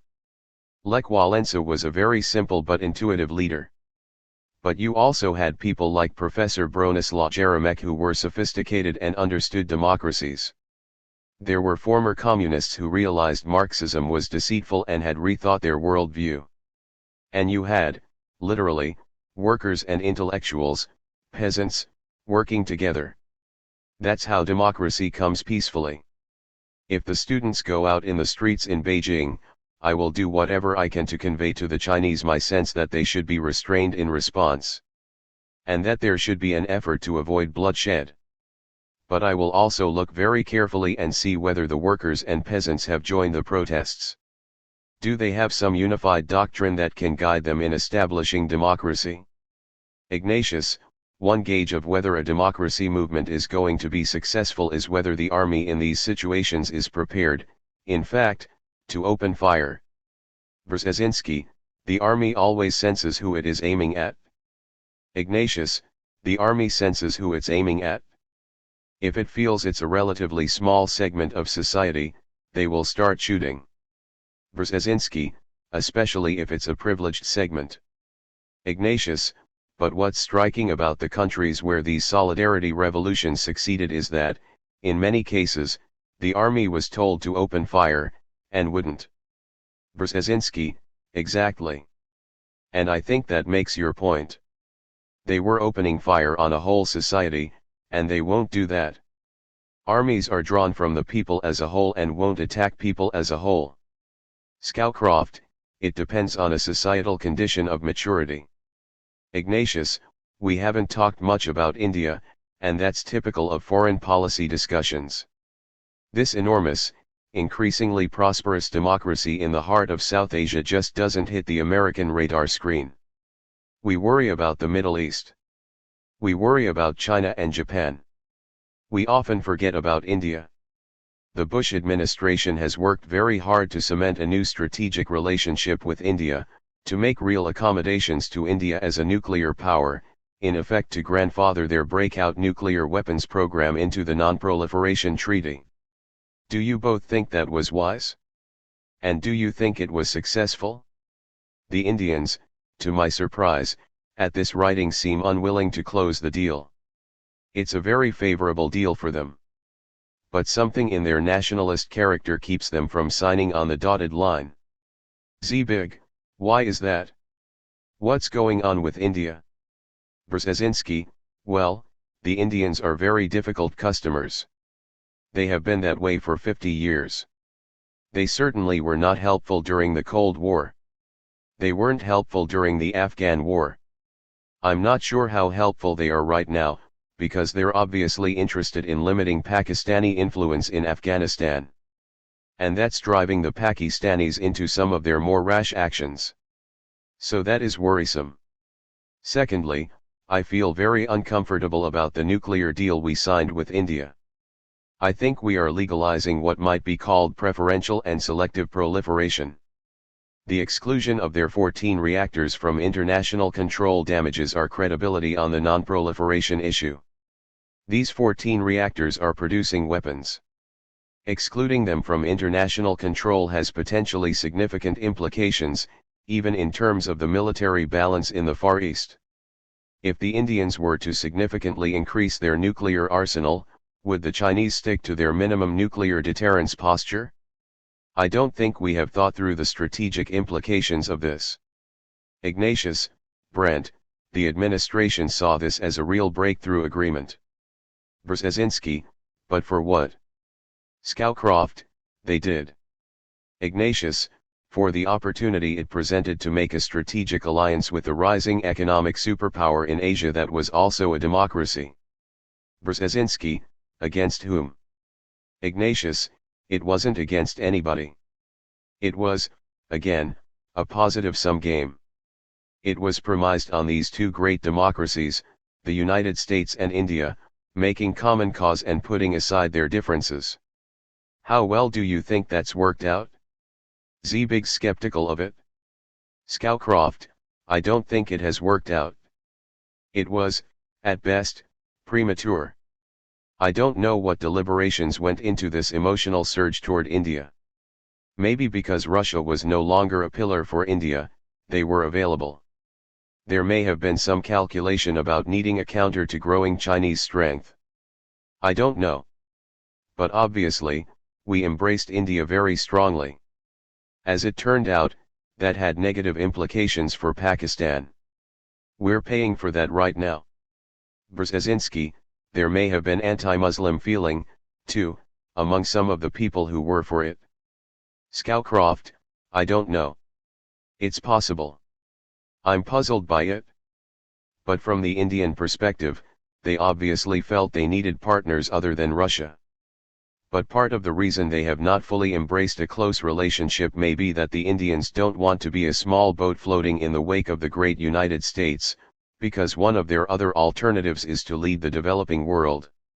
And as we've seen in the Doha Development Round discussions, they have played that role quite seriously. So we've got a whole situation in flux right now. My own sense is that it's good that the nuclear deal is now on the shelf. I think it was premature at least. But what's going on with India is a much deeper issue. Ignatius, do you both regard India as essentially a benign force? We focus on the Chinese economic miracle, but some people argue we're looking in the wrong place. The country that will really be increasingly dominant in technology and will really compete with us is India, not China.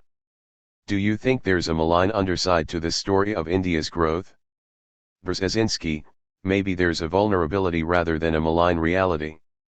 India is a remarkable success as a democracy, but it's also a deceptive success. India's social disparities are far more acute than China's. The poverty, for the lower portion of the population, is far graver. That is something that still has to be overcome.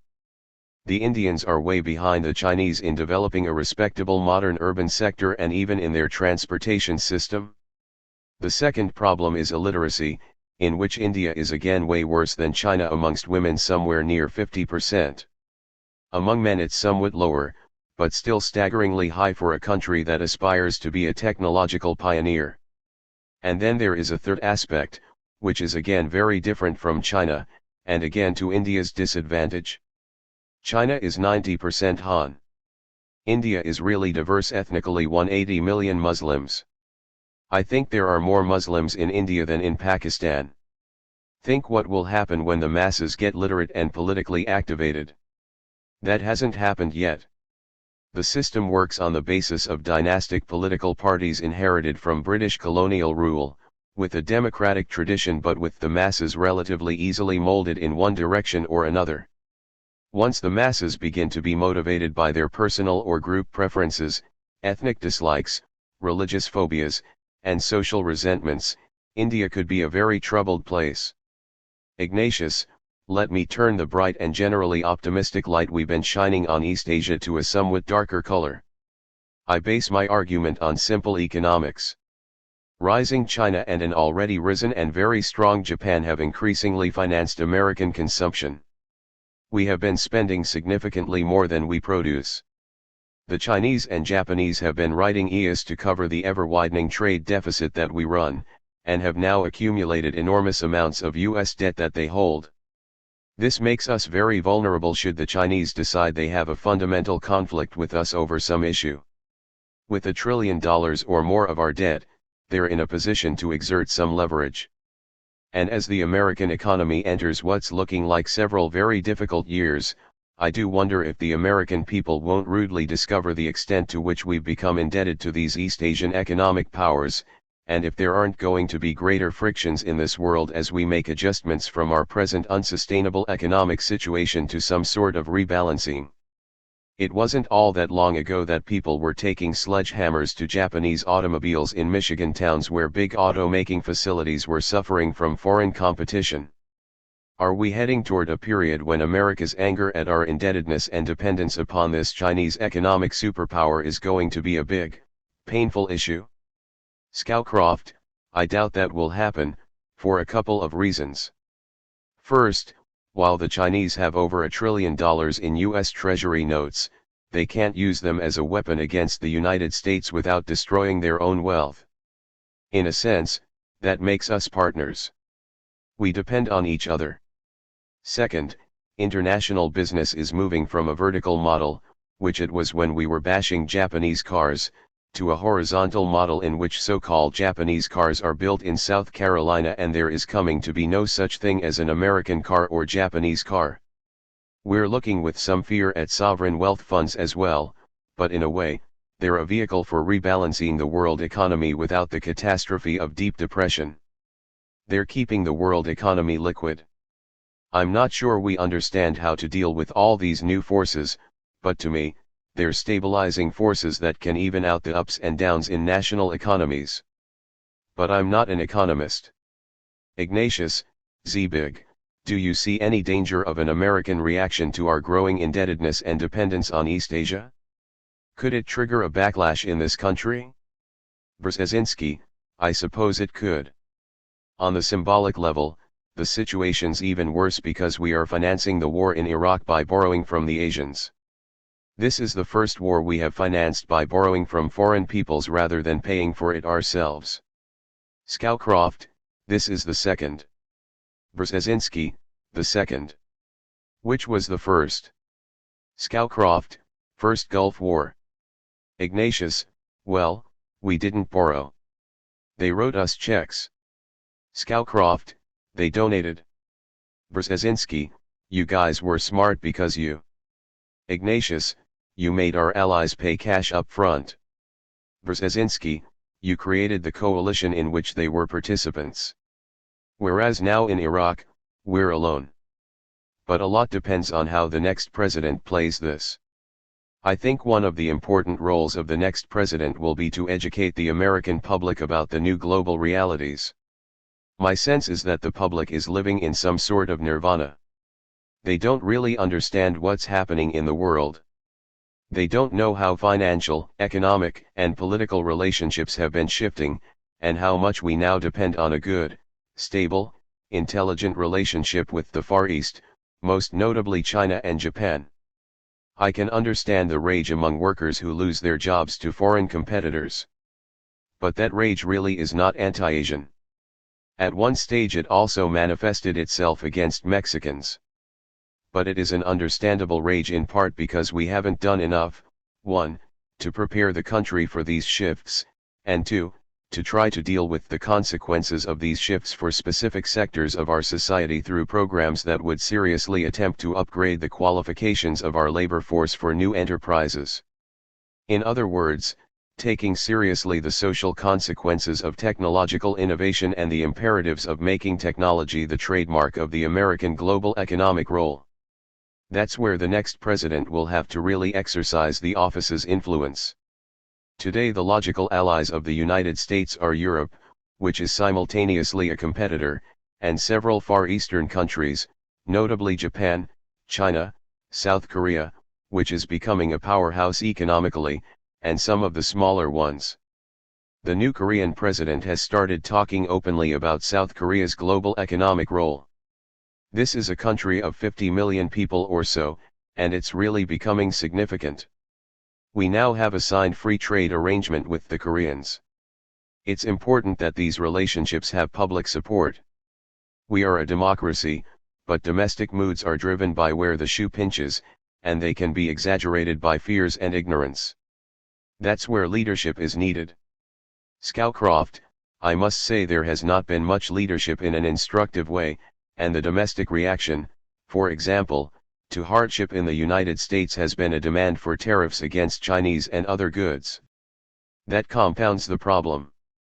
Ignatius, if you insist, as a country, on spending more than you make, and then get angry at the consequences of other people bailing you out, that's an unsustainable position. Scowcroft, that's what I mean. Zbig talked about educating the American people, and that is a real necessity. There has not been much effort toward educating people in this country to the current situation. Quite the contrary. Ignatius, let's return to the theme with which we began, the consequences of this rising Asia, symbolized by a rising China. Is it fair to say that the adjustment to that fundamental change will necessarily change the United States? That we will end up being a different country in some ways? The shorthand people sometimes use is that the future speaks Chinese. That overstates it, but it's a future in which our role will have to be a little different, won't it, Zbig? Brzezinski, yes, but in the past we have been capable of responding. We transformed ourselves from an industrial pioneer, industrial innovator, industrially dominant state into a service-providing state very successfully. I think the next question is whether we can become a technologically pioneering state. Can we build our economy around creating and innovating? If we can do that, we'll be viable. If we don't, we'll become what Great Britain gradually became before its recent burst of innovation, precipitated by Thatcher. The alternative is to become a nation of decaying industrial wastelands. Scowcroft, I think Zbig has put his finger on it. We have to realize that this is a much more interdependent world, and it's going to get more so. We have to integrate our economy with others more closely. We'll depend more on others for certain things. Our particular national skill is the ability to turn science and technology into engineering. As Zbig says, innovation. Right now our tendency is to try to hold on to things ourselves and impose export controls. We think we're the center of everything, when what we need to do is stay ahead. If we release our energies, I think it's our natural talent to take ideas and turn them into practical products. That's where we're good. Brzezinski, and we have to bear in mind that in the interactive age, xenophobia is a psychological phenomenon of retardation. Ignatius, what do you mean by that? Brzezinski, people who were condemned by lack of innovation to make defective cars, and who therefore couldn't compete with a country that was making very good cars, took refuge in dislike of the other country for doing better. If you don't do as well as someone in a field, you leapfrog them. We haven't put enough emphasis on this, if we want to be number one. Ignatius, again, I'm struck by the consistent theme that emerges from our discussion of Asia, which is the need for openness, now the need for flexibility, for suppleness in the way we respond. Brent, are you confident that political leadership can keep America supple, flexible, open in what's likely to be a pretty messy next few years, in which a lot of chickens will come home to roost and the country will feel under pressure? There's going to be a natural impulse to ask who's to blame. How can our leaders help us maintain that essential flexibility? Scowcroft, I don't think by any means that the United States has burned itself out or that we're a declining power. We're still full of energy and optimism, but leadership is key. The current debate focuses on the capillaries, not on the arteries. We need a more thorough and thoughtful discussion of the kinds of things we've been talking about. What is really going on in the world? And how do we react to it, stay ahead of it, cooperate with it, rather than resist or pretend it isn't happening? That debate has not really taken place. I believe the American people can respond. And I think our future should be bright. But we have to step forward to do what is necessary to take care of those whom technology and economic development have left behind. We have the resources to do that and we can preserve a leadership position. But if instead of embracing the change which is taking place we try to prevent it through tariffs and other restrictive measures, we will simply be left behind. Brzezinski, for us in the 20th century, Europe presented the challenge of war or peace, and that's what we had to concentrate on. For us in the 21st century, Asia presents the challenge of competition or decline. It's a different challenge, and I think Brent and I agree that we will not get into some sort of 20th century military collision with China. The problems nonetheless are massively complex, but they're qualitatively different. If we're intelligent in responding to the challenge of Asia, we'll do all right. But if we go into a kind of xenophobic shelter, a gated community of fear, we lose.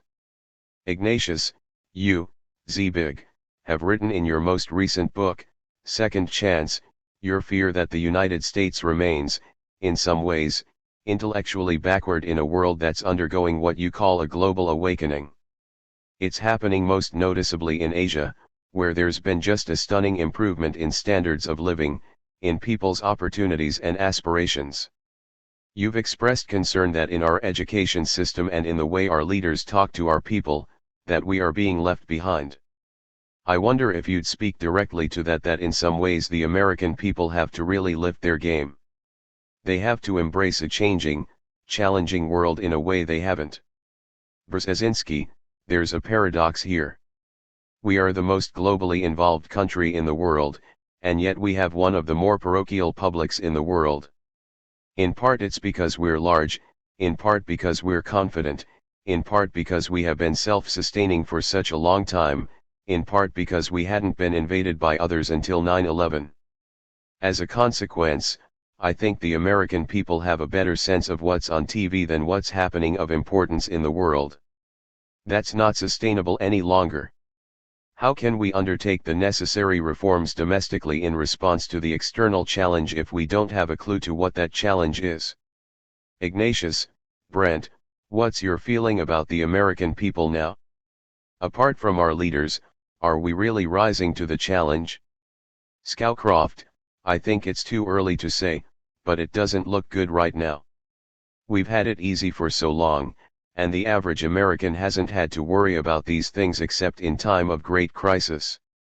Right now there's no great crisis, and he's more worried about what's going on in his particular city, county, state, than he is about what's going on in Washington, let alone the outside world. Many Americans spend their whole lives without having any real contact with a foreigner, somebody who thinks very differently from the way Americans think. We assume everybody thinks just like we do. That makes it very difficult to react in an enlightened way to this novel world where we're being swamped with multiple waves that are generated elsewhere. Ignatius, when I travel around the world, I'm struck by the American ability to live with and really harness diversity. Even the countries we've named as such great successes, China, Japan, other countries in Asia, have enormous difficulty bringing outsiders in and making them feel welcome and making them productive. In a way, that is the American genius. And although we've mentioned some reasons for pessimism, I believe that as long as we remain open to our own diversity and retain that gift of making other people who come here looking for opportunity feel welcome, I can't help but think that we will respond and change.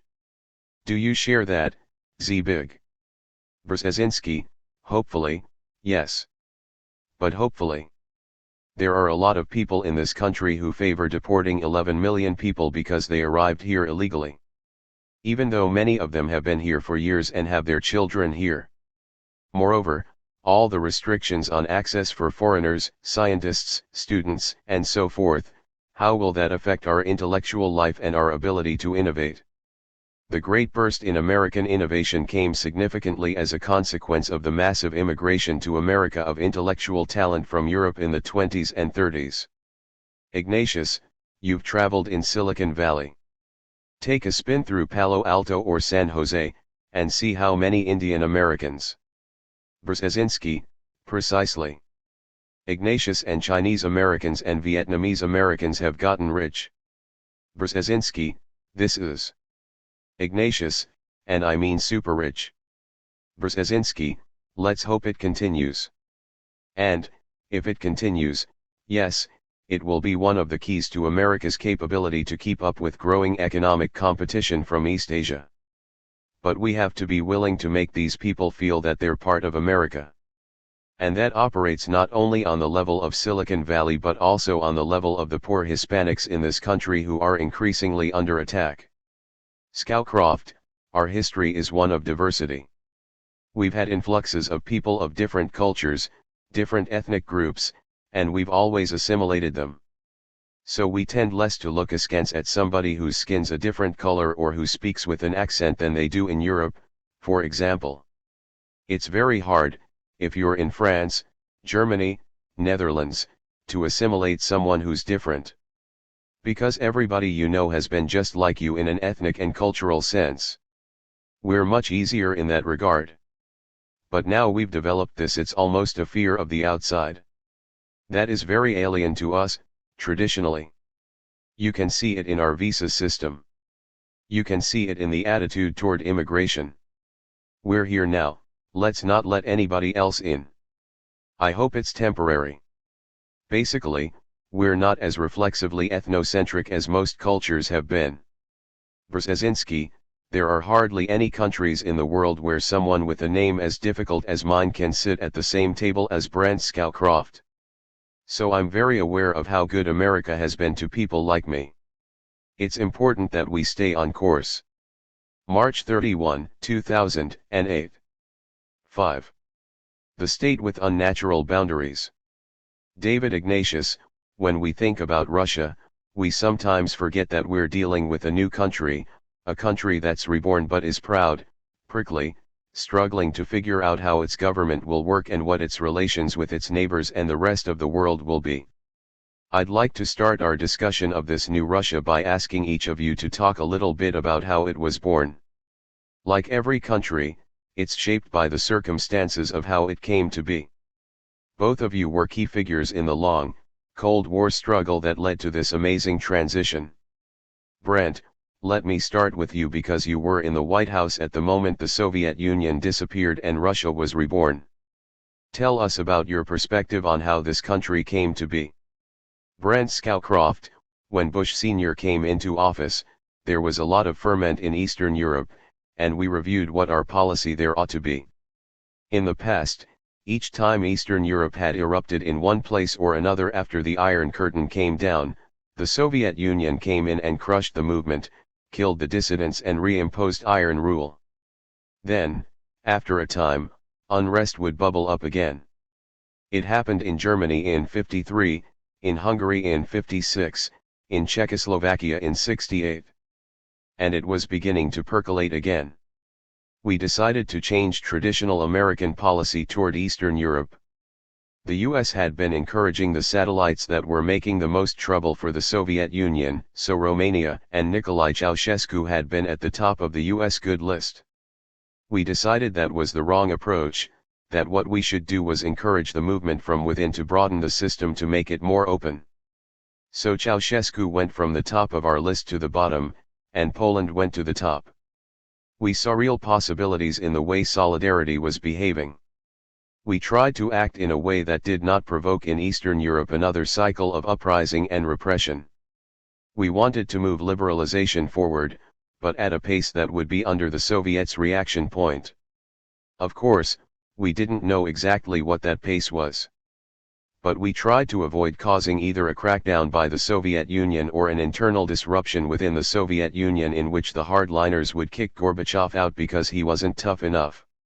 That was our policy. While that doesn't really answer your question about how the new Russia was born, our attitude toward its evolution was that we wanted to nurture liberalism in Eastern Europe and encourage Gorbachev in his glasnost and perestroika. We saw Gorbachev trying to build little Gorbachevs in Eastern Europe, and we wanted to encourage that process. Ignatius, there's a view that in the Gorbachev years, the KGB, understanding how weak the system was, tried to encourage little coups around the country, to shake up a bureaucracy that it thought was failing. That they felt that unless there was some kind of revolution from within, they were in terrible trouble. Scowcroft, I think Gorbachev saw glasnost not as leading toward democracy but as a way to increase the efficiency and effectiveness of the Soviet Union. Starting with Brezhnev, the country had had a series of sick or senile leaders, and it had stagnated for years. Gorbachev, I think, saw himself as rejuvenating the system, not replacing it. One of the ways to rejuvenate it was to lift the burden of terror and repression. The problem was, he couldn't get the party to do what he wanted, so he threatened to hold party elections and throw out the bad guys. That's really what started the slide. Gorbachev sowed the seeds of his own destruction and that of the Soviet Union in the way he went about his responses. Ignatius, did you ever imagine, as you began Bush Sr.'s term in office, that you would see an end of the Soviet Union as a confederation of republics? Scowcroft, no, I can't say that I did. When I came into office, one of the things which imbued me was the danger of excessive expectations. Because the first time I was in the White House was during the period of détente. I think we lulled ourselves into thinking that détente, which was a good tactical maneuver, had fundamentally changed the environment. By the time Zbig came in, the Soviet Union was talking about the correlation of forces in the world changing in their favor. And I thought, we shouldn't allow ourselves to be swayed by our own rhetoric this time. So I was very hard-nosed about Gorbachev. His rhetoric was terrific, but there were no accompanying concrete measures on the ground, when Bush Sr. came into office, to indicate the Cold War was over. To me, the Cold War was fundamentally about Eastern Europe, and the Soviet army was still there. The sinews of control were still in place. So I was a skeptic. Did I think the system was going to collapse? Eventually, yes. But during that time? No. Ignatius, Zbig, perhaps because of your Polish background, I had a sense over the decades that when people scoffed at those who talked about a rollback of Soviet power, you believed it was possible.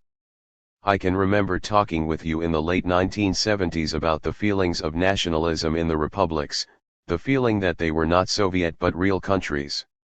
And I have the sense that you never lost hope that this Soviet empire was a temporary phenomenon. When did you first begin to think that a breakup was really possible, and that the United States might encourage it? Zbigniew Brzezinski, when I was a graduate student I wrote my dissertation on the issue of Russian nationalism and Soviet imperialism. My thesis was that Russia under the name of the Soviet Union was not really a national state but an empire ruled from Moscow, and that its history comprised 400 years of territorial expansion which reached its apogee in 1945, when the empire ranged from the river Elba to Kamchatka. But in an age of nationalism, I felt that empire would not endure and that, paradoxically, by transforming a dynastic empire ruled from Moscow into a fictitious federation of national states, national in form but socialist in content was the slogan, the Soviet Union was actually stimulating nationalism among the non-Russians. That was much more true of the larger Soviet bloc, when nations that had an independent history were also subjugated. I was of the view that at some point in the age of nationalism, the Soviet Union would have a crisis. I then reached the conclusion, after the Soviet Union occupied Czechoslovakia in 1968, that the communist ideal was spent and national sentiments would become stronger and stronger, and that our policy should be guided by that reality. I disagree somewhat with Brent when he says that under the first Bush administration America's traditional priorities were changed, and that prior to his tenure in office, Ceausescu was the favored object of American policy. That may have been true of Reagan, but it certainly wasn't true of us. Early in the Carter administration we made the very deliberate decision to support those East European states which while loyal to Moscow were liberalizing domestically, like Poland or Hungary, as well as those that were opposing its domination, like Tito's Yugoslavia or Ceausescu's Romania. We weren't favoring just the extreme nationalists. Our goal was to promote diversity in the Soviet bloc in the context of détente without treating détente as a static arrangement but rather as a dynamic process that would promote a dismantling of the Soviet Union. And this is why we supported the rise of Solidarity so much. Solidarity arose not in the late 80s but in the late 70s. It really challenged the integrity of the Soviet bloc because its dismantling of communism in Poland then led to repetitions in Czechoslovakia and Hungary, to the isolation of East Germany, and to the collapse of the Berlin Wall. To make a long story short, To me the whole process represented the termination of something that had defined Russia for 400 years, an imperial expansion from a clear center to create a multinational state. And then suddenly and abruptly, when Brandt was in power, we had the emergence of a national state whose boundaries and national identity were both very vague and had to be formulated. And that brings us to the dilemmas Putin confronted, and to the present. Ignatius, let's move toward the present. I'd ask you, Brandt, to look at the birth of this new Russia through Russian eyes.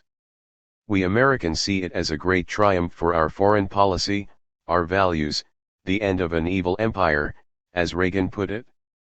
But in Russian eyes it was a very different event. It's a nation born in humiliation and dismantlement. Speak a bit, please, about what that birth process means in terms of how Russians think about their country and how Russia's leaders conduct their foreign policy. Scowcroft, if, instead of Gorbachev, the Politburo had put in, for example, another Brezhnev in his prime, these events would not have happened in the same time frame. The Soviet Union would have continued. Eventually it could not have sustained itself, politically, ethnically, or economically. But Gorbachev and the way Gorbachev went about it had a lot to do with the timing of the breakup. Brzezinski, he was an accelerator. Scowcroft, yes, absolutely. And when Gorbachev ran for president after the end of the Soviet Union, he got about 1% of the vote. He is one of the most detested people in Russia. That says something about this transformation we're talking about. Ignatius, why do they detest him? What do Russians feel? Scowcroft, because he destroyed the glory of Russia. Brzezinski, it was a glory built on an imperial ethic, imperial tradition, imperial pride. Scowcroft, and then comes Yeltsin. I don't know whether Yeltsin was a small d Democrat or not. He was a populist who had his fingers on the pulse of this movement, and he rode it. He was not a manager, not a governor. Politically he told the provincial governments to take all the power they thought they could handle. He dismantled the state economy and sprinkled out economic control so that the oligarchs were able to gather it up at bargain basement rates. Putin, I think, was appalled by all this. Whatever his motivation, he is a centralizer, and he tried to gather back the sinews of the Russian state, and preserve what he could of the remnants of the Soviet state. Maybe his motivation I don't know is to recreate the Soviet Union. I doubt it. But he certainly wants to recentralize power in Russia. I think that's partly because, for the Russians and I think for Putin, this whole experience was a huge humiliation. Former President Bush went out of his way to avoid the concept, we won the Cold War. The Soviet Union lost it, because. Ignatius, this is your boss, Bush Sr. Scowcroft, Bush Sr. He didn't want a World War I syndrome again. So what he said was that everybody had won by the dismantling of the Cold War. He was criticized when the wall came down for not wanting to go to Berlin and dance on the ruins. Ignatius, and for the famous Chicken Kiev speech, in which he was seen as insufficiently tough. Scowcroft, that particular issue was your colleagues in the press. That speech was not about Ukraine staying with the Soviet Union. It was about Ukraine not breaking up into its constituent parts, as Yugoslavia was already starting to do. It was a warning against the perils of disintegration, which is why it was made in Kiev and not in Moscow. Ignatius, Zbig, when I talk to Russians, they often express a feeling that the United States took advantage of Russia's weakness during the 1990s, in this period of disarray under a weak president who, as Brandt says, was prepared to let power diffuse from Moscow to the provinces and to the oligarchs. They feel we pushed for all the advantages we could while Russia was weak. And Russians still seem angry about it? Do you think there's justice in that? Did we take advantage of their weakness? Brzezinski, I don't think we did that deliberately, although the events, as they unfolded, could be interpreted by the Russians in that fashion. But I would, first of all, take a more generous view of Yeltsin's role. Don't forget that the disintegration of the Soviet Union, the fragmentation of power, was a very dynamic and unpredictable process with a possibility of significant reversals. There was, after all, the coup attempt against Gorbachev, which was led largely by the secret police with the support of the army and the party bureaucracy. Who prevented it from succeeding? It wasn't Gorbachev. His role was a little ambiguous. He refused to resign, but he really didn't take them on. It was Yeltsin who did. And Yeltsin, in a sense, saved the process of transformation from a dramatic reversal that probably would have resulted in a lot of brutality. Secondly, Ignatius, do you think that the dismantling of the old communist regime could have been reversed so that the old guard returned to power? Brzezinski, since the coup attempt failed, it's easy to argue that it inevitably had to fail. But the fact is that for several days people in Moscow and a lot of other places in what was still the Soviet Union thought it had already succeeded. And it was Yeltsin in Moscow who mobilized the opposition, forced a confrontation, caused the fragmentation of the coalition, and reversed the coup attempt, but also precipitated the removal of Gorbachev. Remember, shortly after Gorbachev returned to Moscow in triumph, there was a joint appearance by Yeltsin and Gorbachev on Soviet television. Yeltsin was already the president of the Russian Republic in the Soviet Union, which was a new post. He very dramatically pulled out his pen and announced that he was issuing a decree for the dismantling of the Communist Party. Gorbachev objected on television, and Yeltsin said to sign it. The same day, militia surrounded Central Committee offices and all the communist bureaucrats left the building pell-mell. Some of the conspirators committed suicide. That was a very decisive moment. There was a later showdown when Yeltsin was president, but this was the critical one. The result was chaotic, but what else could it have been? This was a centralized political and economic system in which, all of a sudden, political centralization was ended.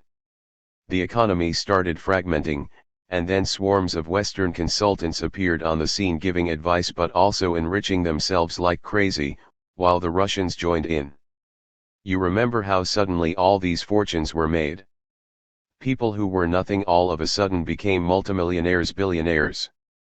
And that of course created resentment in Russia, in the public, particularly since the relatively secure, but not very wealthy, Soviet middle class was devastated. Those are the people who suffered the most. So there was a tremendous amount of resentment. When Yeltsin increasingly became drunk and incompetent and there was pressure to push him out, Putin became president. We know what happened under Putin, but we don't quite know for sure what motivated him. But we have some indirect clues. First of all, what is his worldview? He has given us some indications of that. He said the end of the Soviet Union was the greatest geopolitical calamity of the 20th century.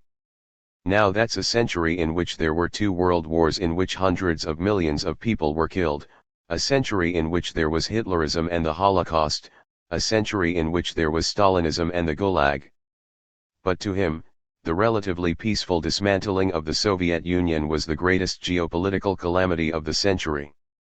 Secondly, there's an interview early in his presidency in which he talked about his family antecedents. The person he admired the most in his own family was his grandfather. Who was his grandfather? That hasn't been picked up very much by the Western press. His grandfather was a security guard for Lenin and then for Stalin, in fact his food taster. This is the man Putin admires the most. Then, about a year after he became president, he went to an annual celebration where all the senior generals of the KGB were assembled, retired and new ones. He walked in, stood in front of them, saluted, and said, "Comrades, mission number 1 accomplished." Maybe it was a joke. But remember, he came from the KGB elite, the KGB agents who were stationed abroad. These were the pampered children of the Soviet Union. They had access to Western books, they could travel abroad, they were trusted. They were on special missions. I can well imagine their mood as they watched the Soviet Union disintegrate. and I can well imagine that a group of them vigorous, younger, ambitious said, this has to be brought under control. So my sense of Putin is that he is reacting to what happened. I don't think he has assimilated the fact that the old imperial system cannot be recreated. He's motivated a great deal by nostalgia. He's also rational, and he's not going to try to create a new Soviet Union. But he is going to do two things. First, he's going to try to isolate Central Asia in order to keep the West out as much as possible. He's doing that very effectively by making all of the oil and gas of Central Asia funnel through Russia. Secondly, he'll try to subordinate states such as Ukraine and Georgia because they are geopolitically critical. Ukraine, because if Ukraine goes there's no longer any chance of a Slavic Union and Russia becomes only a national state. Georgia, because it's critical in the Caucasus, and the Baku-Ceyhan pipeline gives us access to the Caspian, which the Russians would like to cut. Scowcroft, let me give you a few vignettes about what Zbig just said, starting with the coup against Gorbachev. That was a surprise to us. We were trying to figure out what had actually happened, what the real situation was. For example, we tried to find out who had possession of the codes for missile launch in the Soviet Union. We couldn't find that out. There was a lot of confusion for the first day or so. We tried several times to get through to Gorbachev, and couldn't. I don't know whether it was the president, or me, or somebody else, who said, let's put in a call to Yeltsin. Strangely enough, the call went right through. And Yeltsin was right then in the middle of Moscow standing on that famous tank. Yeltsin was very courageous, and he did consolidate the opposition. But what was really remarkable about the coup is that the people we had feared, the head of the KGB, head of the military, and others were so inept they couldn't even mount a coup. Brzezinski, and they started committing suicide. Scowcroft, yes. They couldn't have mounted a two-car motorcade. They were totally inept. But when Gorbachev came back from his internment in the Crimea, as Zbig said, they had this joint meeting. Yeltsin humiliated Gorbachev, just humiliated him. The hatred that had developed between those two is one of the keys to what happened. They had been colleagues for some time and then, in 1987, Yeltsin broke away. He gradually became determined to get rid of Gorbachev. I have a hunch that the Soviet Union disappeared when it did because that was the way Yeltsin could get rid of Gorbachev. Ignatius, when did President Bush decide that Yeltsin was the horse to ride here? Scowcroft, one of the things Gorbachev never understood relates to a point Zbig made about the role of nationalism. He grossly underestimated nationalist sentiments in the various parts of the Soviet Union. He had this notion of restructuring the Soviet Union into a kind of confederation. He actually developed a framework, and the various republics voted on it. When Ukraine voted against it, that was the sign that Gorbachev was finished. It was a paper project.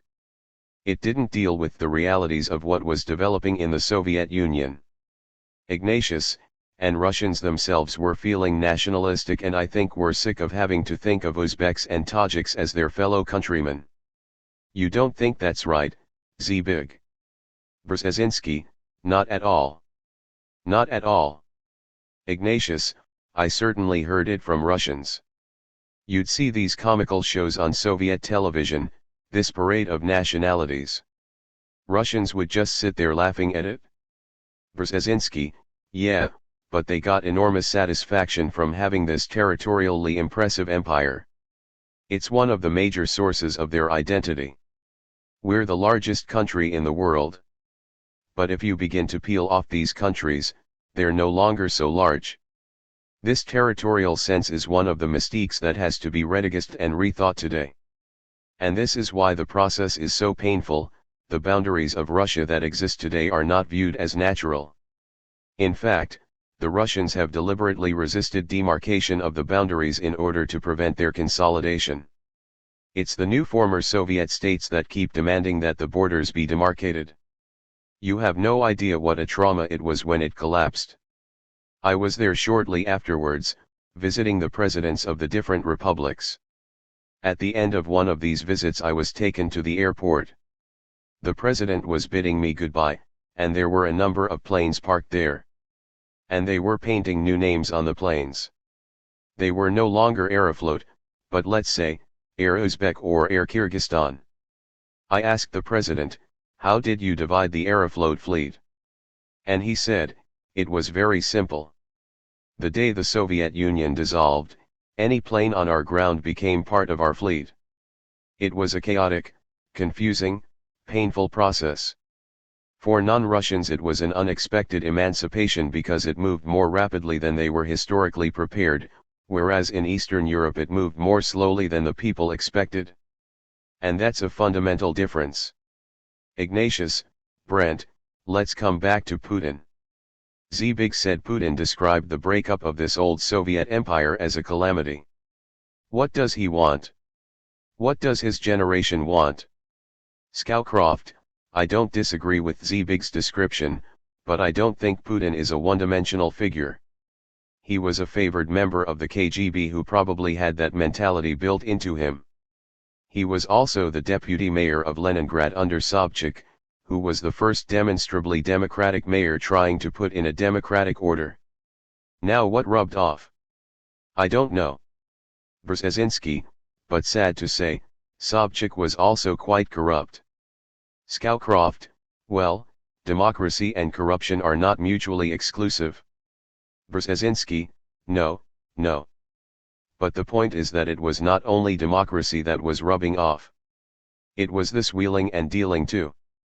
Scowcroft, I don't disagree with that. Among the interesting moments in Putin's sort of autobiography is that he says that one of the most moving moments of his life was when his mother spirited him off in secret to the cathedral to be baptized. Now what does that mean? I don't know. But here's a guy with a lot of things swirling around in his mind. One of the things he's done best is to appeal to Russian nationalism. He is popular. The Russian people like him. And as for that image of the calamity of the Soviet collapse, most Russians feel exactly that way. Brzezinski, but I think one also has to face the fact that his definition of Russia as this very proud national state, which, as he claims, emerged in the wake of the greatest calamity of the 20th century, has made it more difficult for Russia to come to terms with the negative legacy of Leninism and Stalinism. The Germans have gone through that process, and they have in a sense expurgated the Nazi experience as something very evil. Putin has created a situation in which there's very ambiguous, hesitant, and partial condemnation of Stalinism. And there is a sense of semi-justification, or sweeping it under the rug, that delays any genuine, constructive, positive redefinition and gives the nationalism a xenophobic, nostalgically imperial aspect. And that has not only delayed the transformation of Russia, it has infected Russian nationalism with a bacillus that could be quite ominous, the black shirt youth, the anti-Western, anti-Asian, kind of racist quality. I'm actually optimistic about Russia's long-term evolution. But we are in the middle of a very contradictory and ambiguous phase in which Putin on the one hand consolidated Russia and brought back order, but on the other hand delayed some of the self-redefinition that I think will eventually open the doors of Russia to Europe and Europe to Russia. Scowcroft, that self-definition could take a generation. I think there will be more Yeltsins, more Putins, maybe more Gorbachevs as the Russians settle into who they are and what should their structure be. All I'm saying is I don't know how much of Putin's behavior comes from a desire to recreate the old Soviet Union rather than an appeal, as he sees it, to Russian nationalism. A year ago I heard him give a speech in Munich. There were 3 parts to the speech. The first 2 parts were widely publicized, and the third was almost not mentioned by the media. He said something roughly like the following: when we were weak, when we were flat on our back, you in the West, this was to a NATO audience, you walked all over us, and he detailed that. Then he said, now, we've regained our strength and we're not going to be run over anymore. We're going to stand up for ourselves. And third, he said, but now's the time to cooperate. We ought to cooperate on nuclear weapons, we ought to cooperate on non-proliferation, and we ought to cooperate on nuclear power so that no nation feels the need to enrich uranium nationally. We ignored that. Putin has indeed gotten popular by kicking us in the shins. It is an appeal to Russian nationalism. I'm not sure how much we can reach out now, and how much he is prepared to respond. The Russians love strength, power, and assertiveness. Whether we can work through that to a cooperative atmosphere, if we treat them as if they matter, I don't know. Ignatius, let's turn to that question of how the United States should deal with this new Russia and its prickly nationalism, its sense of grievance about the dismantling of the old empire. There has been, from one U.S. administration to the next, a desire to push NATO outward to include the former republics of the Soviet Union. And one of the things Putin has been angriest about is this process of NATO expansion to the very doors of the Russian heartland. The proposal to expand NATO to Georgia and Ukraine in particular seems to have really upset the Russians. In a sense that shouldn't surprise us. If the United States was facing a potential adversary that was expanding its alliance to include Canada and Mexico, we'd be pretty concerned. Scowcroft, we would invoke the Monroe Doctrine. Ignatius, well, yes, we have a celebrated national policy going back more than 150 years, saying that this shall not pass. So let me ask you, Zbig, what is a wise policy for the United States going forward? Brzezinski, let me try to formulate it as I would if I were responsible for policy. If I were advising a president, I would say, first of all, we have to identify areas of common interest and try to see if we can promote them. For example, arms control is an area of common interest. It's in both their interest and ours for the arms race not to get out of hand as it did during the Cold War. So I would start with that. I think that would logically lead to non-proliferation. And again, I think there's a shared interest here. How one pursues non-proliferation could become an area of disagreement, especially, for example, in the case of Iran where we were seriously tempted to use force. I'm not sure the Russians would formally go along with that, although I suspect they would see some benefits for themselves if we got entangled in a conflict with Iran. They would assess the benefits and risks to us, and I think conclude that either we would end up paying a very high price or else they wouldn't be that negatively affected. Nonetheless, there is a common interest here as well. I think by and large the Russians don't want the area we talked about earlier, the global Balkans, to become massively unstable, because that could spill over into Russia. While we talk of Russia as a national state, the fact is that 20 to 25% of the Russian citizens are not Russians, including about 30 million Muslims. So there is a potential spillover that gives the Russians an interest in the stability of the global Balkans. The Russians are also concerned about China and America becoming allies, because that would give China greater leverage against Russia. That gives us some diplomatic opportunities which can be constructively employed.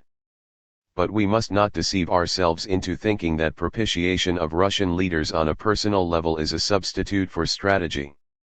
Praising individual leaders, honoring them in a fashion that creates misconceptions as to what Russia really is, for example labeling it a democracy when it isn't, I don't think is helpful. What is really important is to create a geopolitical context that reduces the likelihood that a nostalgic desire to be a great imperial power again becomes realistic, and which, over time, gives Russia the overriding option of becoming more closely associated with the West rather than creating its own competing imperial system. On a practical level, that means several things. First, we have to make deliberate efforts to establish more, and more direct, economic links with the Central Asian nations as energy exporters, and not agree to their being sealed off. So the Baku-Ceyhan pipeline was an important strategic accomplishment. We are considering the Nabucco pipeline as a reinforcement of that access. We should persist in that. At some point, probably not that far off, pipelines from Central Asia through Afghanistan and Pakistan to the Indian Ocean will become feasible. Those are good things to do. That brings me to your question about NATO expansion. Just think what the situation would be today if the Baltic republics were not in NATO. it would probably be as ominous as it is between Russia and Georgia. Look at how the Russians reacted when the Estonians decided not to have a monument honoring the Soviet occupation of Estonia in the middle of their city, but moved it to a cemetery.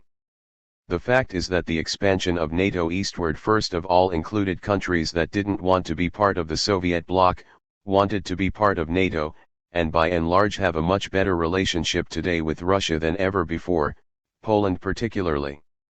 So I don't think the expansion of NATO has been disruptive, quite the reverse. That brings me to the difficult issue of Ukraine and Georgia. I think these countries should not be foreordained to be in the shadow of Moscow. On the contrary, if Ukraine moves to the west, first to the EU, eventually maybe to NATO, the probability that Russia will move towards Europe is far greater than if Ukraine is told in advance that it can never be part of the EU and NATO because Moscow doesn't want it to be. That keeps alive the notion in Moscow that Ukraine, Belarus, maybe the Central Asian countries can again be part of some Russian-dominated entity. I would say of all these things, seek areas of cooperation and avoid special provocations, such as an explicit American-Chinese anti-Russian alliance. But also create geopolitical contexts in which the Russians will eventually say, our future will be safest, our control over the Far East territories will be most assured, if we are related to the West, if there is a kind of Atlantic community that stretches from Lisbon to Vladivostok. I think more and more younger Russians, beyond the Putin generation as Brandt said, will be attracted by that, if we are capable of sustaining such a complex strategy. Ignatius, if I hear you, between the lines you're saying don't push too hard, especially at a time when we're hearing loud Russian protests on the speed of NATO expansion into Ukraine. Brzezinski, yes, but don't take decisions which preclude that expansion. For example, the issue right now is not NATO membership for either Georgia or Ukraine. The issue is whether they should have that option at some point in the future. Ukraine has a program, adopted not by President Yushchenko but by his pro-Russian rival, Yanukovych, who has set the following target dates: 2006, 2 years ago, for obtaining a membership action plan, which is the big issue today, 2008 for accession into NATO. That's Yanukovych, not Yushchenko. Ignatius, Brandt, how hard should we be pushing NATO outward, and how hard, by implication, should we be pushing Russia? Scowcroft, one of the things we've left out of this discussion is the EU. It seems to me that we are mixing up NATO and the EU. We do want these areas to be incorporated into the greater region of Europe. To me, the EU is quintessentially designed for that job. The EU is supposed to remake nations' internal structures and get them ready to join its community, and it has done a wonderful job at this. When we substitute NATO for the EU, we're using a very different instrument designed for very different purposes. I think we have come to completely confuse the two organizations. Now, I agree with much of what Zbig has said. But I want to comment on 2 points. First, there are probably more areas in the world where we and the Russians have generally common interests than where we have fundamental conflicts. The near abroad is an area of tension for Russia, and so is the issue of democracy, as we define it. The Russians are not going to turn democratic because we hector them about it. That probably slows the process. They're going to come to their own conclusions. We ought to make clear where we stand, but to punish and hector them only adds to their sense of martyrdom. The issue of the Ukraine and Georgia is interesting. I was not a great fan of NATO expansion in Eastern Europe because I feared it would dilute NATO's unity of purpose. But I think it has worked well. The Baltics, which were the most sensitive issue in the breakup of the Soviet Union, were a special case. They were the most sensitive issue, both for the Soviets and for us, because we had never recognized their incorporation in the Soviet Union. For the Russians, unlike the rest of Eastern Europe, they were a part of their Soviet Union. We've resolved that issue. But now come Ukraine and Georgia, which clearly were part of the Soviet Union. They were not satellites. And with respect to Ukraine and Russia, there is a deep historic tie. Kiev was the heartland of Russia until the Mongol invasion in the 13th century, when the Russians fled north into the forests where the Mongols wouldn't follow them. So there is a sense here in which this is different. And I think, contrary to Zbig, that bringing Ukraine into NATO would be seen by the Russians as a further attempt to humiliate them. We should proceed cautiously and encourage the EU to reach out. If we start to rethink what NATO is and where it's going, then a parallel approach to Ukraine and Russia by NATO may be reasonable. Pushing membership now will cause a problem, especially since the eastern part of Ukraine is, I think, majority Russian. Brzezinski, it's Russian speaking, but it's not Russia. Scowcroft, the western part has a very different history. And Ukraine itself, as I understand it, is divided about the issue. Ignatius, some polls show a majority of Ukrainians opposing NATO membership, and there certainly is a sharp division. Brzezinski, that's absolutely correct. And the Ukrainian government, which has sought this so-called membership action plan, which is not a decision to join NATO but only to prepare for an eventual membership, took the initiative in going to Brussels and asking for this arrangement, in part because a previous government, the one supported by Eastern Ukraine, initiated those steps several years ago. But the Ukrainian government has also stated that it will not ask for membership unless a majority of the people approve it in a referendum. So the issue at this stage is not membership. The issue is whether the possibility of eventual membership should be excluded or not. If there's no membership plan, then in effect it is excluded. It's a contingent approach. Ignatius, well, that doesn't much reassure the Russians. Scowcroft, it's not a contingent approach. Brzezinski, ultimately the Ukrainians are the ones who should decide their future, not the Russians. Otherwise you're placing a country of 45 million people in a subordinate position to its neighbor, who determines whether it should. Scowcroft, oh, no. Brzezinski or should not take a certain decision. Scowcroft, no. You're the one who's saying NATO is not taking action because Russia won't let us. I don't think we have to take that position. If we don't take any action on Ukraine, it doesn't mean they're barred from membership. It doesn't mean anything. Brzezinski, but the point is. Scowcroft, but the membership program is like getting on an escalator. It doesn't necessarily mean you want to go to the second floor, but it surely is a good indication. Ignatius, that's the marked destination. Brzezinski, but that is something the Ukrainians have asked for. We didn't go to them and say, ask for it, and then we'll support you. The sequence is the opposite. The Ukrainian president, prime minister, and speaker of the parliament wrote a joint letter saying, we now feel we are ready to have this membership action plan. We would like to have it. But we're not going to join NATO unless a referendum in the country approves it. Ignatius, but, Zbig, how many times can you poke a stick in Russia's eye without their fighting back? We've gotten in the habit, through the years of Russian weakness under Yeltsin, of poking them a lot and getting away with it. Isn't that period ending? Don't we have to take them seriously when they say, this is fundamentally contrary to our interests and we are going to resist it? Brzezinski, I believe that if Ukraine is not placed in a position of subordination to Moscow, but oscillates towards the EU and NATO, it actually increases the probability of Russia doing so as well. If we create conditions in which there is this fear of Russian sovereignty, which we have to respect at the cost of the sovereign rights of other countries, we are in effect reinforcing their imperial nostalgia. Scowcroft, I don't think that's the choice at all. I'm all for the EU pushing hard on Ukraine. The Europeans are not enthusiastic. Brzezinski, the Europeans are divided. Scowcroft, they're divided. But I'm certainly in favor of EU membership for Ukraine, which would do all the things you're saying without antagonizing Russia. NATO is a different instrument. For Russia, it has the symbolism of the organization that during the Cold War was a mortal enemy. We don't think of it that way anymore. But why be provocative? Let's push EU in those areas and just let the situation develop gradually. Brzezinski, I have no problem with the EU part. The problem arises when an important country like Ukraine wishes to be part of NATO, or at least wishes to have that option. One has to ask, why do they feel that way? Why do they want that option?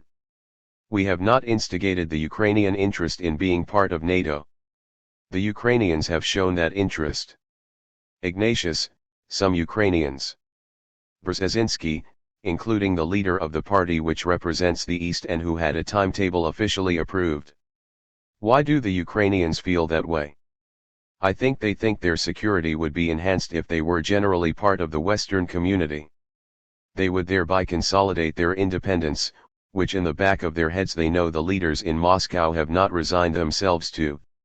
As recently as 3 years ago, the official organ of the Russian Foreign Ministry published a series of articles by historians designed to show that the Ukrainians are really not an authentic nation but essentially an offshoot of the Russian people. It is this kind of insecurity that motivates those Ukrainians who are saying, we'd at least like to have that option in the future, once our country as a whole approves it. I am in no rush to fulfill that desire. But I certainly feel uncomfortable denying it simply because the Russians declare that this is somehow an invasion of their rights. Ignatius, the common theme between the two of you, as I hear it, is that it should be an American goal to draw Russia toward Europe, to let Russia have a European identity and future, and that a European Ukraine is a necessary precursor for that. As Ukraine moves into the EU, Russia will likely move with them. So we want to draw Ukraine into Europe, but in a way that doesn't create a crisis and confrontation. Am I summarizing that correctly? Scowcroft, no. Not for me.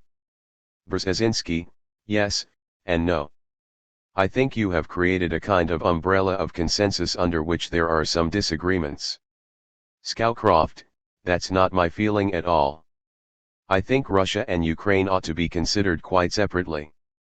And I do not believe that if we draw Ukraine into Europe, Russia will necessarily follow. Quite the contrary. Russian pride of place and their feeling, if you will, that Ukraine is a little brother plays in quite the opposite direction. I would keep them on separate tracks. Ignatius, so you think a European Russia, or Russia as a future member of the EU, is an unrealistic prospect? Scowcroft, no, I don't.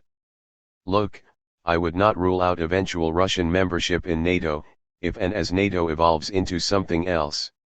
I wouldn't rule out Russian membership in the EU either, but it is so complicated that I think there is not much point in talking about it right now.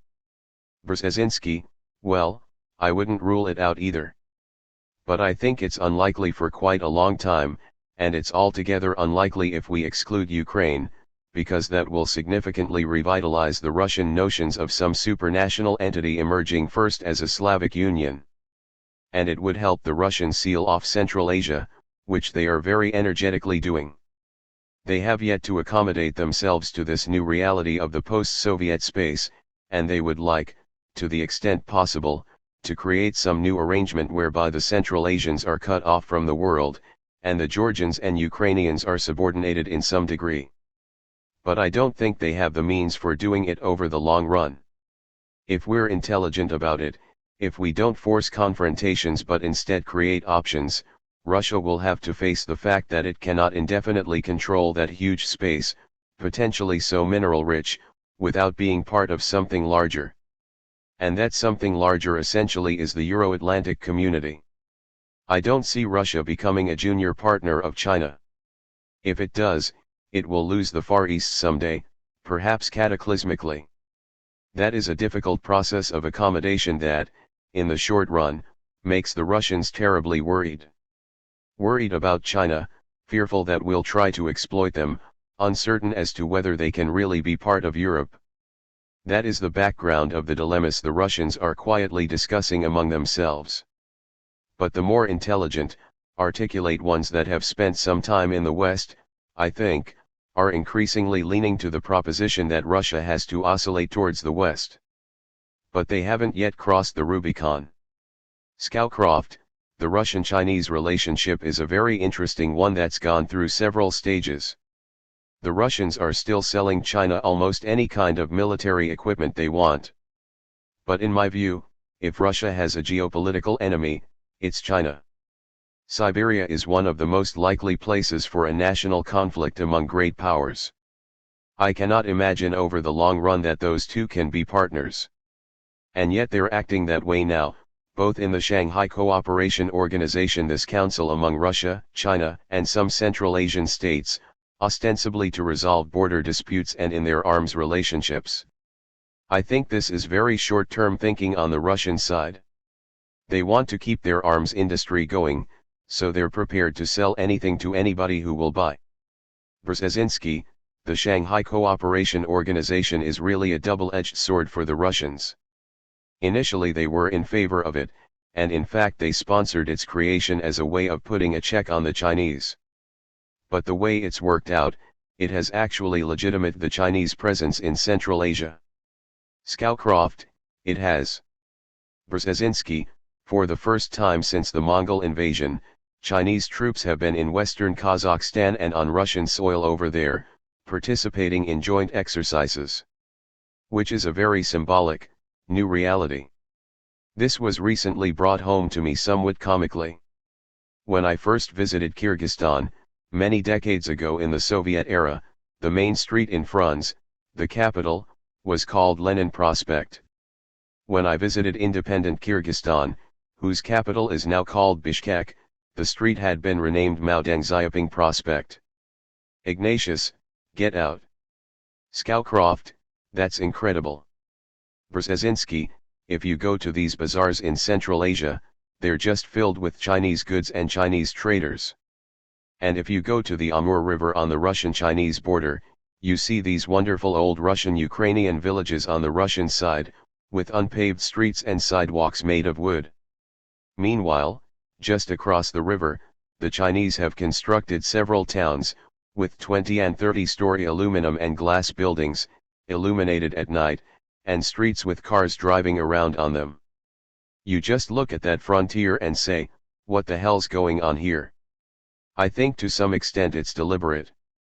And there are more and more Chinese illegally in Russia on the other side of the river, leasing farms from Russian peasants who are either too lazy or too drunk to make them work, or leasing forests, or doing small retail trade. If you go to Harbin, in Manchuria, which used to be a Russian city particularly after the Bolshevik Revolution, when a lot of white Russians fled there, there's a district for trading with the Russians. All the street signs are in Russian and Chinese. And what do you see? You see the Chinese selling cars, television sets, iPods. And the Russians are selling matryoshkas, nested wooden dolls. That just tells you a great deal. And then you go to a restaurant in the evening and you have all these Chinese filling themselves with food, and you look around the room and notice there are rows of chairs along the walls, with these rather beautiful Russian girls sitting, waiting for customers. Ignatius, let's talk a little bit about Central Asia. Traveling to the stands, the Central Asian republics, you get a sense of enormous restlessness on the part of their leadership, that they're eager for greater contact with the United States and anxious about Moscow's attempts to subjugate them and to draw them into joint energy policies, security policies. You find that in every capital in Central Asia now. What should we do about it? Is this an opportunity for America? Should we be trying to develop closer relationships with Uzbekistan, Kyrgyzstan, and the other former Soviet republics in that part of the world? Brzezinski, it depends what we do. I don't think we ought to try to establish some sort of a political military relationship with them, except maybe on a tactical basis to help us in Afghanistan. What we really ought to be doing is what we have been trying to do, but ineptly and without real effort at a high level in the government, and that is to gain greater direct access for trade, particularly for energy exports. And that means pipelines, gas and oil. Scowcroft, that is what we really need to focus on. Not the political so much as the economic. To give them access to the rest of the world. Brzezinski, for example, we should already be planning pipelines throughout Afghanistan, down through India or Pakistan to the Indian Ocean. Ignatius, when I was in that part of the world, I kept thinking that what we really need is a new Tennessee Valley Authority for the water resources of that part of the world. Brzezinski, in Kyrgyzstan. Ignatius, you have the greatest hydroelectric power opportunities on the planet with all the snow in these amazing mountain ranges. You have a desperate need for electrical power, and we ought to create a TVA that ties together the stands and Afghanistan. Your point that the great game, circa 2008, is about pipelines I am sure is right. Brzezinski, yeah, because energy is their main asset. The rest of the world wants it. And if they can deal directly with the rest of world, they will consolidate their independence.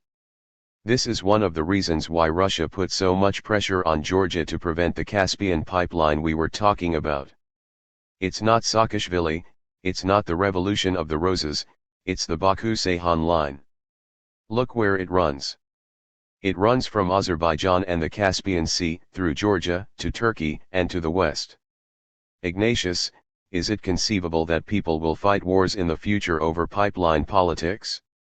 Brzezinski, I think it's quite conceivable that access to energy will be a major source of political leverage. There's no doubt there's a growing interdependence between the EU and Russia in terms of energy purchases and sales. And the Russians need Western investment. But there is a time lag in the event that the energy is cut off. The consequences in the West would be immediate.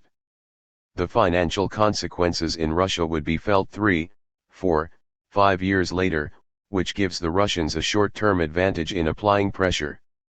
Ignatius, but they could shoot themselves in the foot rather easily. Brzezinski, in the long run, assuming the West didn't cave in the meantime. So that is a little unbalanced. This is why the West has to insist on upstream access, buying the fields, being co-equal investors, which it's not getting in Russia, even gaining access to distribution of energy, the way Lukoil's getting it. Right around the corner from this office there's a Lukoil station. We don't have Texaco stations in Russia. Scowcroft, energy is an area where we need to inject more geopolitical sense. We ought to sit down and calibrate world supply and demand, and try to develop a world energy edifice that will reduce the chances of all these irritants overwhelming us. Ignatius, well, there's something for the inbox of the next president, a dialogue with Russia, and really a global dialogue involving many countries, about energy and energy security. Scowcroft, absolutely. Take the Chinese and Iran, for example. The Chinese say they don't want Iran to have nuclear capability, but they have to preserve their access to Iran's oil. What we ought to say is, let's create a system so that if you're cut off somewhere, we will share the shortage, so that nobody has to suffer disproportionately. So that no one has to be hostage to their dependence on oil. Ignatius, let's talk about Russia's political future. They have a new president, Dmitry Medvedev. When I talk to Kremlin officials, they tell me that it's a mistake to see Medvedev simply as a puppet of Putin, that he is really the first Russian leader who represents the new generation, that Putin was a transitional figure shaped by his KGB experience. In that sense he is very much a child of the Cold War. Medvedev is not, he is Russia's first post-Cold War leader, and my Kremlin contacts tell me we should see him that way and take the opportunity to work with somebody who represents the new generation. Brent, what's your sense? Have you had a chance to meet him or any of his people? Scowcroft, I have not had a chance to meet him. All I know about him is what I've read. I think he's an interesting figure. He didn't get where he is by being soft. He's obviously a tough character. He seems to have a more international approach, if you will, than Putin. My guess is that we're in for some interesting times in Russia. It seems from the way Putin went about this and the fact that he selected Medvedev and not, for example, Sergei Ivanov, that he thought Medvedev was more manageable. But once Medvedev becomes president, he may wake up one day and say, I'm the president. This relationship of Medvedev being a puppet of Putin is not cast in stone.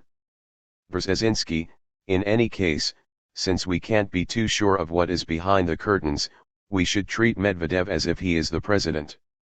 Scowcroft, yes. Brzezinski, and we should try in dealing with him, in effect, to boost him. It is true that his biography is quite different from Putin's. His training is in a different profession, and that's all to the good. I am, however, not too optimistic that treating Medvedev as if he is really the president will yield fruits very quickly, because he is Putin's choice. He was Putin's sidekick for a number of years in Leningrad. In fact, he sat in the outer office where Putin was sitting next to Sobchak, and he was essentially Putin's office assistant. I think Brent was quite right in saying that Putin chose him over Sergei Ivanov because he knew that Ivanov, if he became president, would reinforce presidential powers with the realities of power, that is to say, with the kind of cliques that control the instruments of power, the FSB, the Federal Security Service, the military, and the oligarchs who have been subordinated into the Kremlin. It's unlikely that Medvedev can quickly create his own instrumentalities of power. I think Putin is going to be running the show for some time. It's not an accident he agreed to be prime minister. And he has already talked about executive power being vested in the prime minister.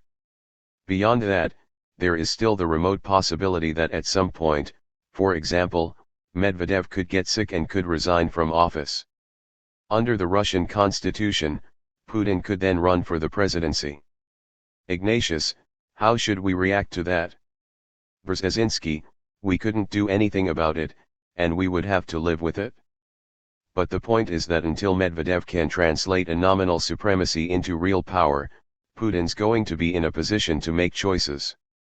Medvedev's power is not going to rest on the constitutionality of the office, as our president's does, but on the realities of power. Ignatius, yes, although it's striking that Putin has wanted so much to be seen as working within the Russian constitution. Scowcroft, yes. Brzezinski, that's right, and that's good. Scowcroft, he does not want to be illicit, and we can probably count on that. So might he happen to mind becoming president again? Brzezinski, and that's not illicit under the Russian constitution. Scowcroft, it's not illicit. Brzezinski, and that option, therefore, is there. Medvedev could get sick. Ignatius, yes, he could get hit by a bus one day or take an accidental overdose of polonium. Brzezinski, exactly. You can't dismiss that.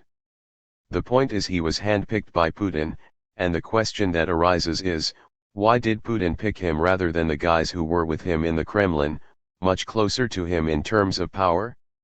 Ignatius, what Kremlin handlers and fixers tell me is that Putin recognizes that power should pass to a new generation. He's a transitional figure. I'm not saying I've drunk that Kool-Aid, but that's the official line. Scowcroft, but none of us know. Putin was handpicked by Yeltsin, and my guess is that didn't turn out the way Yeltsin thought it would. Ignatius, let me ask each of you to turn to the broadest question the United States faces in thinking about Russia. What should our goals be in dealing with this country? Zbig, what are America's national interests and goals as we think about Russia? Brzezinski, I think in different ways. Both Brent and I have already at least implied what we think it ought to be. We would like to see Russia, one way or another, closer to the West. I think the Russian political culture is more European than Asian. In some respects one may qualify it as Eurasian. But the predominant lifestyle to which Russians aspire, and the key cultural heritage with which they associate themselves, is essentially a European, Western, Christian heritage. And therefore it is a reasonable goal, even if distant, to think of Russia evolving increasingly towards democracy. I think the next generation of Russian leaders, beyond Medvedev, is going to be more democratic, more worldly, more European than the present, and certainly more than the previous generation. I expect someday that the Russian president may be the one after Medvedev. If Medvedev lasts that long and Putin doesn't come back, may even be a graduate of the Harvard Business School or the London School of Economics. That's not a fanciful speculation. Increasingly, the Russian elite tries to send its children to British and American universities, not to Tokyo or Beijing.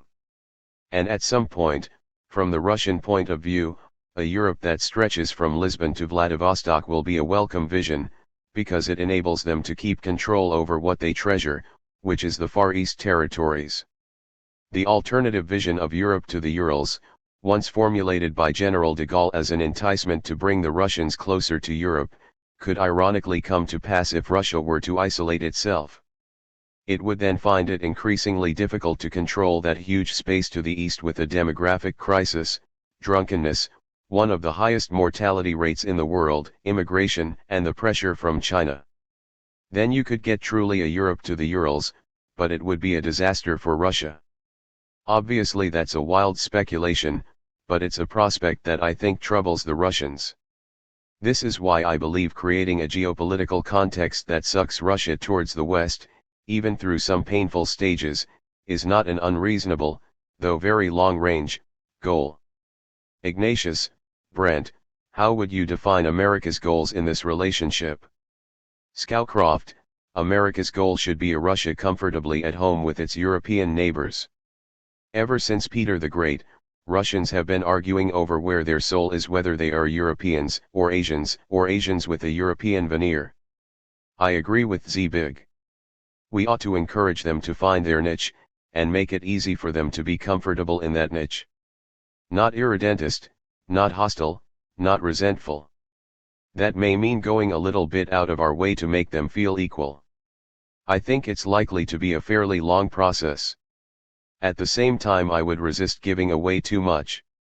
Zbig talked about pipelines, for example. I think we ought to push very hard for an oil pipeline from Kazakhstan under the Caspian Sea to Azerbaijan. That would not hurt Russia, it merely destroys the chance of a monopoly against Europe. Ignatius, if those are our goals, do you think it's wise for us to push ahead with our plan for missile defense installations in the Czech Republic and Poland, a proposal of the Bush administration that has really upset Putin and the Russian leadership? Will that process advance America's goals as you define them, or will it hurt them? Scowcroft, I'm puzzled by the project. The president has announced that we cannot allow Iran to have nuclear weapons. And yet we ostensibly are building a defense against those weapons, apparently assuming they will be built anyway. So I am confused about the purpose of the deployment. Also, it's not clear to me whether its goal is to defend Europe or the United States. And unless the technology is different, I'm not sure you can do both at once. I am very heartened by our latest direction on this, which is to try to get the Russians on board with something dealing with missile defense. I don't know enough about it, but it seems to me to have a big question mark over it. Ignatius, Zbig, what do you think? Brzezinski, well, I am sort of squeezed, because on the one hand the policy-making establishment here in Washington wants me to propagate the idea of missile defense with the Poles and Czechs, while on the other hand the Poles and the Czechs come to me for advice on how to deal with it. So first of all, what I say to the Poles and Czechs is essentially this: it's in your interest to be a close ally of the United States. If the United States really feels strongly about this, you should try to accommodate it. But you have to be practical in how you do it, and that depends a great deal on the political context. If NATO is for the system and Russia accedes to it, then there's no real problem. You can have an arrangement with America and get some compensation, maybe modernization of the armed forces. The difficulty arises if NATO's lukewarm, Western European countries are against it, and the Russians are strongly against it and in fact are making threats. You should still go along with it if America really wants it. But then you really have to get compensatory commitments from the United States, that if the Russian threats are real, or if there are political or economic sanctions from the Russians, you will be compensated. That gets to be very complicated since, understandably, the United States is not eager to give such bilateral assurances. So that's my formal negotiating position. Now, putting on my hat as an American policy strategist, I am, like Brent, a little bit baffled. We say the system now proposed, the latest version, is meant to defend the Europeans. But the Europeans are not asking for that protection. Secondly, the system we want to deploy is non-existent, and the threat against which it is to be deployed is also non-existent. So I don't quite see the rush. My guess is that if the Democrats win the elections, they'll certainly slow down the process, reduce the funding. In brief, the issue depends on the actual context over there, how far the United States is prepared to assume responsibility for the consequences of deployment, and finally on our electoral process. Ignatius, do either of you see a danger that if the US continues to push this despite strong Russian objections, and with some European uncertainty if not outright opposition, that we could create precisely the Russian reaction we want to avoid? Namely a kind of pulling inward, a sense that the United States, whatever it says, still wants to place a threatening missile system on their border? Brent, what's the chance that if we continue pushing this, we could end up producing the worst possible outcome from the standpoint of the goals you talked about? Scowcroft, I think we could, but I'm not sure that would happen. The threat is more psychological than real. In fact, the Russians have nothing to fear from this system. Ignatius, is that true? Couldn't it easily be turned into a missile defense system aimed at preventing them from using nuclear weapons? Scowcroft, it would be ineffective against a Russian missile attack. It's designed to intercept a few rudimentary missiles. It is not designed to work against the Russian arsenal. It would take a revolution to turn it into an actual threat to Russia, and the change would be quite discernible. But obviously, Putin has decided it is deeply offensive to him, and I think he has chosen and maybe really feels that this is akin to abandoning the ABM treaty and pushing NATO's frontiers up against them. I don't know how deeply he holds these views. I don't think it's as critical an issue as Ukraine and NATO. Ignatius, Zbig, how hard should we push against Russian objections?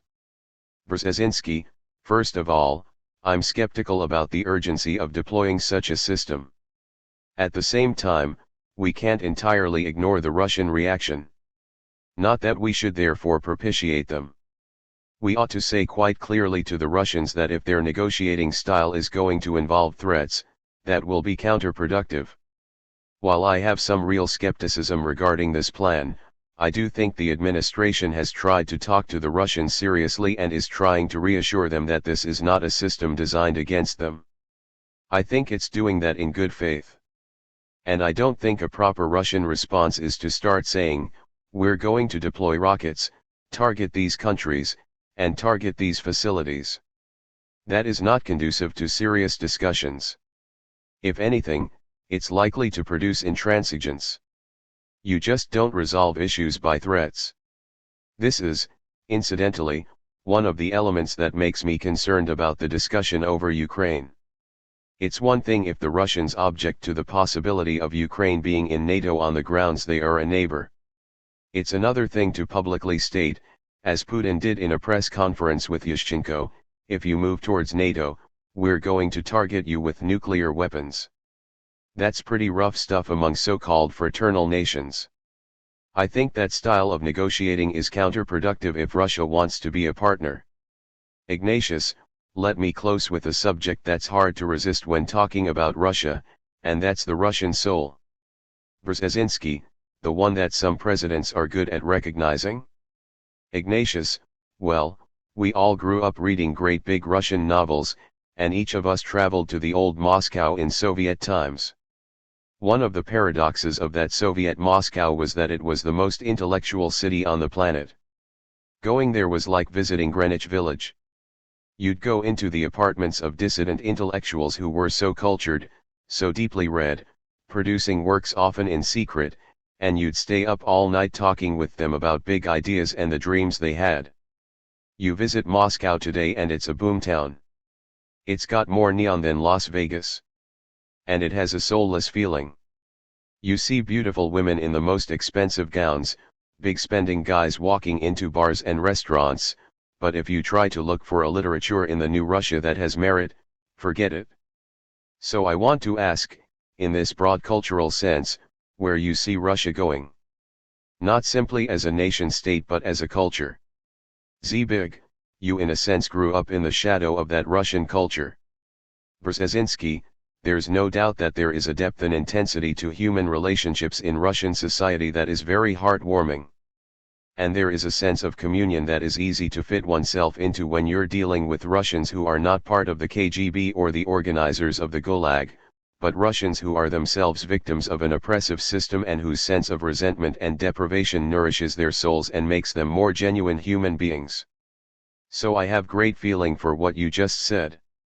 It's why I like Russians. I like to be among Russians. You may be surprised to hear that I fit in very well, and most of them are very warm towards me, because I often dislike the same things they dislike in their own country. It's sometimes said that the Russians are among the most saintly and the most evil of peoples at the same time. There's no doubt that some of the human rights activists in Russia are prepared to put everything on the line, to sacrifice everything. They do it with a commitment that is beyond one's capacity to even remotely equal. And then there's this tradition of insensitivity to suffering, a willingness to brutalize people. Look at what's happening in the Russian army. It is just a monumental scandal, how they treat their own young people. Fortunately, there's a rising wave against it. I often think that that brutality is the product of the semi-animalistic level of peasant life, which breeds the feeling that you can mistreat animals and that human beings are no different. You almost get satisfaction from mistreating people because you're so mistreated and deprived yourself. So that Russian soul has been there. Is it now being spoiled? I fear you're right. The boomtown aspect that you describe matches some of the worst features of America. And I do think that our personal lives don't have the same capacity for warmth and intimacy and shared philosophizing that you see gradually declining in Russia. That may be a feature of a technological, profit-oriented society in which the acquisition of material wealth is the primary definition of success. It's what makes me worry sometimes about our own society. Ignatius, Brent, do you think the Russians are losing their Russian soul? Scowcroft, I think it's way too soon to prognosticate on such fundamental things. I agree with both of you on the Russian soul. There's a sensitivity, a warmth of humanity that is very touching. You can see it in their literature and music. But Russia has also had a brutal history. It's a country without many natural frontiers, which has been overrun many times. It has been dominated by ruthless leaders in the interest of security. So this sense of insecurity and of a brutal struggle for survival is inbred. They have sought their survival in expansion, pushed their borders out as far as they can so as to have breathing room against invaders. The Russian soul is an amalgam of these experiences. Along with their very many assets, they can be overly aggressive when they're strong, and they brutalize other people. And sometimes fawning when they're weak. It is not a soul whose good parts cannot eventually dominate the bad parts. But I think, and what we're talking about is the evolution of the Russian state. I think the Russian personality will also evolve. If Russia develops a society in which people feel comfortable, secure, not threatened either internally or externally, then there will be a flowering of the better parts of the Russian soul. April 1, 2008. 6. The indispensable partnership. David Ignatius, when we think about America and the world, we tend to assume that Europe is a static and unchanging area about which we know everything there is to know. We forget that over the past 20 years, Europe has changed as much as any region in the world. The European Union has been created and has expanded beyond Western Europe to bring in diverse new members. Europe has created its own currency, confounding the expectations of many who thought it was impossible. It's in many ways a very different place. What is this new Europe? What makes it different? And what new security issues does it present for the United States? Zbigniew Brzezinski, what is new about Europe is clearly the highly institutionalized effort to transcend traditional national sovereignty. That is a remarkable achievement. The United States was a more perfect union. But at its founding it was a more perfect union of mostly Anglo-Saxons plus slaves and some residual Indians. The creation of the European Union out of so many distinct nations and languages is historically unique. Looking at it from the American point of view, I would say that it is in our interest that this Europe, 1. Be larger, 2. That it be politically more defined, 3. That it have an increased military capability of its own, and 4. That it be allied with the United States. Let me just add a word briefly to each. Europe should be larger in the sense that the creation of a historically and culturally defined Europe is still unfinished business. From the American point of view, it is desirable that Turkey be in such a Europe because an excluded Turkey is likely to become more like a Middle Eastern country and so bring the Middle East to Europe.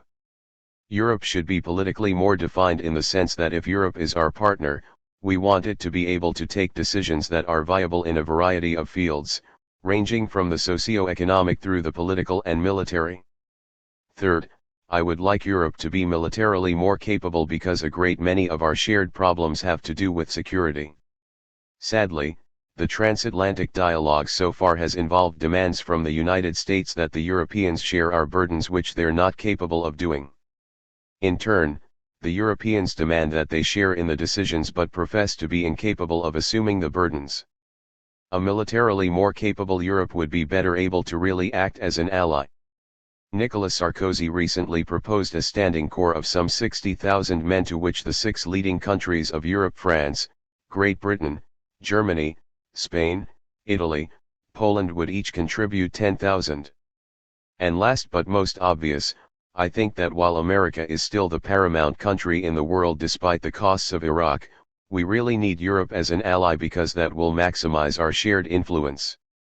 But also, in many issues that we're concerned with, the European perspective is a little more historically sophisticated, perhaps in some ways a little wiser. I think we would benefit from a genuine partnership with Europe in which we share decisions as well as burdens. Ignatius, Brent, how would you define the new Europe? And how new do you think it is? Brent Scowcroft, I agree with Zbig that the new issue is the transcending of national sovereignty. It is new and in many respects unique. The EU is fundamentally dissimilar organizationally to the United States. Although the US is frequently looked at as a model, the EU is breaking new ground. It's very much a work in progress. There's a lot of ambivalence both in Europe and in the United States about where it's going and even about whether it's desirable. The United States has been ambivalent about the EU for a long time. On the one hand, we argue as Henry Kissinger did, if you want to call Europe, what's the telephone number? On the other hand, we're very leery of a unified Europe.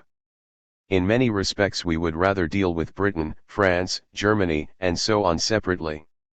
In Europe, the ambivalence is over whether they want to develop the European coal and steel community established in 1948 into a union, like the United States of America, or something looser, more of a confederation.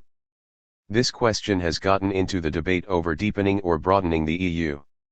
Do you focus on adding more countries or strengthening the ties among current members? The French, for a time, wanted to do both.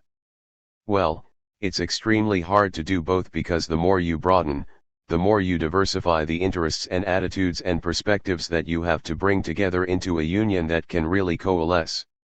Ignatius, do you think, Brent, that this broader Europe will retain the coherence that the tighter EU used to have? I sometimes hear Europeans asking, what do we really have in common with Slovaks, with Cypriots, with all these diverse people we brought into the new Europe? Have we fundamentally weakened the character of our union? Scowcroft, that's the dilemma. As Zbig says, there's a lot of desirability in extending Europe. Turkey is a classic example because Turkey geographically straddles Europe and Asia. But the broader you get, the more likely it is that you will have a less cohesive structure. That notwithstanding, I think it is critically important to have Turkey in the EU. Let me say one other thing, on the military side. Zbig talked about a European military. But one of the real conflicts with the US that has come out of the development of the EU is over its military role and that of NATO. That conflict is being somewhat sublimated now, partly because the European states are not prepared to put money into their defense establishments. But for a long time, The French especially were trying to persuade the EU to create a military organization separate from, and in some respects in competition with, NATO. Operations jointly with NATO would be on a completely voluntary basis. These particular currents are not so prominent right now. There's kind of a lull, because Europe is somewhat exhausted with taking on so much and trying to absorb it. And the military issue is relatively quiescent. But these are the issues we face. They're unique because we've never before faced the creation of a great power by deliberate action. Brzezinski, the paradox in all this is that the European community, as it expanded, renamed itself the European Union.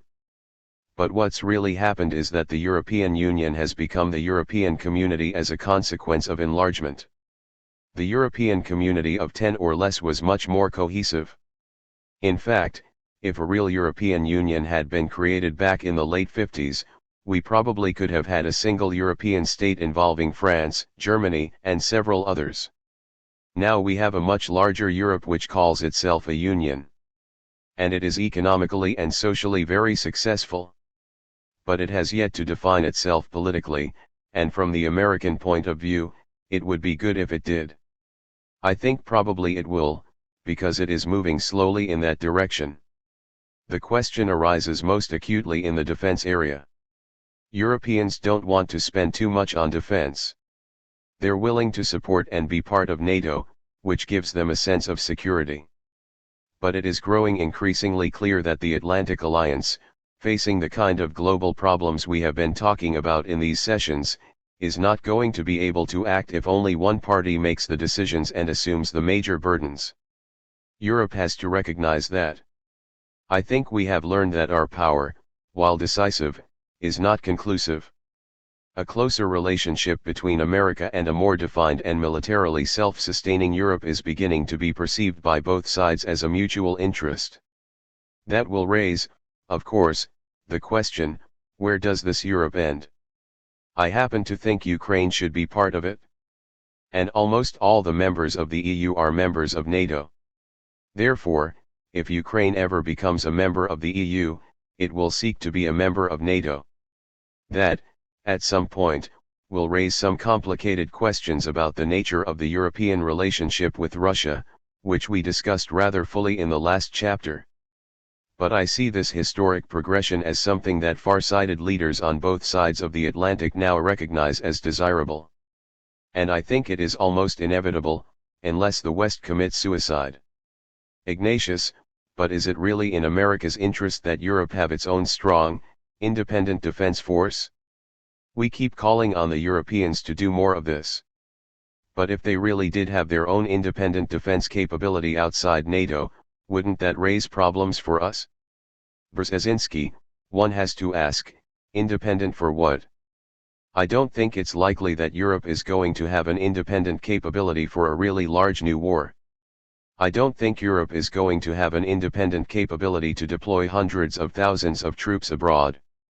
But the Europeans can certainly have much more capability than the expeditionary forces, essentially the size of a battalion, that they selectively dispatch to some parts of Africa, often requiring help from us even with transportation.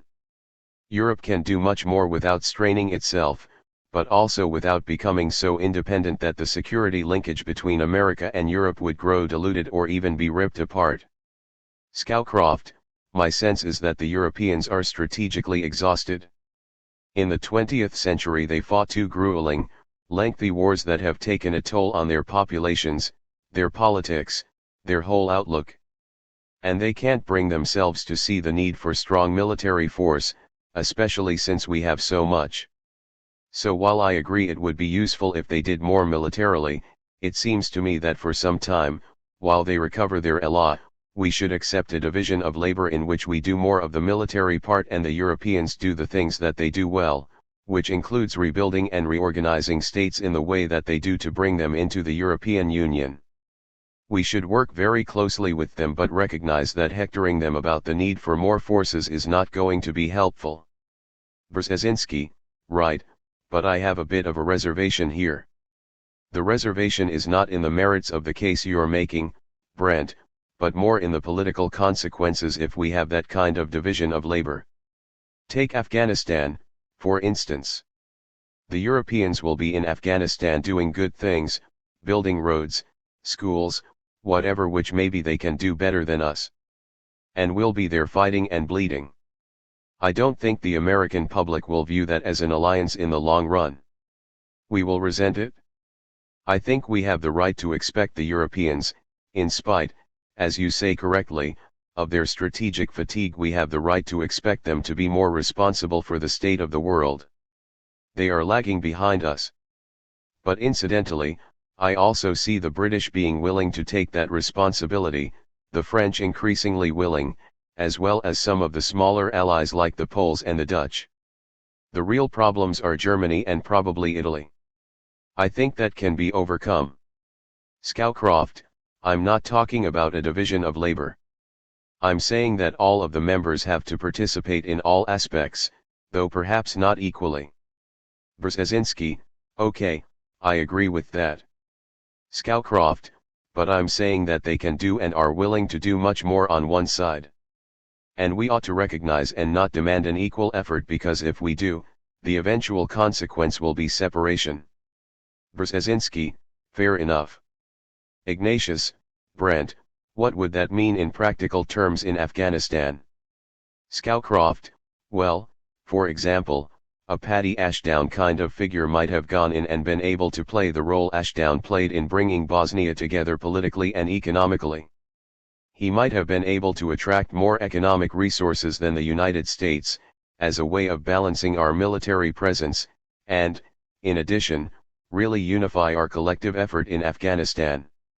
Brzezinski, let me be clear, then, about what you're saying.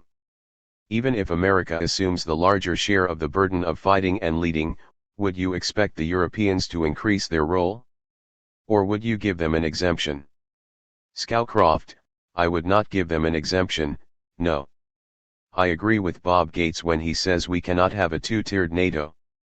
But we should not just continuously beat up on them for not carrying their share of the military burden, because it's much more complicated than that. We need to be understanding and realistic so that the alliance as a whole can maximize its impact.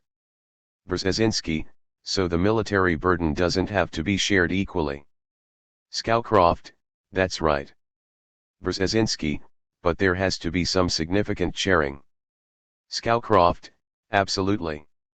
Ignatius, turning to some of the things that worry Europeans, I think at the top of the list is what we sometimes refer to as Eurosclerosis, the sense that this old continent, even as it remakes itself and the European Union expands, just has demographic problems. It's not reproducing its population in many key European countries. The Scandinavian countries, Germany, Italy, have such low birth rates that the need to import labor will grow and grow if their economies are going to work. That makes some Europeans very pessimistic. Zbig, as someone who was born on that continent and came to America as a young man, do you share that fundamental demographic pessimism about Europe? Brzezinski, I don't have, from the top of my head, the remedy for the demographic problem. And I have to confess that I don't know too much about it. But it does seem to me that there is some evidence to suggest that demographic projections should not be viewed as one-directional. If one projects a declining population, one should not assume that will always continue, nor the opposite, that a population increase will continue. Most of the projections of the size of the world population have been drastically revised over the years. I think that some European countries are already beginning to see some changes in the number of children per marriage. But, yes, there is a problem. I imagine Europeans will try to deal with it somewhat like others are trying to deal with it, through social policies that encourage larger families and by accepting larger numbers of immigrants. Countries that are not accustomed to assimilating outsiders will probably exercise caution about accepting a large numbers of immigrants with religious and cultural differences. I think this is why, for example, workers from places like Lithuania, Romania, Slovakia, and Poland are more welcomed in the West. Romanian peasants are now, quite literally, filling empty villages in Spain where the native inhabitants have either died off or moved to the cities. In Ireland there's a huge Polish community, and not only masses in Catholic churches but radio broadcasts of soccer matches and so forth are also in Polish. Ignatius, but they're not being welcomed by European labor unions. Brzezinski, that's a different issue. European unions, of course, don't like it. But the countries are welcoming them. I accept the proposition that Europe has been badly hurt by the traumatic experiences of 2 world wars and is now deeply aware that war should be the last instrument of policy, and that this has led to a reluctance to think of security problems that are distant from Europe. Yet today, most of the problems Brent and I have been discussing are problems that not only challenge America, they also challenge Europe. If America doesn't deal well with them, Europe and its way of life are going to suffer. And that could mean the end of the West. Among those who think about the future, there is an awareness that neither the traditional geopolitical problems nor the new global problems will be addressed effectively unless America and Europe really work together. Scowcroft, that's a very important point, because it's critical that the countries that have common views about man and his relationship to society and the state, and that means the Atlantic community, work together. These ideas are not commonplace to much of this new globalized world. Working together, we advance what we think is the fundamental truth of how to organize society. If we're not together, we have much less chance of success. Ignatius, when you say common views, I take it you mean ideas about individual freedoms, in contrast to the more collectivist view of how life and society work that we see more in Asia. Am I right? Scowcroft, yes, though I don't know if I would put it that way, because it's not just individual versus collective. It is protection of minorities as well. It's many things. Ignatius, rule of law. Scowcroft, rule of law. Much of the world has not, historically, developed that way. It's not that one's right or one's wrong, necessarily. But we believe deeply that the world is made up of individuals, and that government should seek the maximum good for the maximum number. I think that by joining together, with our different skills, Europe and America can promote those ideas better than if we're squabbling the way we have in recent years. Brzezinski, the bottom line is, if America and Europe do not consult and act together in some systematic fashion, there will soon be no West, because neither America alone nor Europe alone can sustain a new world, turbulent and changing as it is. So it is critically important that America and Europe fashion a truly workable decision-making process. That requires 2 things. It requires, first, that Europe itself develop a decision-making process that really is coherent, sustained, and operational. That's not going to be easy, but the recent constitutional changes are beginning to significantly move Europe in that direction. We will have, before long, a European president. In fact, who ought to be that president is already becoming the subject of an interesting political discussion. We'll have a European foreign minister. And if some of the plans for a large European military capability move forward, there will be something that begins to approximate a European army which nonetheless will not be capable of significant independent action without American participation. Secondly, we have to have a transatlantic decision-making process that actually gains legitimacy and respect, and proves that it is operational. For example, I think the G8, or the G7 as it used to be, has become discredited for a variety of reasons, including its misuse of the term democracy to define membership. But we should strive for some transatlantic organization like that, involving America, probably Canada, and the EU. I don't think it can come into being instantly. But if we were willing to take the initiative, I think we'd find more and more Europeans responsive. It might even push Europeans towards a more deliberate decision-making process. I think our next president would find this a very fertile area for really historic innovation. The Atlantic Charter, incidentally, provided for this. The Atlantic Charter was a little bit lost in the 1945 division of the world into spheres of influence. So this is not a new idea. But it may be a timely one. Scowcroft, that's an interesting idea. Europe, in past years, has strongly resisted that kind of thinking, especially the French, who for a time wanted to drive the United States out of Europe because they felt that was the only way Europe could unify. As long as we were around, we were the big guys and Europe would never develop the way the French thought it should.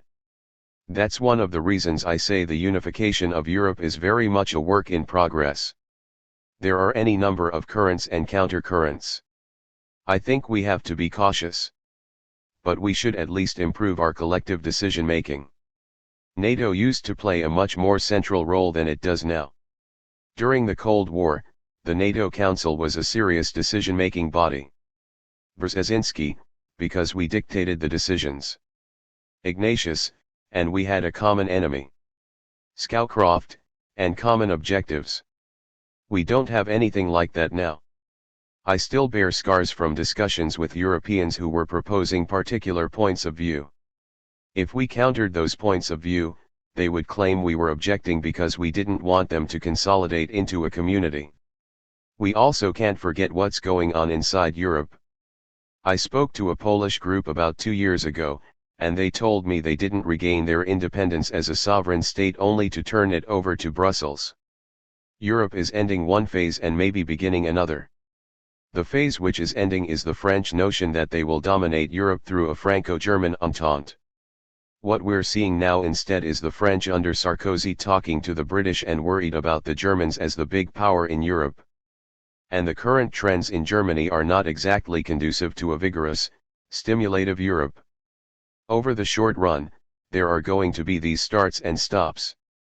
The best course for the United States is to welcome progress toward consolidation but to be very patient and prepared to make the most of the transatlantic community, whatever its current state and mood may be. Ignatius, what about how the two powers relate to the rest of the world? Does the European system of democracy travel better than America's? We're often a bit messianic in our promotion of democracy. We have specific ideas about how it should occur. Are the Europeans more effective in promoting democracy because they're less evangelical? Do they provide a better model for transition to democratic government? Scowcroft, there have been 3 general trends in America on this issue. The first I would call the Washington John Quincy Adams trend, in which we saw ourselves as the shining city on the hill. We believed democracy was the way to go. We were an example of man's ability to live in peace and harmony with his fellow man. If others wanted to adopt our system, fine. But, as John Quincy Adams put it, we go not in search of monsters to destroy. We're the well-wishers of all who seek freedom and liberty. We're the guarantors only of our own. The second trend began with Woodrow Wilson, who found the Washington Adams Foundation too constraining and believed we needed to be evangelizers of democracy. There's been a debate ever since about whether we accept countries as they are and work with them, or try to turn them into democracies. The third takes place after September 11 with the Iraq War. It constitutes an emendation of the Wilsonian ideal. It's now our goal or our mission to spread democracy, if necessary even by force. The Europeans, on the other hand, possibly from their experiences with colonialism, are much more modest in what they do. Ignatius, Zbig, when you look at the European success in absorbing the former communist states of Eastern Europe so rapidly in this expanded European Union, you do have to see it as, among other things, an astonishing success in inculcating the values of democracy and very quickly providing and encouraging democratic forces and structures. We brag about being the city on the hill, and we're talking about democracy every other minute in our foreign policy promotion. What can we learn from the Europeans, who've actually been building democracy in formerly communist Eastern Europe? Brzezinski, well, I would qualify the message inherent in your question. For one thing, the United States was far more supportive of the democratic movements in the former Soviet bloc than the Europeans. The Europeans tended to try to ignore it. Chancellor Schmidt even said he fully understood why martial law had to be imposed in Poland. And so the Solidarity movement was then crushed. We supported these movements, whereas Europeans tended to be more accepting of what they thought was an unavoidable reality. Secondly, some of the Central European countries have traditions of democracy that are as deep as Western Europe's. Poland had the Magna Carta just after Britain. It had the second constitution in the history of political systems, after the American and before the French. Czechoslovakia was a viable democracy before it was overrun by the Nazis. There are traditions in Central Europe that were revitalized when the Iron Curtain disappeared. Western Europe certainly encouraged and helped consolidate this revitalization. Generally, the Europeans have not been evangelical in their promotion of democracy. They tend to view it as inherent to themselves and to be somewhat skeptical about trying to proselytize it. We have been proselytizers. But also, like the Europeans, we have been oppressors.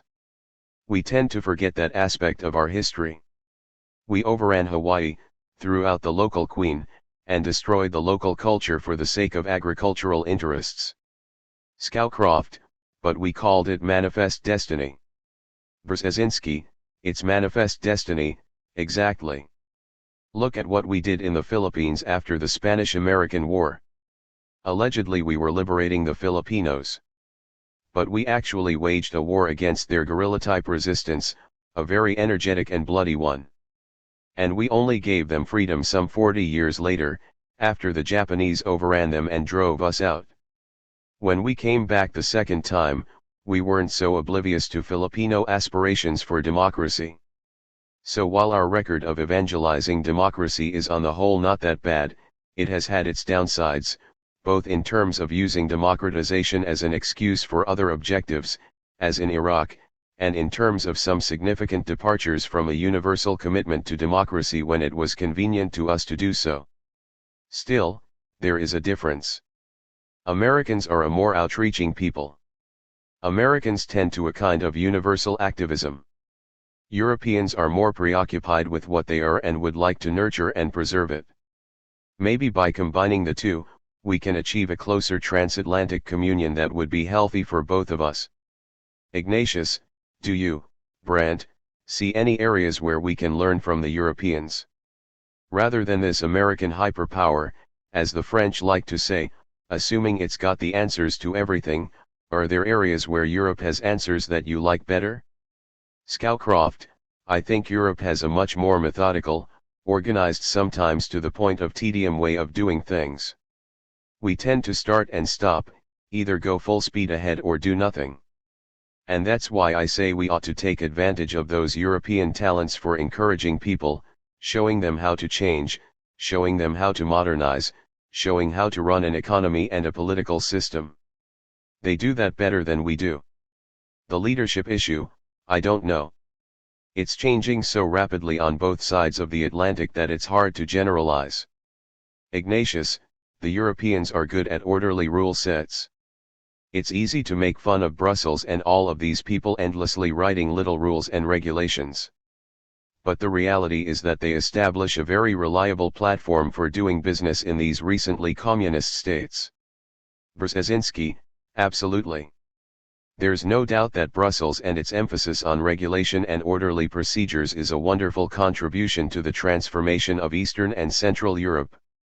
I would say we can learn from the Europeans more in terms of internal affairs than in the kind of issues we have been discussing. In the more developed parts of Europe there is a real absence of the kind of social inequities and disparities that exist in the United States. These disparities are not healthy. I don't think they are in keeping with our values. But we have been rather indifferent to them for specific historical reasons. I think we have a lot to learn there from Europeans, who in that respect have moved towards a more just and genuinely democratic society than ours. The Europeans have also done better than we have in dealing with some fundamental infrastructural problems. A lot of what we once associated with American dynamism during the industrial age has now become antiquated. The absence of railroads, for example, is scandalous. I take the Acela to New York quite often. It's like sitting on a third world train, shaking, moving slowly, always late. European railroad transportation is a whole different world. They have trains that we're not even dreaming of building yet. I think some aspects of the health service in several countries, such as France and Switzerland, are pretty good. We could learn from them. But these are all domestic issues. Scowcroft, One of the fundamental differences between Europe and the United States is that Europe has developed in such a way that they've had to get along with each other. As a result of geographical limitations, they've increasingly lived in larger urban units and therefore have had to have rules for behavior, rules for managing people's interaction with each other. People who couldn't stand that kind of confining regulation tended to come over to the United States. As communities on the U.S. East Coast started to develop the same need to manage people's interactions, those who chafed under regulation moved to our open and empty West. As a result, the U.S. has developed a much stronger tendency to resent government. Hence the motto that government is best that governs least. Ignatius, and that's what we've got. Scowcroft, yes, we have, though the subject of too much government is still a live political issue here. We tend to be intolerant, impatient with each other, and our politics tends to be more volatile than the politics of Europe. Ignatius, well, Europe remains more orderly, certainly. When you travel there, you see the way they protect their environment, protect their old treasures. Zbig, what do you see and feel when you look at the new Poland? This is the land of your birth. It's been transformed by war and the aftermath of war as much as any country on earth. What do you see there now? Brzezinski, I think Poland is quite rapidly becoming a genuinely European state.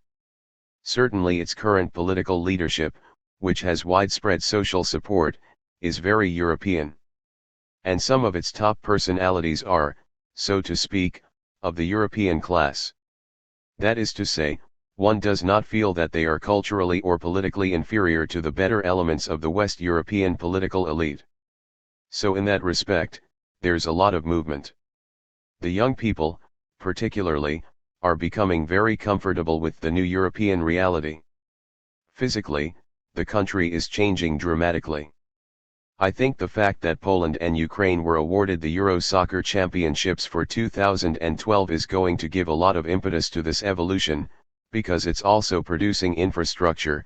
New airports are needed, new stadiums and also new highways, again creating the enormous possibility for rapid movement of people. All of that is to the good. But there are legacies of the past. There was a period in Poland when the political leadership was very extremist, both politically and in its religious values. The country has some very backward, traditional farming regions with almost a peasant culture which are, however, dramatically benefiting from membership in the EU. When Poland voted for membership in the EU, the farmers tended to vote against. They are now the strongest beneficiaries and the biggest enthusiasts for Europe, a little like the French farmers, who benefit exactly the same way.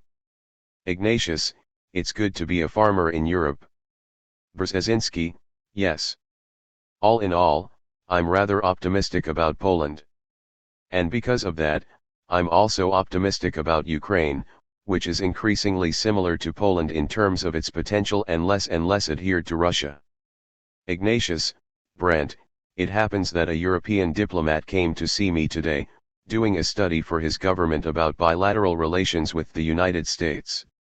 He said to me, "We worry that the transatlantic relationship is breaking down." He was thinking of all the issues we've talked about that pull America's attention away from Europe and towards the Middle East, China, this new looming Asia. And he said, with a tone of resignation, "We just worry that the next administration's attention inevitably will shift from Europe and our traditional relationships and be focused elsewhere." It's a widely held fear. What's the right answer to give to that diplomat? Scowcroft, that's more an aberration than a new pattern. I think it is true, our attention really is focused elsewhere.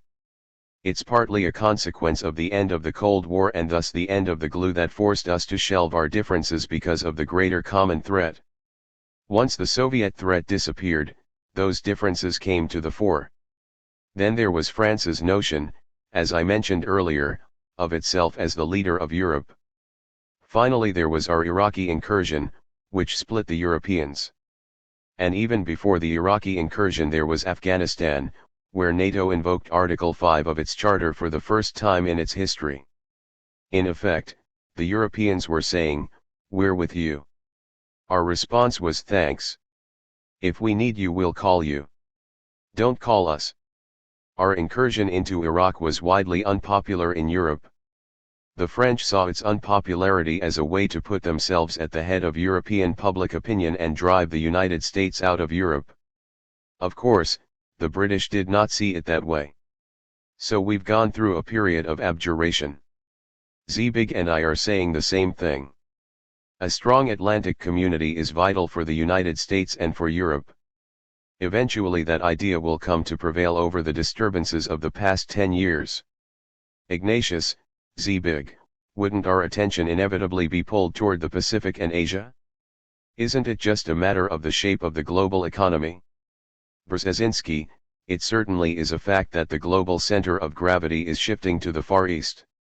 And the 600-year-long dominance of the Atlantic countries in the world is subsiding.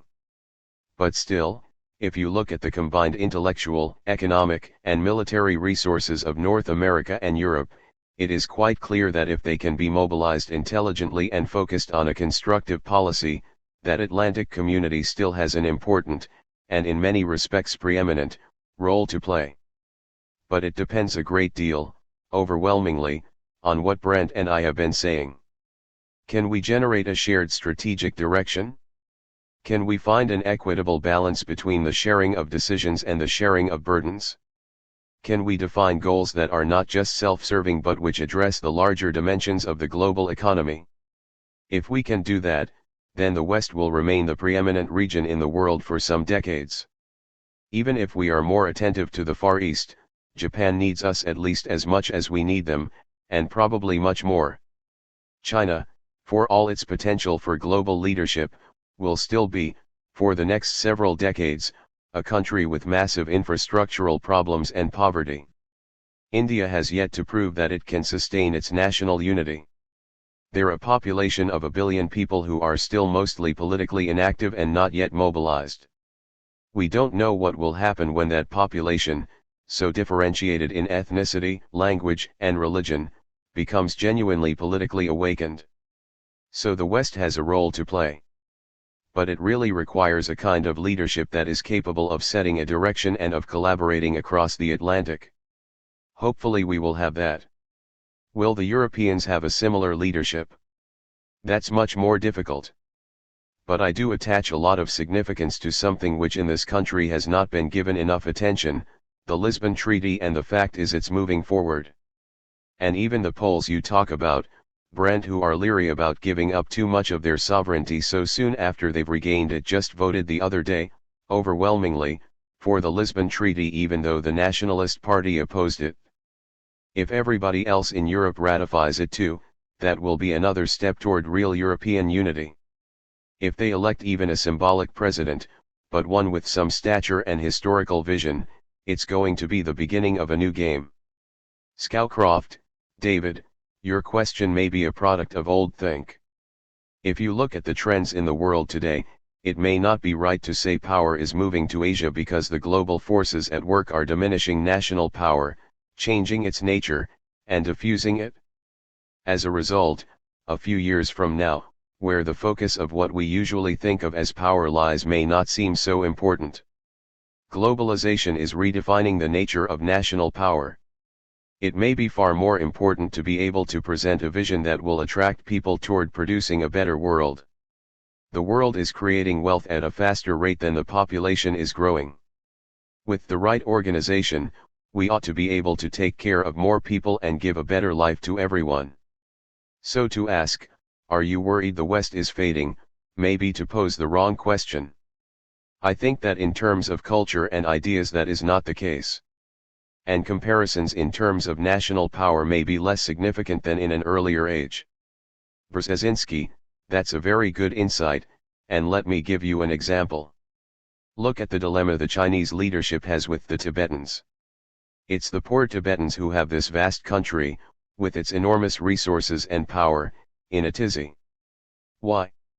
Because traditional power can't solve the problem. The Chinese could massacre every single Tibetan if they chose. Why aren't they doing it? They're very angry. They're furious, in fact. But they're worried about a lot of other things. Ignatius, They're about to host the Olympics. Brzezinski, precisely. But why are the Olympics so important?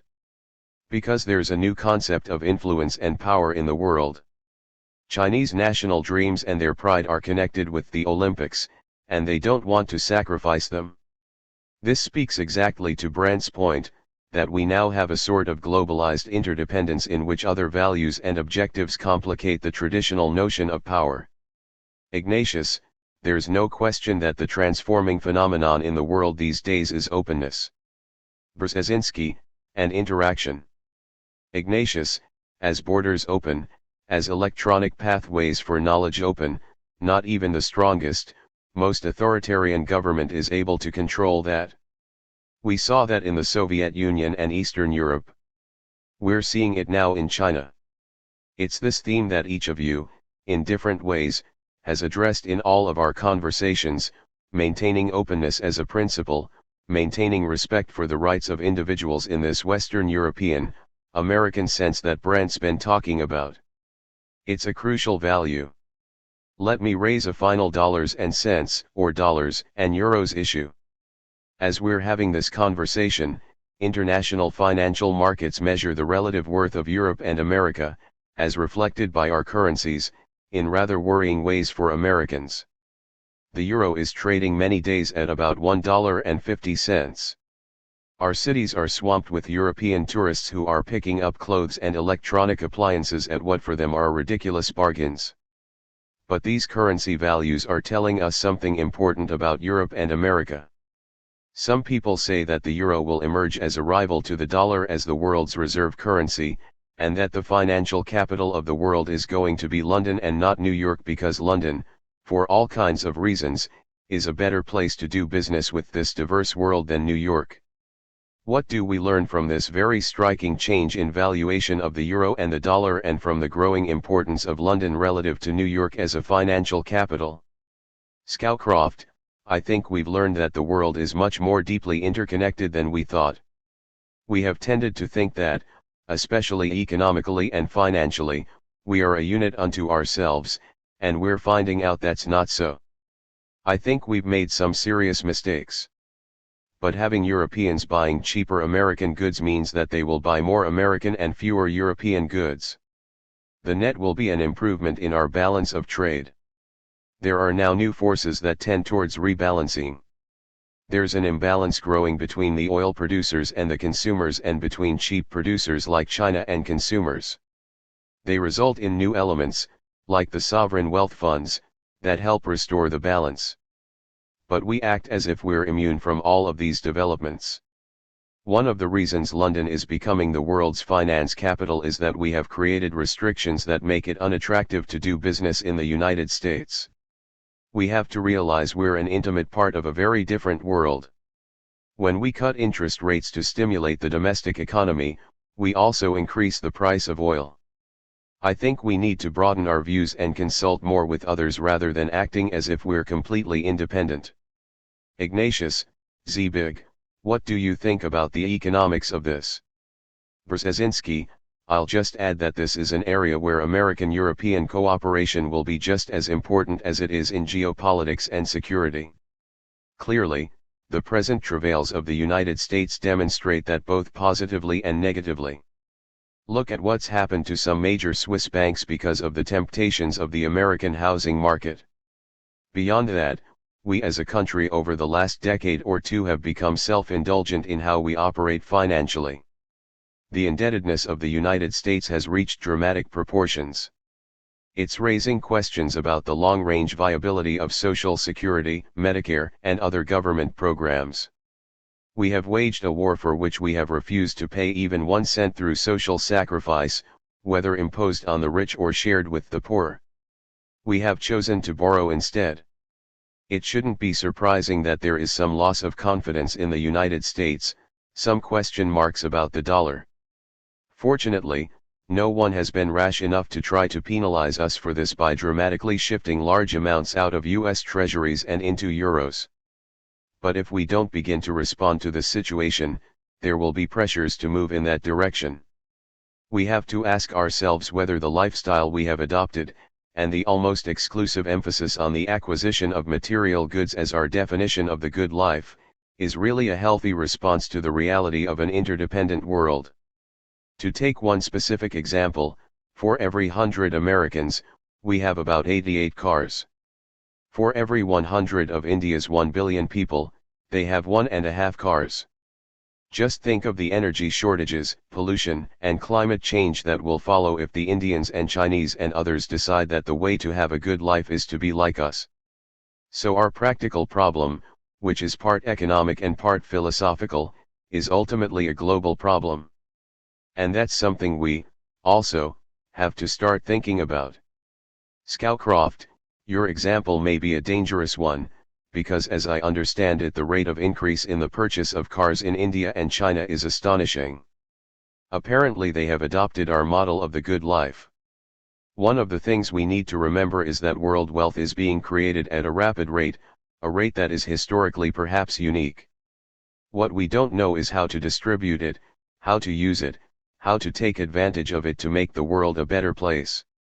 Ignatius, the theme that I hear from both of you is that even as Europe changes and expands, the cultural values that Europe and America share remain strong and essential. They're what defines the West. The question is how we can work with the Europeans to advance those ideas, to work effectively together for goals that we share. Europeans worry that more transatlantic cooperation means more European deference to American desires. They think, especially during the Bush years, that they're moving in a different direction, toward a society that takes care of its citizens better, toward a culture that's less raucous and violent than American culture. Often they look at us and throw up their hands. They don't want to live the way Americans live. They want to live as Europeans. So this tension between America and Europe, and also the great bond that holds the Atlantic Alliance together, is as much about soft power, about those indefinable cultural values that we share, as it is about hard power and decisions about NATO deployments or an independent European security pillar. Am I right, Zbig, that at the end of the day, when we think about Europe, we're thinking about shared cultural values? Brzezinski, it's both. There's a quip that I sometimes make, that to make the American-European relationship really viable we need regime change in America and we need a regime in Europe. We need regime change in America because we need to reassess what is happening in the world and to redefine the American role away from the self-serving assertions that became so fashionable with the neocons. And Europe needs a regime, literally. There is really not yet a genuine political regime in Europe. The military and political structures we've been talking about are needed to provide a framework in which our shared cultural values can be channeled in positive directions, and a framework which is also capable of defending these values.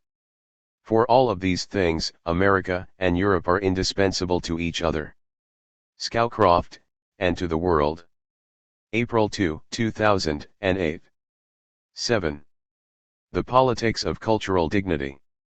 David Ignatius, you are both master practitioners of foreign policy, and you agreed to take part in this project in part because you believe the world is changing and that the rules under which you operated when you were national security advisors in the White House are also changing, forcing us to think in different ways. Today I want to ask you to talk about what's new in the world. What challenges are different from the template you both grew up with? Brent, let me ask you to start off. Brent Scowcroft, I believe we've had a more abrupt change in the international environment than at any time in recent history, a fundamental change that goes under the broad heading of globalization. It's a change in the way people communicate and interact. That is what's revolutionizing the world. The world's people are more politically active. There have always been immigration flows, for instance, but they're huge now because radio and television allow people to compare their current status with that of others around the world and see where the opportunities are. This is happening around the globe. Some of the consequences are good and some are bad. The important point is that it is really changing the status of the nation-state, how it cares for its people, and how it can manage its overall responsibilities for its citizens. The fact is that the role of the nation-state, while still predominant, is steadily diminishing. I think that is at the heart of what we're facing. The major challenge is that the whole world is changing at once, and this so-called information age is literally transforming the world we all know and the institutions with which we are familiar. It is most dramatic in the more highly developed countries, and those with access to the most modern technology. It is less acute in Latin America and least acute in Africa. And when it hits Africa, divided as it is into states that have no rational borders and that cut across tribes and ethnic groups, it's going to be even more challenging.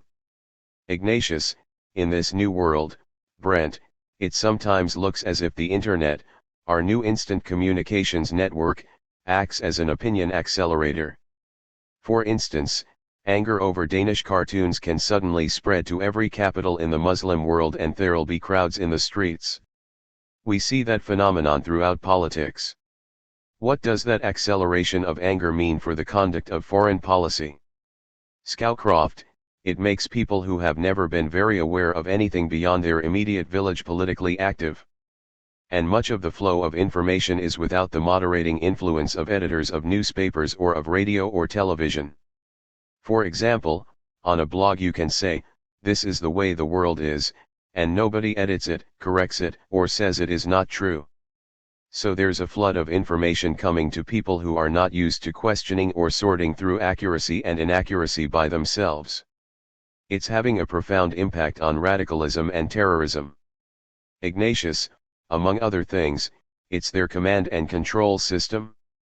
Scowcroft, that's another aspect of it, absolutely.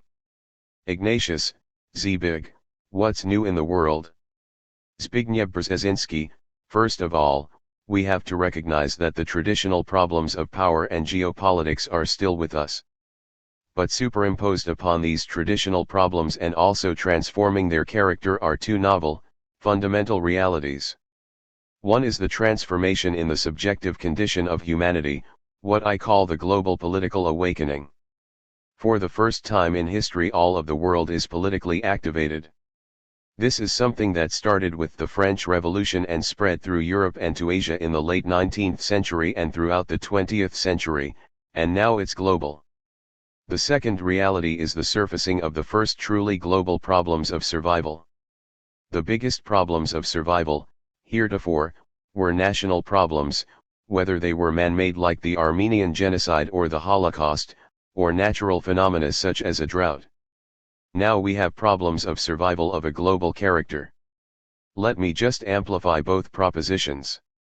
On the subjective level, this global political awakening is creating massive intolerance, impatience with inequality, with differentials in standards of living. It's creating jealousies, resentments, more rapid immigration, the things that Brandt referred to. Connected with that is a craving for respect for differentiated cultures and for individual dignity. Much of humanity feels that respect is lacking from the well-to-do. On the objective level, the new global problems include such things as the crisis of the environment, the threat to the human condition associated with climate change, and the incredible potential for massive lethality deliberately inflicted by human beings on other human beings. We are now capable of killing a lot of people instantly and very easily. I once wrote something to the effect that until recently it was easier to govern 1 million people than to kill 1 million people. Today, it's much easier to kill 1 million people than to govern 1 million restless, stirred up, impatient people. That danger confronts all of us. It is what makes the issue of non-proliferation so important. These two novel conditions complicate the more traditional issues we have to cope with. Superimposed on them is this obligation to understand and respond to the unique challenges of the 21st century, which involve a comprehensive transformation in both the subjective and the objective conditions of mankind. Ignatius, and yet we confront these global conditions with a system of nation-states that contains very traditional systems for solving problems. My old professor at Harvard, Daniel Bell, observed more than 30 years ago that the nation-state is too big for the small problems of life and too small for the big problems of life. I wonder if we need to think about new structures, new ways to deal with these problems that transcend the nation-state. What do you think, Brent? That's a dream that goes back to 1945. Scowcroft, we do. I think we've described the imperative for that this new world is superimposed on the international structures created by and for the old world, which is very different. But the attitude in the United States is probably more negative toward international organization now than it's been in decades. It's always been ambivalent, but it's more negative now. I would suggest that if we didn't already have a United Nations, the world as it is right now could not sit down and agree on a useful UN charter. Ignatius, that's scary. Scowcroft, and that's the difficulty. These worlds are clashing with each other and there's not the necessary urgency to take action among politically responsible people. Brzezinski, let me add to that. Earlier in our discussions Brandt expressed skepticism regarding the notion that some people are propagating regarding some sort of collective or union of democracies. I forget the exact phrase they use, but anyway Brandt was doubtful about the utility of such a formation. And I share his skepticism. For one thing, how do we define democracy? Who's in, who's out? A lot of our friends are going to be out, we may have some people in who are not really our friends, and it's not going to work. But as a practical matter, we do have to ask ourselves, who can we best work with in dealing with the kind of issues we have just been talking about? My inclination would be to emphasize two propositions. 1, we know that certain states share, basically, some of our values and interests, and therefore we have to work with them more closely. I would put in that category, first of all, Europe. This is why I attach such importance to a really serious effort to create a genuinely collaborative partnership with Europe. That requires a lot of work. It's more than a slogan. Secondly, I would say there are some countries outside Europe that fall in the same category, and therefore we ought to think of how to draw them in. That includes Australia, it very much includes Japan, and that's a more complicated challenge, and increasingly, South Korea, which is now incorporating global responsibility into its policies. There may be some others. In brief, on the issues we have been talking about, we ought to be interested in shaping coalitions of states that share a responsible interest in solving these problems and not determine participation entirely on the basis of whether or not the states concerned are democracies. We would start with democracies that share our values, but then selectively engage those countries that really are prepared to work responsibly on some of these issues. That's going to be tough, but we won't be able to solve these problems alone in any case, and we'll need coalitions that in some fashion represent a dominant majority of wealth, power, and serious commitment. On some issues, we may want Russia in the coalition, on other issues, China, India, Brazil, etc. Ignatius, one question is how that group of like-minded, developed countries can extend the writ of law, order, and security to the world as a whole. Thomas Barnett, a political theorist, has written a book called The Pentagon's New Map, in which he distinguishes between these core connected countries with, as he says, orderly rule sets the countries of globalization, as Brandt has described it, and the disconnected periphery of states that are outside this world of orderly rule sets and that increasingly are lawless, ungoverned, often tyrannical. The challenge he presents is how we'll extend connectedness and orderly rule sets to the world as a whole, so we don't have these pockets of lawlessness. Brandt, how can we do that? Scowcroft, I think we can do that the way the United States has typically behaved in the past. I agree with Zbig, but I wouldn't start with democracies, necessarily. Brzezinski, I wouldn't either. Scowcroft, I would start with leadership on issues. Not domination and ultimatums but leadership. The United States has a tradition of leadership. The League of Nations, for example, the UN, these were US ideas. They're attractive ideas, and the United States, with its reputation for having the interest of mankind at heart, if it takes a leadership position, can gather people together and persuade them to move in the right direction. That's been lacking in recent years, partly because the end of the Cold War induced all of us to breathe a sigh of relief and conclude that there were no more serious problems and we could just go back to preoccupation with our domestic issues. The outside world was fine, not really threatening.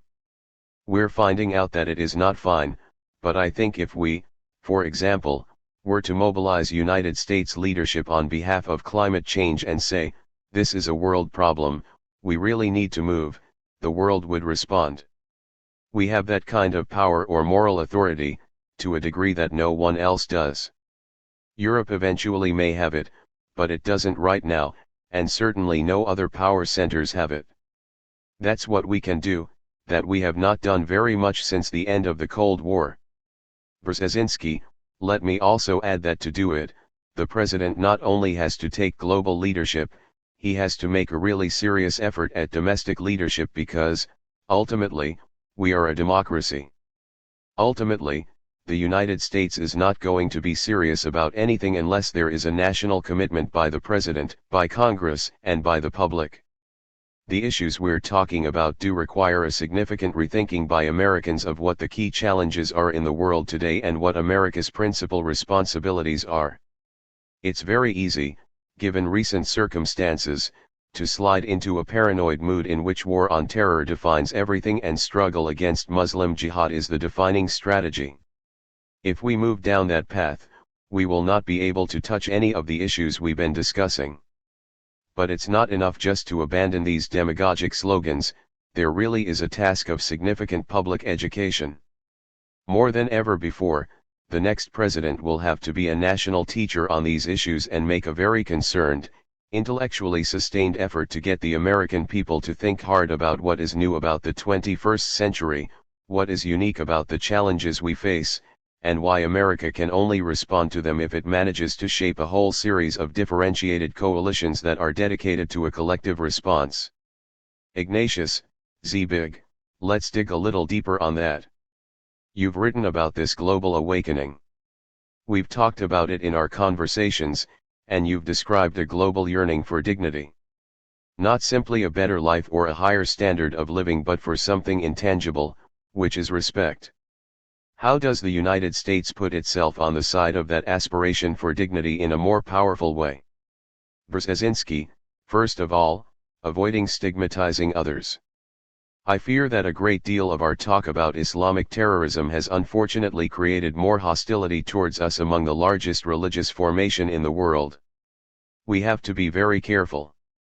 If we were to use the same terminology, let's say, about the Irish Republican Army and keep talking about how they're trying to establish a papacy in Western Europe, that this is a Catholic conspiracy, that this is a Catholic crusade against us, we would certainly alienate most Catholics, including the 65 or 70 million Catholics in this country.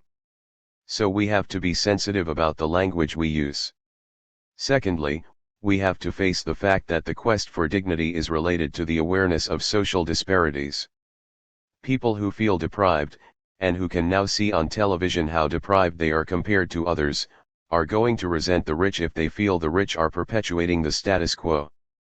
So we have to identify ourselves with certain specific causes, such as elimination of starvation in the world. Millions of people are still starving in the world, and some deliberate effort is needed to begin to create conditions for self-sustaining development in poorer countries. We have to do much more in terms of health and medicine and better schooling for people in the poorest parts of the world. It's these kinds of causes where an evident American involvement, a pioneering role, would help a great deal. And that requires, last but not least, asking ourselves whether the unlimited acquisition of wealth is the ultimate objective of life. That applies not only to the people who simply want to have more material goods, it applies particularly to our political elite. I find it disgusting, I'm using the word advisedly disgusting, that chief executives, in businesses that often have adopted destructive, short-term policies focusing on immediate profit, are obtaining payoffs on a scale of hundreds of millions of dollars when they leave their bankrupt financial institutions. There's something fundamentally unjust in a world where that's taking place. And so there's a whole gamut of issues, ranging far beyond the political into the cultural and philosophical, that we have to think about seriously. Ignatius, we're talking about living our values better. Brent, Part of the mystery of leadership is how a president can embody our values in a way that speaks to the world rather than alienating the world. George Bush certainly thinks of himself as a principled man, but the world's reaction has been to be turned off. Scowcroft, one of the problems is the use of terms. We're throwing around terms like freedom, but freedom means different things to different people. Freedom from what? Freedom to do what? What are the restrictions on freedom? It becomes very confusing. We should be talking, instead, about dignity of the individual. Dignity is easier to understand. And if you take that idea to heart, it changes the way you look at things. Our current immigration problem, for example, has resulted in pressure on the government to round up and deport illegal immigrants. But these are not animals crawling across our border, they are human beings. They've come to the United States, most of them, hoping for a better life, for a more dignified existence. If we would focus on human dignity, it would help us deal with the issues Zbig talked about. I don't see anything wrong with getting wealthy, but we need to think about people's dignity and how we can improve their well-being, which is what we as a nation are about. Ignatius, how would a president signal respect for human dignity? What are some practical things that a president could do? Brzezinski, well, at the risk of a personal confession, the reason I liked Obama from the very beginning, he may or may not be the president this book will be read by, is that apart from his intrinsic intelligence, I felt that his election would, by itself, signal respect for the dignity of others. I don't mean this to be a political tract for him, but given his biography and his identity, he creates a collective respect for diversity. And for dignity, because dignity entails respect for diversity. Dignity is not the same for everybody. Yet we have to universalize the notion and not have a sense that the world is divided into superior countries with superior cultures and downtrodden countries with inferior cultures. That will not endure in the 21st century. It has the makings of chaos and violence and resentment.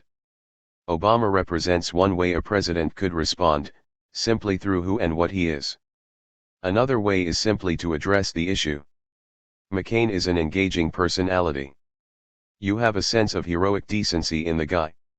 And if he makes it his intellectual challenge, I think he could help a lot. I hope very much that he doesn't make the crusade against jihadism a major definition of his foreign policy, because I think that would be self-defeating for America as well as for him. I think he has the capability, in his personality and intellect and heroic past, to project another message. Scowcroft, it's harder to do than to say. We have said since the country was founded that all men are created equal.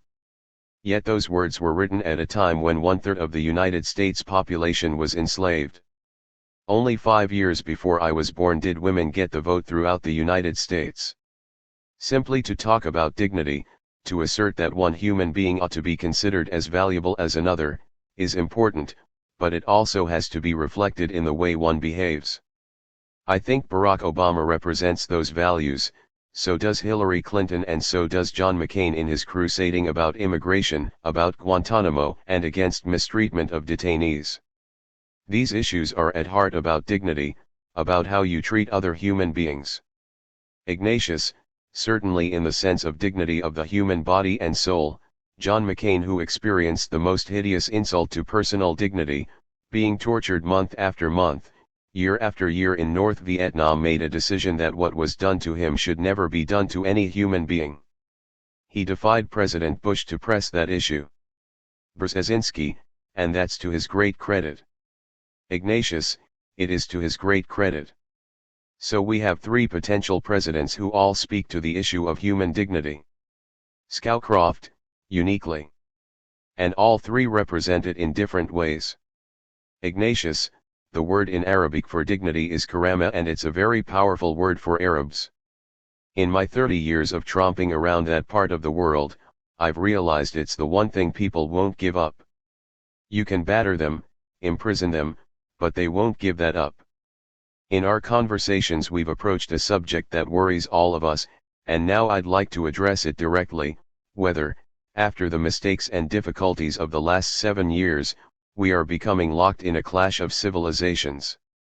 We don't want to be, we don't think it's necessary, but there are hundreds of millions of Muslims who are furious at the United States, for whom the images of those prisoners at Abu Ghraib will never go away. What do we do about that? How do we avoid the crack-up that many people fear is ahead of us, despite our nice words about dignity? Brzezinski, it's not only a question of the new president, his or her personality, his or her words. It's not only a question of how Americans are encouraged to rethink what we ought to be doing in the world. It's very specifically a question of what we do, soon after the inaugural, to deal with the problems in the Middle East which precipitate a long-lasting hatred of America. It will take a lot of effort, but it's a series of issues that cannot be put off. In my view, there should be a sense of urgency in dealing with the issue of Iraq, even though Brent and I might disagree on how rapidly something can be done. There's certainly a sense that we have been slack and ineffective in promoting an Israeli-Palestinian peace, which both peoples need, but which, more importantly, we need and we have to be identified with it. There is the more general question of how we deal with Iran. Last but not least, there's the question of how we deal with Muslim traditionalism and fundamentalism, which should not be reduced simply to Al-Qaeda. If we're not careful in places like Afghanistan and Pakistan, we can get embroiled in something that perpetuates hostility towards us. Scowcroft, it hasn't helped that we have surrounded ourselves with an environment of fear. That has been deadly. We have depicted Muslims in the War on Terror the way we depicted Germans in World War I. We dehumanized them, turned them into objects of hatred and fear, the enemy. But Al-Qaeda is a very different kind of enemy. It is a small clique with a certain goal, and we need to remember that. Just because a man going through customs is named Mohammed, you don't pull him aside and strip search him. But we do because the climate of fear has become pervasive in this country. That's one thing we have to attack. Ignatius, Zbig, what has fear done to us as a people? Brzezinski, it's made us more susceptible to demagogy. And demagogy makes you more inclined to take rash decisions. It distorts your sense of reality. It also channels your resources into areas which perhaps are not of first importance. I'm struck by the extent to which this country, more than any other, lives in an environment in which everywhere on television, on radio, in the newspapers, you see advertisements emphasizing security and defense and weapons. We have a defense budget that is literally bigger than that of the entire rest of the world combined. Scowcroft, and is less controversial than I think it's ever been in our lifetimes. Brzezinski, that's right. It's quietly accepted because we're scared. We're meeting in this building in Washington, and we go through this idiotic security procedure to enter it. The implicit message of these precautions is that bin Laden is sitting in some cave in Pakistan planning to blow up the building in which a few investment banks and law firms are located. We have succumbed to a fearful paranoia that the outside world is conspiring through its massive terrorist forces to destroy us. Is that a real picture of the world, or is it a classic paranoia that's become rampant and has been officially abetted? If I fault our high officials for anything, it is for the deliberate propagation of fear. When Brent was in office, when I was in office, we lived in a situation in which in 6 hours, half the population of the United States could be dead. We did everything we could to conduct our foreign policies rationally, to make deterrence credible, to keep the American people secure and confident. We haven't done that in the last 7 years. Scowcroft, in World War II, in the Cold War, was Washington barricaded the way it is now? No. True, the threat today is different. But we're in danger of losing what has been the ideal of America, the hope that we can make ourselves better, and make the world better. Brzezinski, we've lost our self-confidence. Scowcroft, and the optimism to go out and do good. That's been the symbol of America, why we've accomplished so much. That's why the world traditionally likes us. Even when we made serious foreign policy mistakes, most said, well, they mean well. Now there's great doubt around the world about whether we mean well. That's a tremendous change, and we need to recover our image. The next president needs to start on this recovery and make us again the hope of mankind that we've always seen ourselves as being and that much of the world has traditionally seen us as being. Ignatius, I'm struck that the two of you, who are often described as foreign policy realists, who put America's national interests first and try to form policy around the advancement and protection of those interests, have been talking in this conversation, and in all of our other discussions as well, about values. How should future American leadership combine those two strands, a realism about our interests and an anchor in our values as a people and a country? Zbig, that's not an easy trick. Jimmy Carter, the president you served, sometimes got that right, sometimes wrong. Brzezinski, will always get it sometimes right and sometimes wrong, because you're right, it's not easy. I entitled my memoirs From the White House Power and Principle. And I don't know whether I'm a realist or an idealist. I don't classify myself. It seems to me that if you're engaged in statecraft, you have to address the realities of power. Power is a threat but also a tool. If you're intelligent and you have the kind of power that is needed, you use it in a way that promotes your national security and interests, but that is not enough. Power has to be driven by principle, and this is where the element of idealism comes in. You have to ask yourself, ultimately, what is the purpose of life? What is the purpose of national existence? What is the challenge that humanity faces? What is it that we all have in common as human beings? And you try to strike a balance between the use of power to promote national security and interests, and trying to improve the human condition. It's not easy to do the two things together. But you have to be conscious of it. You mustn't be cynical or hypocritical because that's demoralizing and not morally sustainable. You have to be historically confident. You have to have a sense that what you are doing is somehow in tune with the mysterious unraveling of history and that you're pointing in the right direction. What we have been trying to talk about today deals precisely with that issue. How, in the early stages of the 21st century, do we set a course for America that deals with the practical realities but is channeled towards this larger goal? The President said in his latest State of the Union message that the defining character of the 21st century is going to be the struggle against terrorism. This is an absurd statement, first of all because it's now 2008, so we still have 92 years to run. To define the essence of the century so early on is premature. What Brent and I are doing today is trying to grope our way towards a more complex and sophisticated definition of the challenges of the century, and to say how, in that context, an American national policy that combines power with principle is the right response. Scowcroft, these labels realist, idealist are difficult. I don't know what I am. People write about me and say I'm a realist. During the Cold War I was criticized by the left for being a realist because I was focused on the Soviet military threat rather than the existence of nuclear weapons. Now I'm criticized as a realist by the right. So these things change.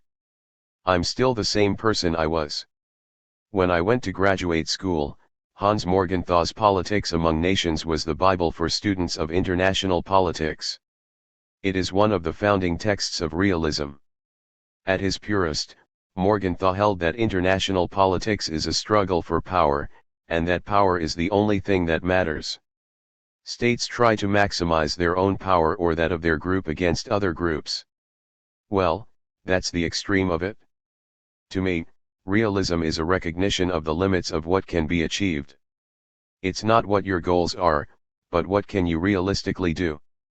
The idealist starts from the other end. What do we want to be? What do we want to achieve, and may neglect how feasible it is to try to get there and whether, in trying to get there, you do things which destroy your ability to get there and sacrifice the very ideals you were pursuing. The difference is which end of the issue you start with and, as Zbig says, how you balance ends and means. Do you try to leap for the stars? Or are you so mired in day-to-day difficulties that you don't even elevate your sights to believe that progress can be made? We need to strike some balance between the extremes of realism and idealism. The United States ought to be on the side of trying to achieve maybe a little more than it can. But not too much. When we say we are going to make the world democratic, that's too much. And in the attempt, as we are seeing right now, we risk creating more harm than good. Brzezinski, ultimately, we have to face the fact that we're all fallible. Striking that balance is a desirable objective, but more often than not, we'll probably err on one side or the other. That's inherent in the human condition. Therefore there will always be a debate about whether we're being too realistic or too idealistic. Ignatius, we Americans are often accused of wanting to have it all, of wanting to have things that are in conflict. We want lower taxes and more services. We want freedom and protection from our adversaries. This habit of wanting it all is going to hinder us as we try to deal practically with the problems of the 21st century. To take an obvious example, you both agree that climate change, global warming, is a real and growing problem for the world. To deal with it, we have to change the way we live. We're going to have to accept some limits on carbon emissions, either through a tax or some other system, and that's going to change how Americans live. How does presidential leadership get us to do the thing that's hard for any people, but I think hardest for Americans, which is to give up some of our fabulous wealth and opportunities for our long-run good and for the good of the world? Zbig, how does a president teach people to do that? Brzezinski, there's no magic prescription, but it does start with what you have just raised, namely, presidential involvement.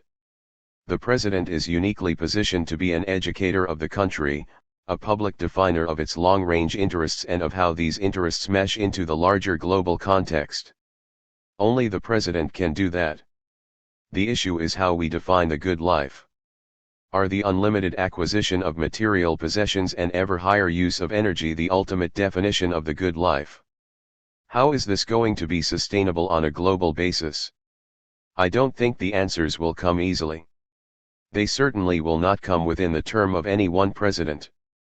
This is a debate that has to start within the country that, in a sense, has set the worldwide standard for material attainments and which, in the current global era, has to ask itself whether that standard is compatible, literally, with continued global survival. We are not quickly going to make a dramatic voluntary change in how we live, but the issue has to be put onto our national agenda. Scowcroft, we first have to change the mindset. Throughout the development of the industrial age, we have generally behaved as though the pollutants we produce just disappeared in the environment, and nature has been so capacious that they seem to. We poured them into the ocean, we put them into the air, and they just seem to go away. Now we've begun to realize that they don't go away. And the quantities that are being produced, with the increase of population and civilization, are beginning to defeat nature's ability to absorb them. That's the fundamental thing Americans have to grasp. Ignatius, in this world that we're describing, does the United States need to think about a different kind of sovereignty?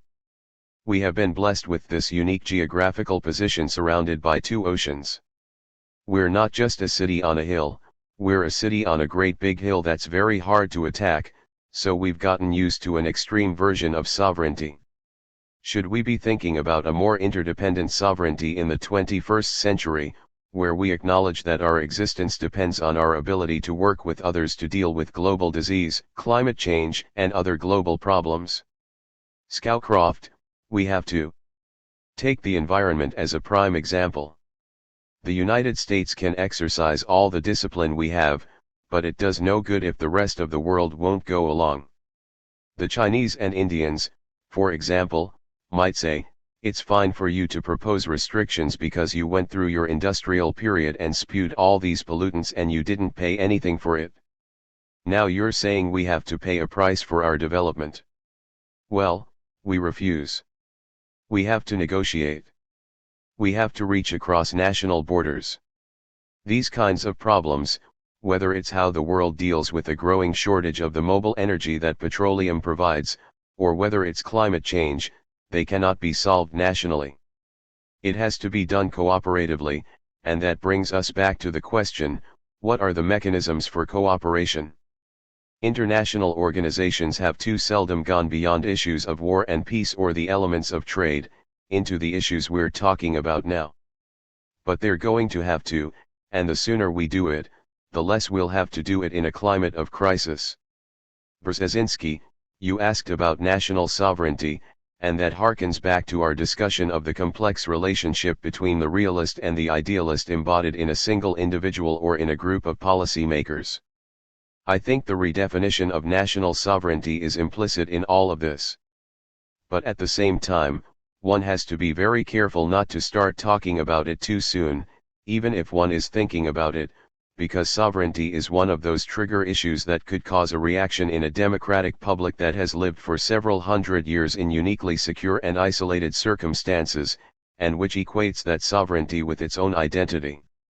Dealing with these global issues is going to demand a readjustment or redefinition of what sovereignty means. But if we start talking too early about sacrificing sovereignty in order to deal with these problems, we'll probably produce a nationalist reaction that will prevent any solution. Ignatius, Zbig, isn't that why we never get around to solving problems?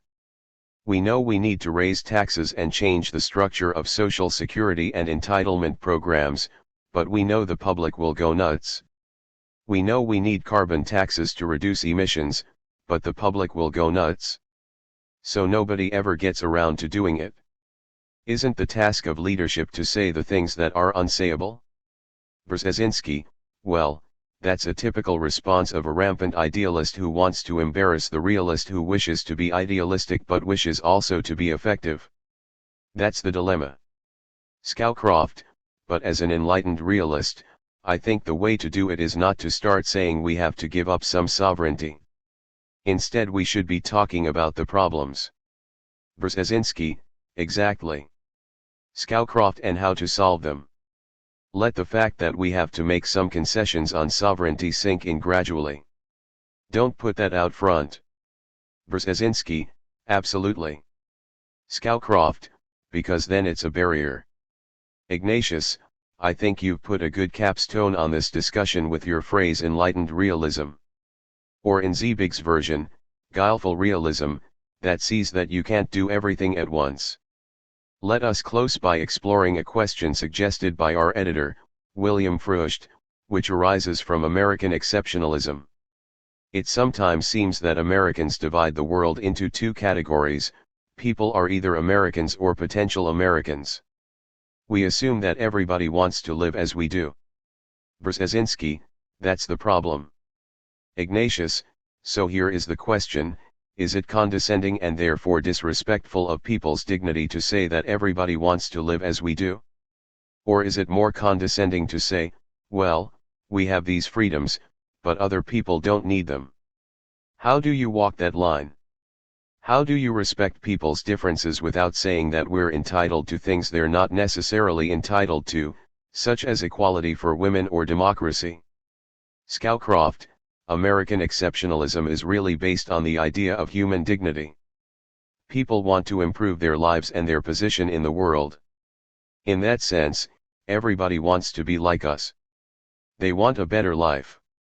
We think the way we have devised it is the best path to that better life. That doesn't necessarily mean that others must follow the same path. American exceptionalism is frequently distorted by the notion that everyone else ought to be like Americans, whether they like it or not. But at its heart, it envisions a better life for everybody. Perhaps we just got a head start. That's how I think you resolve the dilemma. We have ordinarily stood for a better life around the world. Brzezinski, but it's a better life for everybody in a society that emerged and improved itself and made itself wealthier in an environment in which a relatively small number of people were blessed with very rich resources, which they were able to develop as their numbers grew gradually.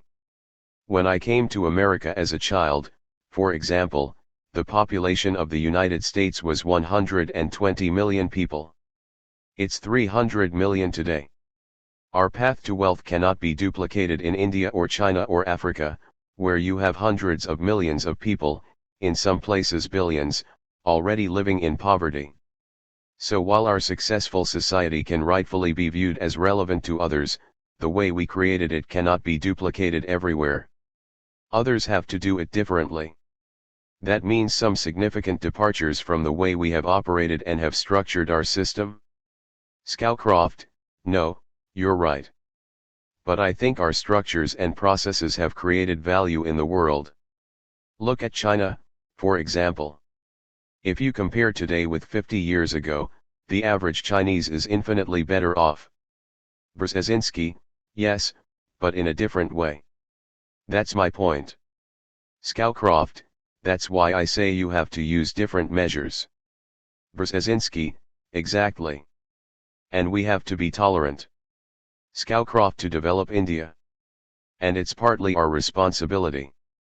The means exist in the wealth of the world to do that, but it can't be done the way we did it. Brzezinski: exactly. We cannot dogmatize our experience. Ignatius: is there a problem with this combination of American exceptionalism, a sense that we're special and uniquely blessed, and our tendency to universalize our values? We're special and everybody should be like us? One thing that I see as I travel the world is that people want to write their own history, even if they get it wrong. It goes back to the sense of dignity. It's mine, it's not yours. Even if you're right, I don't want to do it your way, I want to do it my way. And accepting that desire of people to write their own history sometimes means accepting that sometimes they're going to write it badly. Brzezinski: differently. Ignatius: differently from the way we would. Scowcroft: this is how we have evolved. A century or so ago, when the Hungarians were subordinated by the Austrians, freedom meant freedom from empire. That's the world Woodrow Wilson was dealing with. Today freedom means something very different. Brzezinski: the reason Wilsonianism had such an appeal was that it coincided with a particular phase of European history, in which freedom for people who aspired for it and focused their sense of identity on it was a very timely thing. The rise of independent European states and the collapse of empires was very much in keeping with what Wilson was talking about, and America became a symbol of it. The reason I put so much emphasis on the notion of dignity in my book Second Chance is that it's dignity, not freedom, that people around the world now politically awakened and aware of global disparities really seek. People want dignity in their existence, dignity in their ability to give a meaningful opportunity for their children, dignity in the respect that others give them, including their cultures and their religions. That thought occurred to me, as I was writing that book, in a very curious way.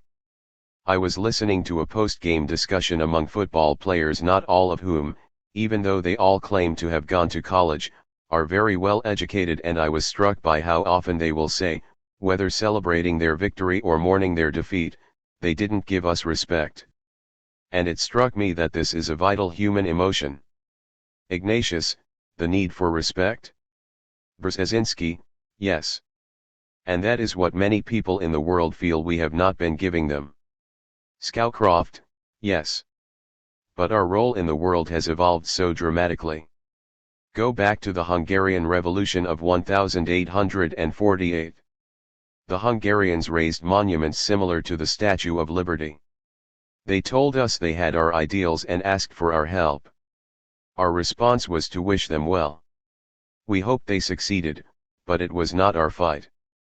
Ignatius: but Wilson made it our fight. Brzezinski: yes. That's why Wilson was hailed in Europe. And it's precisely because we're now doing the opposite, for example in Iraq, that we're so, sad to say, despised. Scowcroft: and the world's different. Wilson also created Yugoslavia and he was hailed by the Yugoslavs for doing so. And now they can't live together. Ignatius: in this new world, do we have to accept that we're not exceptional, we are citizens of the world? Scowcroft: no, I don't believe that. Brzezinski: we are exceptional. Scowcroft: we are exceptional in offering hope, that there's a better life available for everybody. Brzezinski: we're also exceptional in the sense that no country today, in the 21st century, can duplicate our experience, our asymmetry between resources and population. but while we can acknowledge that we're exceptional, I think we should also acknowledge that certain aspirations are universal, particularly the aspiration for dignity. Scowcroft, and that they have to be realized in different ways. But they should not go unrealized. April 3, 2008. 8. The first 100 days. David Ignatius, we've talked about many of the foreign policy issues a new administration will face. Now let's turn to the practical details of how to make policy in a way that responds creatively to the world and the challenges the two of you have described. I'd like to ask you to put on your old national security advisor hats and speak, in very practical terms, about what a new president could do in the first 100 days to enable him or herself to respond to the world we've talked about. Brent Scowcroft, the world has changed, but the structures we employ for national security, essentially the National Security Council and its associated apparatus, were built for the Cold War. The National Security Act of 1947 established the NSC, set up the Air Force, set up the CIA and the Defense Department. All of this was constructed for the Cold War, based on lessons learned from World War II. That structure hasn't changed. We have proliferated the NSC in a way. Clinton added a National Economic Council, Bush added a Homeland Security Council. So we're beginning to proliferate structures to deal with separate subjects. What we don't have is a system to manage issues that cut across traditional boundaries, for example, partly military, partly combat, partly reconstruction, and partly civil society building. We have no way inside the government to manage those sorts of things. That's one of the first needs of a president. Ignatius, would you create a new council? Scowcroft, no. But I would look at the National Security Act with a view to modifying it. We made some changes on intelligence, though it's too soon to tell whether they're adequate. The National Security Act specifies, for example, that foreign intelligence is the job of the CIA and domestic intelligence is the job of the FBI.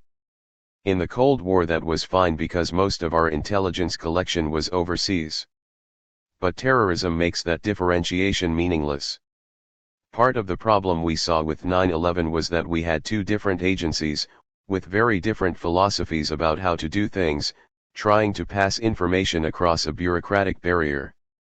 Iraq is another example. Once Saddam's government had been destroyed, we set up a U.S. administrator for Iraq. Who did he work for? Well, first he worked for defense. Then he worked for the NSC. Then he worked for It's confusing. And in Afghanistan, there is no one in overall charge. Ignatius, certainly, in Iraq, part of the problem was that real policy making, real strategy, somehow fell between the cracks in the interagency process. Zbigniew Brzezinski, that's right. Scowcroft, and even staffing. How do you staff an enterprise to try to rebuild a government? In Iraq we asked for volunteers, because there's no systematic way to do it. You need judges. You need police. You need all kinds of things that we're not organized to provide. Ignatius, Zbig, what would you do in those first 100 days to get the machinery to fit the problems? Brzezinski, well, on the assumption that the next president wants to play an active role in shaping foreign policy, that he or she is not preoccupied primarily with domestic politics, which sometimes is the case, I would first of all urge the next president to choose as his national security advisor a person he knows reasonably well and feels comfortable with, and with whom he has a kind of communion of mind. That's terribly important. The national security advisor is close to the president, has to see the president often. He has to be willing to exercise authority on the president's behalf, with the confidence that he reflects the president's views. So it ought to be a person with whom the new president feels comfortable, but also a person with stature in his or her own right. I think part of the problem, for example, that Condi Rice encountered throughout her tenure as National Security Advisor was that she really was outranked by Colin Powell and Donald Rumsfeld. She couldn't coordinate and impose presidential leadership on policy making.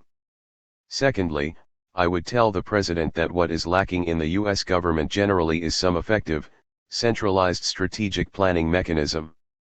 The State Department does its own thing on the assumption that foreign affairs is diplomacy. Defense Department has a myriad of planning agencies.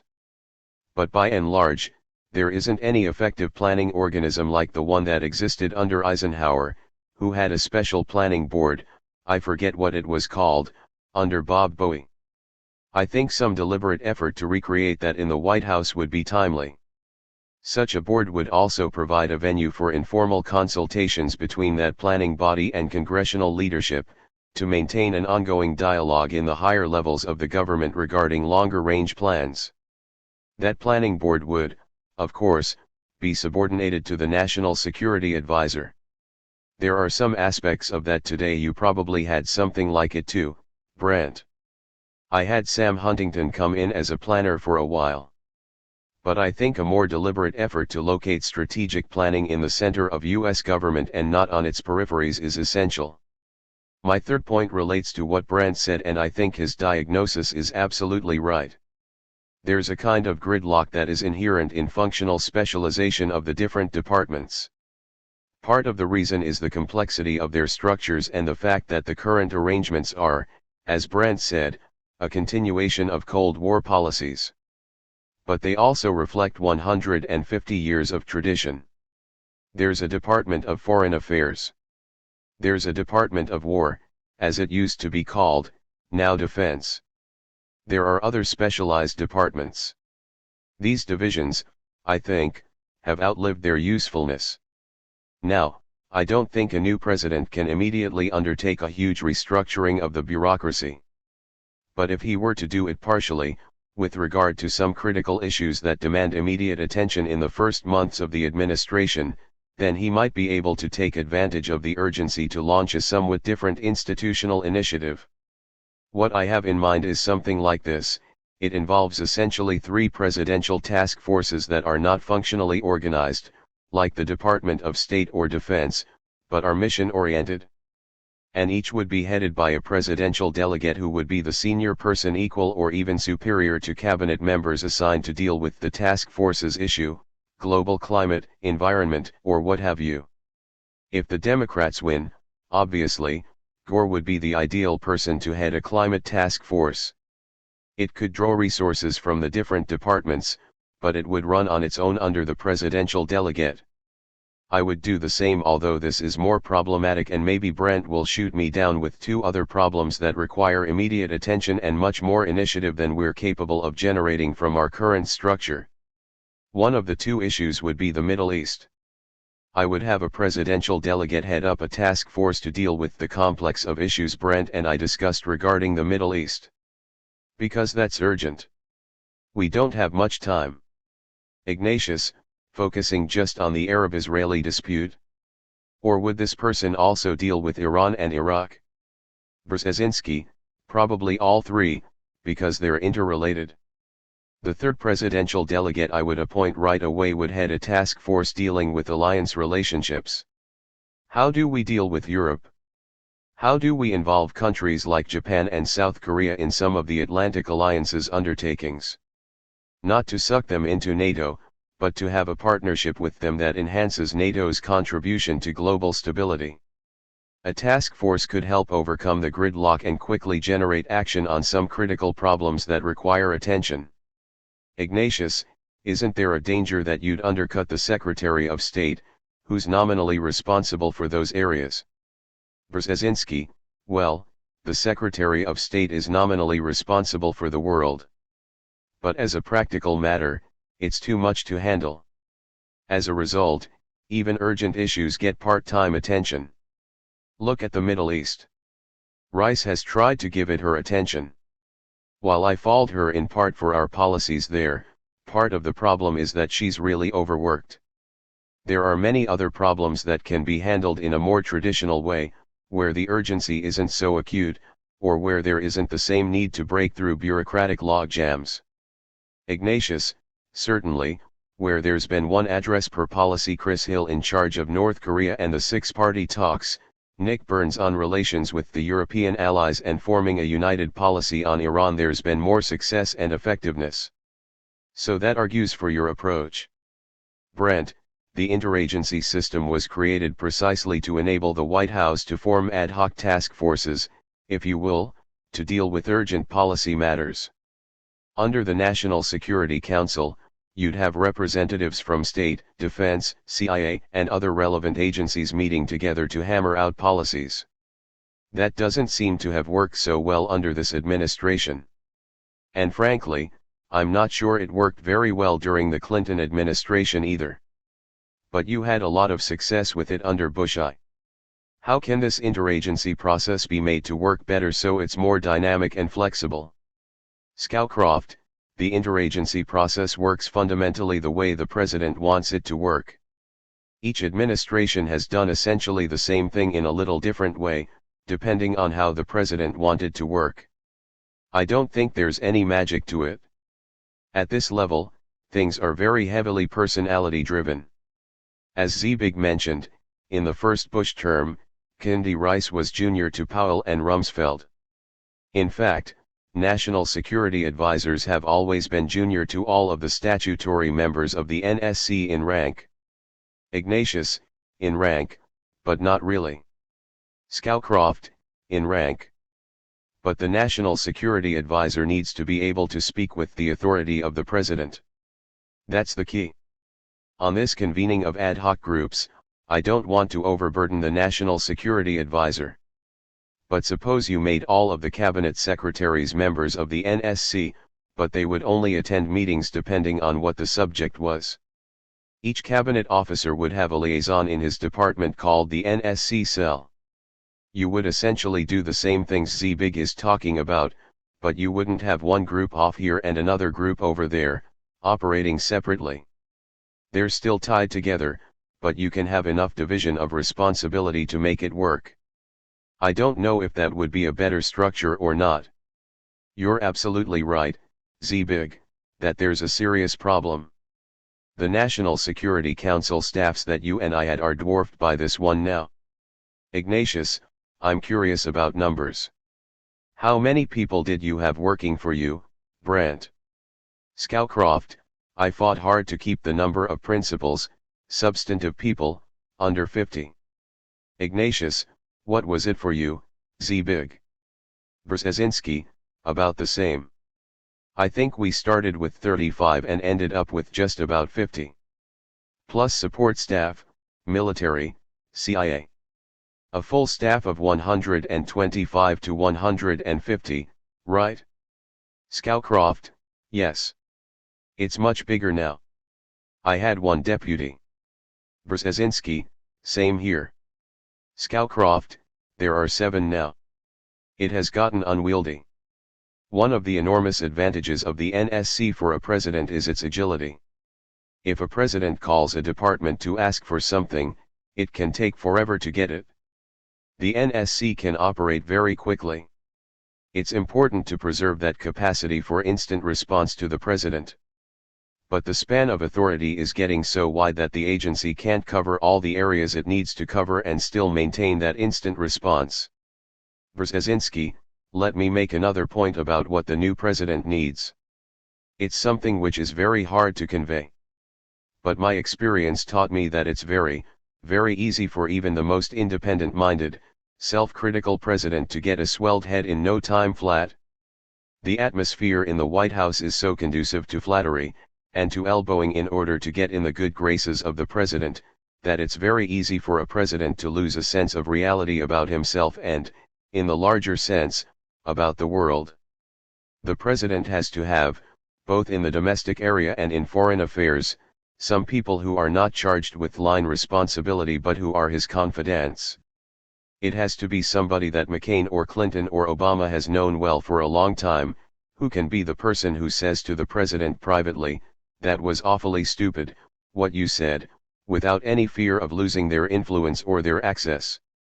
That's absolutely essential, especially in as complicated a world as the one we have been discussing. Scowcroft, Zbig, that's called kitchen cabinet. Brzezinski, yeah, sort of, maybe. but not in the sense that these people offer alternative policies or make decisions. But simply keep a critical eye out and inform the president frankly, unabashedly, of problems they see on the horizon or of inadequacies and shortcomings. I don't know how to define it. But something like that. What really strikes me when I watch the operations of Bush's two administrations, and when I think about my own, and LBJ's, is the really destructive role of flattery. Ignatius, did you feel you could be honest with President Carter? Brzezinski, yes. But I knew him well before. I did it at first very easily and then, after a while, deliberately. It wasn't easy in that atmosphere. I had to say to myself, my job is to tell him. But I would only do it one-on-one. And I can say this much, I really did bug him on issues. I really did. I would go back and I would argue and so forth. Only once in the entire 4 years did he object. I remember that vividly.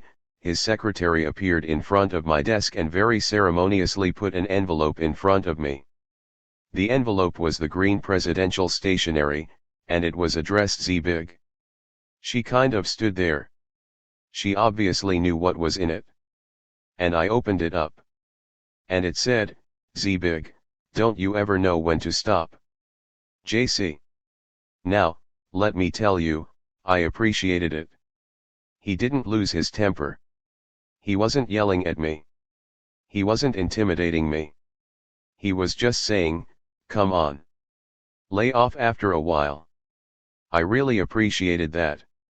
Ignatius, Brent, your relationship with George H.W. Bush was special. What was it like between the two of you? Scowcroft, this is what I said earlier. At this level, it's all personality. I had a very close relationship with President Bush. I worked for 3 different presidents, and each liked to get his information, advice, and do his decision-making in different ways. And you've got to accommodate that while doing your job. Because if they don't like the way they're being served, they'll set up another system they like better. Then you've got competing voices and organizations, and that doesn't work. A new structure may be needed, but it must have the flexibility to suit any president. Ignatius, could you tell Bush if you thought he was off base? He's such a gentleman, I would think it might be harder sometimes to confront him. Scowcroft, well, it depends how you do it. Again, it depends on the personalities. I tried a few different approaches with him. But the bottom line is, it's important that the National Security Advisor tell the President what you think he or she needs to know. Brzezinski, absolutely. Absolutely. Scowcroft, not what he wants to hear.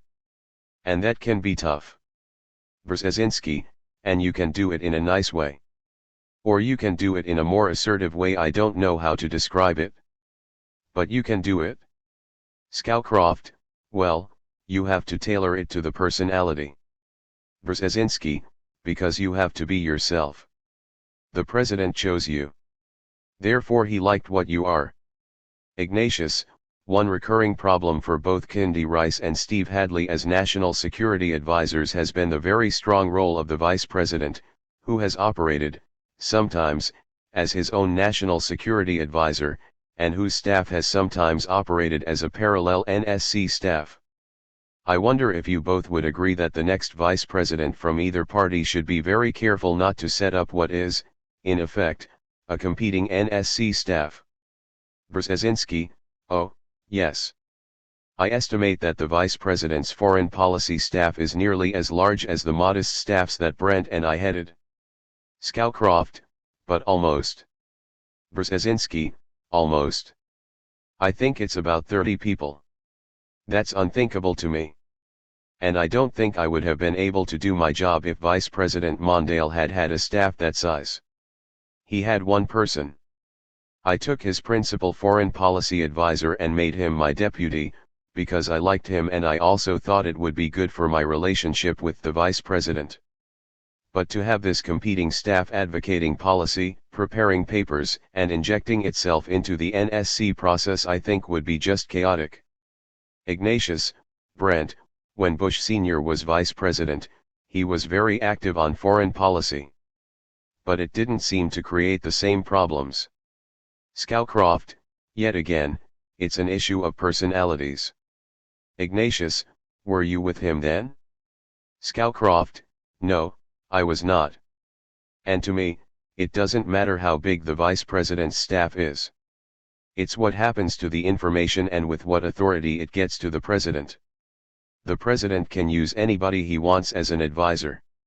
The vice president can be his principal advisor if the president wants him.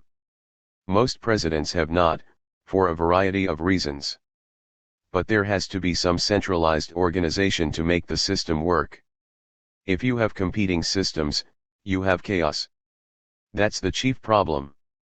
And it needs to be flexible enough so that the president can do the kinds of things in the manner he finds comfortable. But you also have to preserve the essentiality of a system that's able to operate quickly and efficiently to provide the president what he needs. If the president says he wants everything to go through the vice president, that's the president's prerogative. But then he needs a different system. And it's toying around with the system that tends to destroy it. Brzezinski, there's another aspect to it, which also is worth mentioning. Most people don't realize how much paper flows to the president from the Secretary of State, the Secretary of Defense, the CIA, in addition to what the National Security Advisor generates through his staff. The volume is impossible. One of the problems that has to be dealt with is that the National Security Advisor ultimately cannot simply become a postman. Papers come in from the Secretary of State with a note on top saying for the President. That doesn't help. You have to be able, with the President's approval, to discriminate between what should go to the President and what the National Security Advisor can handle on the President's behalf, in the confidence that he knows, more or less, the President's mind and sends it back, either to the department from which it originated or to other departments if the thing has to be coordinated. That's a very tricky business that also requires a great deal of the National Security Advisor's personal time. Ignatius, in thinking about how to reshape this machinery so that it fits the world of the 21st century, I'm reminded of my colleague Tom Friedman's phrase, the flat world. Our world is less hierarchical. It's horizontal. You connect across boundaries. You don't, ideally, have to communicate up through smokestacks. That's an enormous benefit, but it creates interesting challenges for foreign policy. You have a world in which people can connect in ways you can't predict or control. Can this hierarchical machinery you've been talking about be adapted so that it embraces the flat world rather than fighting it? Scowcroft, President Nixon tried this. He tried clumping his cabinet officers, naming one the senior in a group. It didn't work, mostly because this is true in my experience, two cabinet officers will not work for each other. You cannot put a cabinet officer in charge of other cabinet officers. It just doesn't work very well as a flat system. Ignatius, but does it need to? In the intelligence community, we're taking different agencies, different stovepipes, and we're insisting that they connect the dots, that they collaborate. And we're creating technologies. There's now a kind of Wikipedia for intelligence where people are constantly interacting and creating databases and sharing them. Things the intelligence community thought it could never do in terms of information sharing are now happening every day. But that hasn't moved generally across the government. I wonder if you think it's time to experiment with that on an issue like, say, climate change. Scowcroft, but, David, it didn't happen in the intelligence community because of a flat organization. It happened because the leadership said, you will start sharing information. They set up rules for doing that, and they then enforced the rules. That change in procedures is still not complete. I don't know whether a flat way would work. But I think we could agree that one of the first areas of focus for a new president, if he hasn't already started thinking about it during the campaign, is this organizational issue we have been discussing. It's a serious problem and addressing it ought to be one of his first areas of concentration. Brzezinski, let me make one additional point. I think the president has to be very conscious that he has some grave problems on the agenda when he comes to office. But he also has a finite amount of time during which he is capable of mobilizing the political support of Congress and the public by virtue of his newness in office and his electoral victory. Therefore, the new president ought to make a very conscious choice which issues require the most immediate attention. My earlier point about mission-oriented task forces is related to this. Of the geopolitical problems we discussed, and Brent may have a different list, I would say the complex issues of the Middle East are the top priority. The other issues, perhaps, can be dealt with more on a kind of a continuum and in a more traditional fashion. Scowcroft, I would divide it a little differently.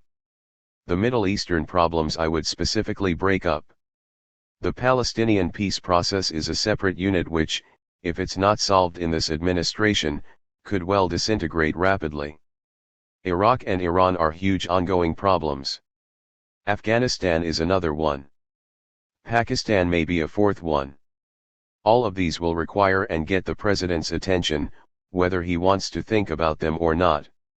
Even if he's a domestically oriented president, he doesn't have any choice but to start on these issues. Brzezinski, when I was National Security Advisor, I prepared a list of sort of global priorities for the president, with a write-up on each. I believe I had about 10, and I had some notion of what ought to be at the top. What struck me was that President Carter wanted to deal with all 10 right away. That's also where the National Security Advisor can be useful, in helping the new president prioritize these issues. Ignatius, the new president will come into office in a world that is very angry at the United States. I can't remember, in my lifetime, a time when the world was more hostile to the country. Brzezinski, historically, it never has been. Ignatius, any of us who travels around the world sees that and feels it. Maybe our biggest national security problem is that unpopularity. What could the new president do, right at the beginning, in this first 100 days, to turn that page and say to the world, this is no longer the United States that you've become accustomed to dealing with? Brzezinski, well, look, he could close down Guantanamo. He could outlaw torture. He could put more emphasis on civil rights. He could say, let's bury this culture of fear and have a sense of proportion about the threats that we face. And if America is confident and true to its principles, I think these things would happen. Of course, the larger policy issues would still need to be addressed. Ignatius, Brent, what do you think? Scowcroft, I think one of the first things he could do is to say, the United States is a powerful country, but we don't have all the answers to the issues facing the world. We need help. We need the help of every straight-thinking government around the world. And we're going to seek that help. I want to reach out, to work with anybody who is trying to make this world a better place. And then implement that pledge. One of President Bush's real virtues, Bush Sr., was his use of the telephone. At first I was against it. I thought it was a very risky thing for heads of state to do. But he used it brilliantly around the world, to build a friendly climate of relationships. He didn't call just to ask his counterparts for support on issues. He called to say, how are you? How are things going? So when he did call on something specific, he had a receptive atmosphere.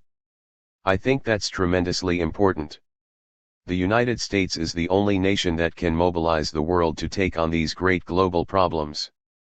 But we can't do it if everybody dislikes us. Ignatius, we often think of strategic communication in terms of finding effective ways for us to speak more loudly or more clearly. But strategic communication, sometimes, is strategic listening. I think that's a great gift that Bush Sr. had. I think, at his best, Jimmy Carter was a good listener. Brzezinski, and sometimes we need to speak more modestly.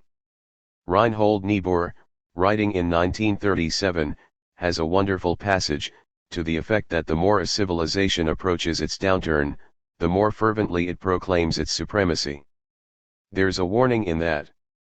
We have tended, in recent years, to define world affairs in Manichaean terms. We are the epitome of right. Those who are not with us are against us. Those who are against us are by definition evil. I think we ought to be a little more modest about our place in the world.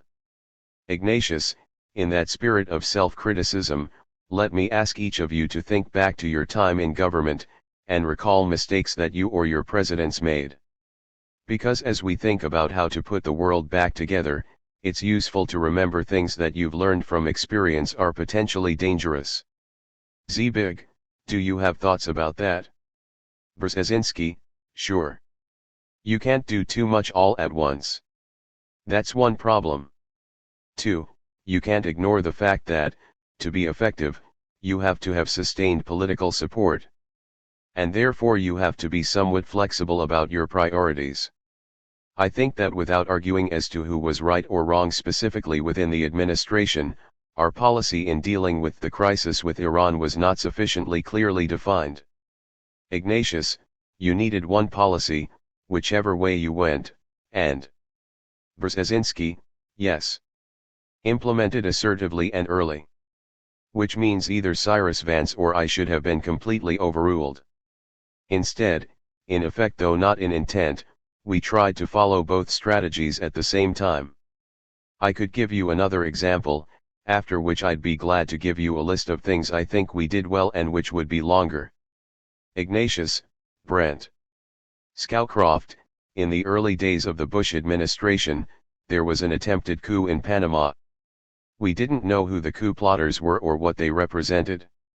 We knew almost nothing about motivation or support. We had good communications with Panama but through parallel channels of information. The State Department had its communications, the CIA had its communications, so did Defense. We had an NSC meeting to analyze the situation, and the participants all had different stories. We were, in effect, operating blind, because we had no coherent picture. It showed me the necessity of closer coordination within our government, so I set up a deputies committee that would meet periodically, once a week or as often as needed, to make sure that everybody in the NSC, all the principals, had the same information. That worked immensely well. It worked, also, with the issue of the papers that everybody sends up. We let the deputies committee look at them first. This worked, for me, very well. Again, it depends on the people involved. But how you coordinate and keep people informed is one of the crucial jobs. For example, the Secretary of State and the Secretary of Defense see the President maybe once a week or less. As National Security Advisor, I would see him perhaps a dozen times a day. They have to have faith that they're being fairly represented in your discussions with the President. And that you're telling them the things they need to know that the President tells you. If the Defense Secretary and Secretary of State don't have confidence that you're conveying their views honestly and accurately, they'll insist on discussing everything separately with the President. The President doesn't have time for that. So you have to establish yourself as truly an honest broker. That's impossible to do perfectly. But without it, the system, at least my system, breaks down. Ignatius, I think most students of this subject would say that you got that closer to right than any national security advisor in modern times. That you had a strong personality, but you managed to submerge it so that you were not seen by your cabinet secretaries as a rival for the President's attention. Scowcroft, well, I don't know about that. Brzezinski, I'll say yes. Ignatius, for me, one of the paradoxes of this new world is that in economic terms, globalization is a seamless and highly efficient process for making decisions. Global companies manage to react to developments in the world with astonishing speed. They draw the best and the brightest, literally from around the world. If you go into Goldman Sachs or a well-managed technology company in Silicon Valley, you'll find a remarkably diverse group of Chinese, Indians, Africans, Pakistanis, and Americans, all working together, collaborating, overcoming differences in culture and language. And the company responds very efficiently to the challenges it faces. Yet in the world of government, we find rigid structures, often based on models that come to us from the 19th century or before. And none of that flexibility. I just wonder, as we think about how a new administration could make the right connections with this new world, whether there's a way it could emulate what corporations do so effectively. Is that hopeless? Is it a hopeless dream that a government agency could operate as effectively as a corporation? Scowcroft, I think so, because the order of merit is much simpler in the business world. There are so many goals and interests that the government has to answer to, that the measure of efficiency is much more difficult. Brzezinski, and shareholders don't have the same leverage over corporate decisions that citizens have every 2 years in our political system. Ignatius, it's tough to vote out the CEO, that's for sure. Brzezinski, that's a significant difference. Ignatius, I've got one last question for you. The last 7 years have seen an increasing polarization of debate in Washington about everything, including national security. The common ground on which Republicans and Democrats once stood when they were thinking about foreign policy has shrunk and shrunk, almost disappeared. I want to ask you to talk about how some measure of consensus could be recreated by a new president and how you'd go about doing it. Brzezinski, I think it really is essential that the next president, whoever that is, make a very deliberate, symbolic effort to create bipartisanship. And that means appointments. It would be great if a Democratic president appointed a Republican, and I can think of some names as Secretary of State. Senator Hagel comes to mind, for example. But there are others. Or in some other key position. The same is true of a Republican president, he ought to appoint a Democrat. I think the last several years have divided us substantively, because there are real differences of opinion. But we have also been driven further apart in our worldviews. These divisions are damaging in that they compound the uncertainty felt by the rest of the world about us, which then reinforces our anxiety, which then degenerates into fear. They reduce the sense of shared direction, of confidence on the grand issues of the day. So I think one of the tasks of the next president will be to do the few simple, obvious, not terribly difficult things to promote bipartisanship through his power of appointment. Ignatius, Brent, what other ways could you rebuild this bipartisan base? Scowcroft, I would agree with what Zbig has said. I think it's a Washington attitude that has been reinforced by the recent changes in the world. In past years, when we were faced with a threat, we subordinated partisan differences. Recently we've gotten out of the habit. The Vietnam War and Watergate were terribly destructive to our sense of community. That bitterness has persisted and even grown.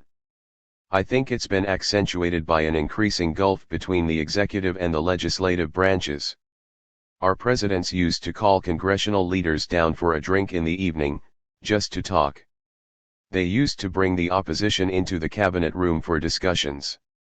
These kinds of things are critical to establishing a sense of cooperation. Partisanship is a narrow, tactical thing. It should not be strategic and interfere with the business of government. I think the divide between Capitol Hill and the executive branch has grown ever wider. Meanwhile, the Hill itself has gotten more sharply divided. That has carried over into statecraft, where it truly is corrosive. And again, the key is the attitude of the president. Whether it's appointing people or in some other visible measure, he has to keep reaching out. And to keep emphasizing that he's making national decisions. Ignatius, that we're in this together. Well, I have to say, one of the pleasures of these conversations has been to sit with a prominent Republican and a prominent Democrat. Brzezinski, which one is which? Ignatius, I often am not sure. And that's the great thing. The two of you, who are veterans of these battles, really are able to get outside of the narrow party lines and limits, and talk together to try to come up with new ideas about very tough problems. And if the two of you can do it, I hope the new president and the Congress can do it too. April 3, 2008. Acknowledgements. These conversations were taped at the offices of Perseus LLC in Washington, D.C. The authors would like to thank Frank Pearl, Allison Rhodes, Libby Getzendener, and Cynthia Taylor for their gracious hospitality. The taping and production of recorded CDs was expertly managed by Andrew Doucette and Jamie Dolagosa of Meeting Tomorrow Incorporated. Transcript Associates produced the transcripts. Christine Mara of Marathon Production Services guided the book through editing and design. The New America Foundation provided significant support for this book. The authors wish to thank Stephen Clemens and Stephen Call of NAF for their enthusiasm and help, as well as John Scherer, Michelle Jacob, and Alex Slight of Basic Books for their efforts. The two authors would like to thank their closest associates for their assistance. For Brent, Terry Lacey, his legal advisor, led him through the legal intricacies involved, while for Zbig, Leona Schechter, his agent, did likewise. The respective secretaries, Gail Turner for Brent and Diane Reed for Zbig, managed the endless scheduling difficulties and resolved various administrative dilemmas. For Brent, Ginny Mulberger as well as Arnie Cantor and Eric Melby were critically helpful in preparing and clarifying the transcripts for publication, and Brett Edkins rendered equally important assistance in this role for Zbig. Both authors wish to thank David Ignatius for a superb job of guiding and directing our discussions, and they acknowledge Bill Fruscht's vital contribution in clarifying our intent, as well as constraining our occasional semantic excesses. To all of the foregoing, our very sincere gratitude. Zbigniew Brzezinski Brand Scowcroft.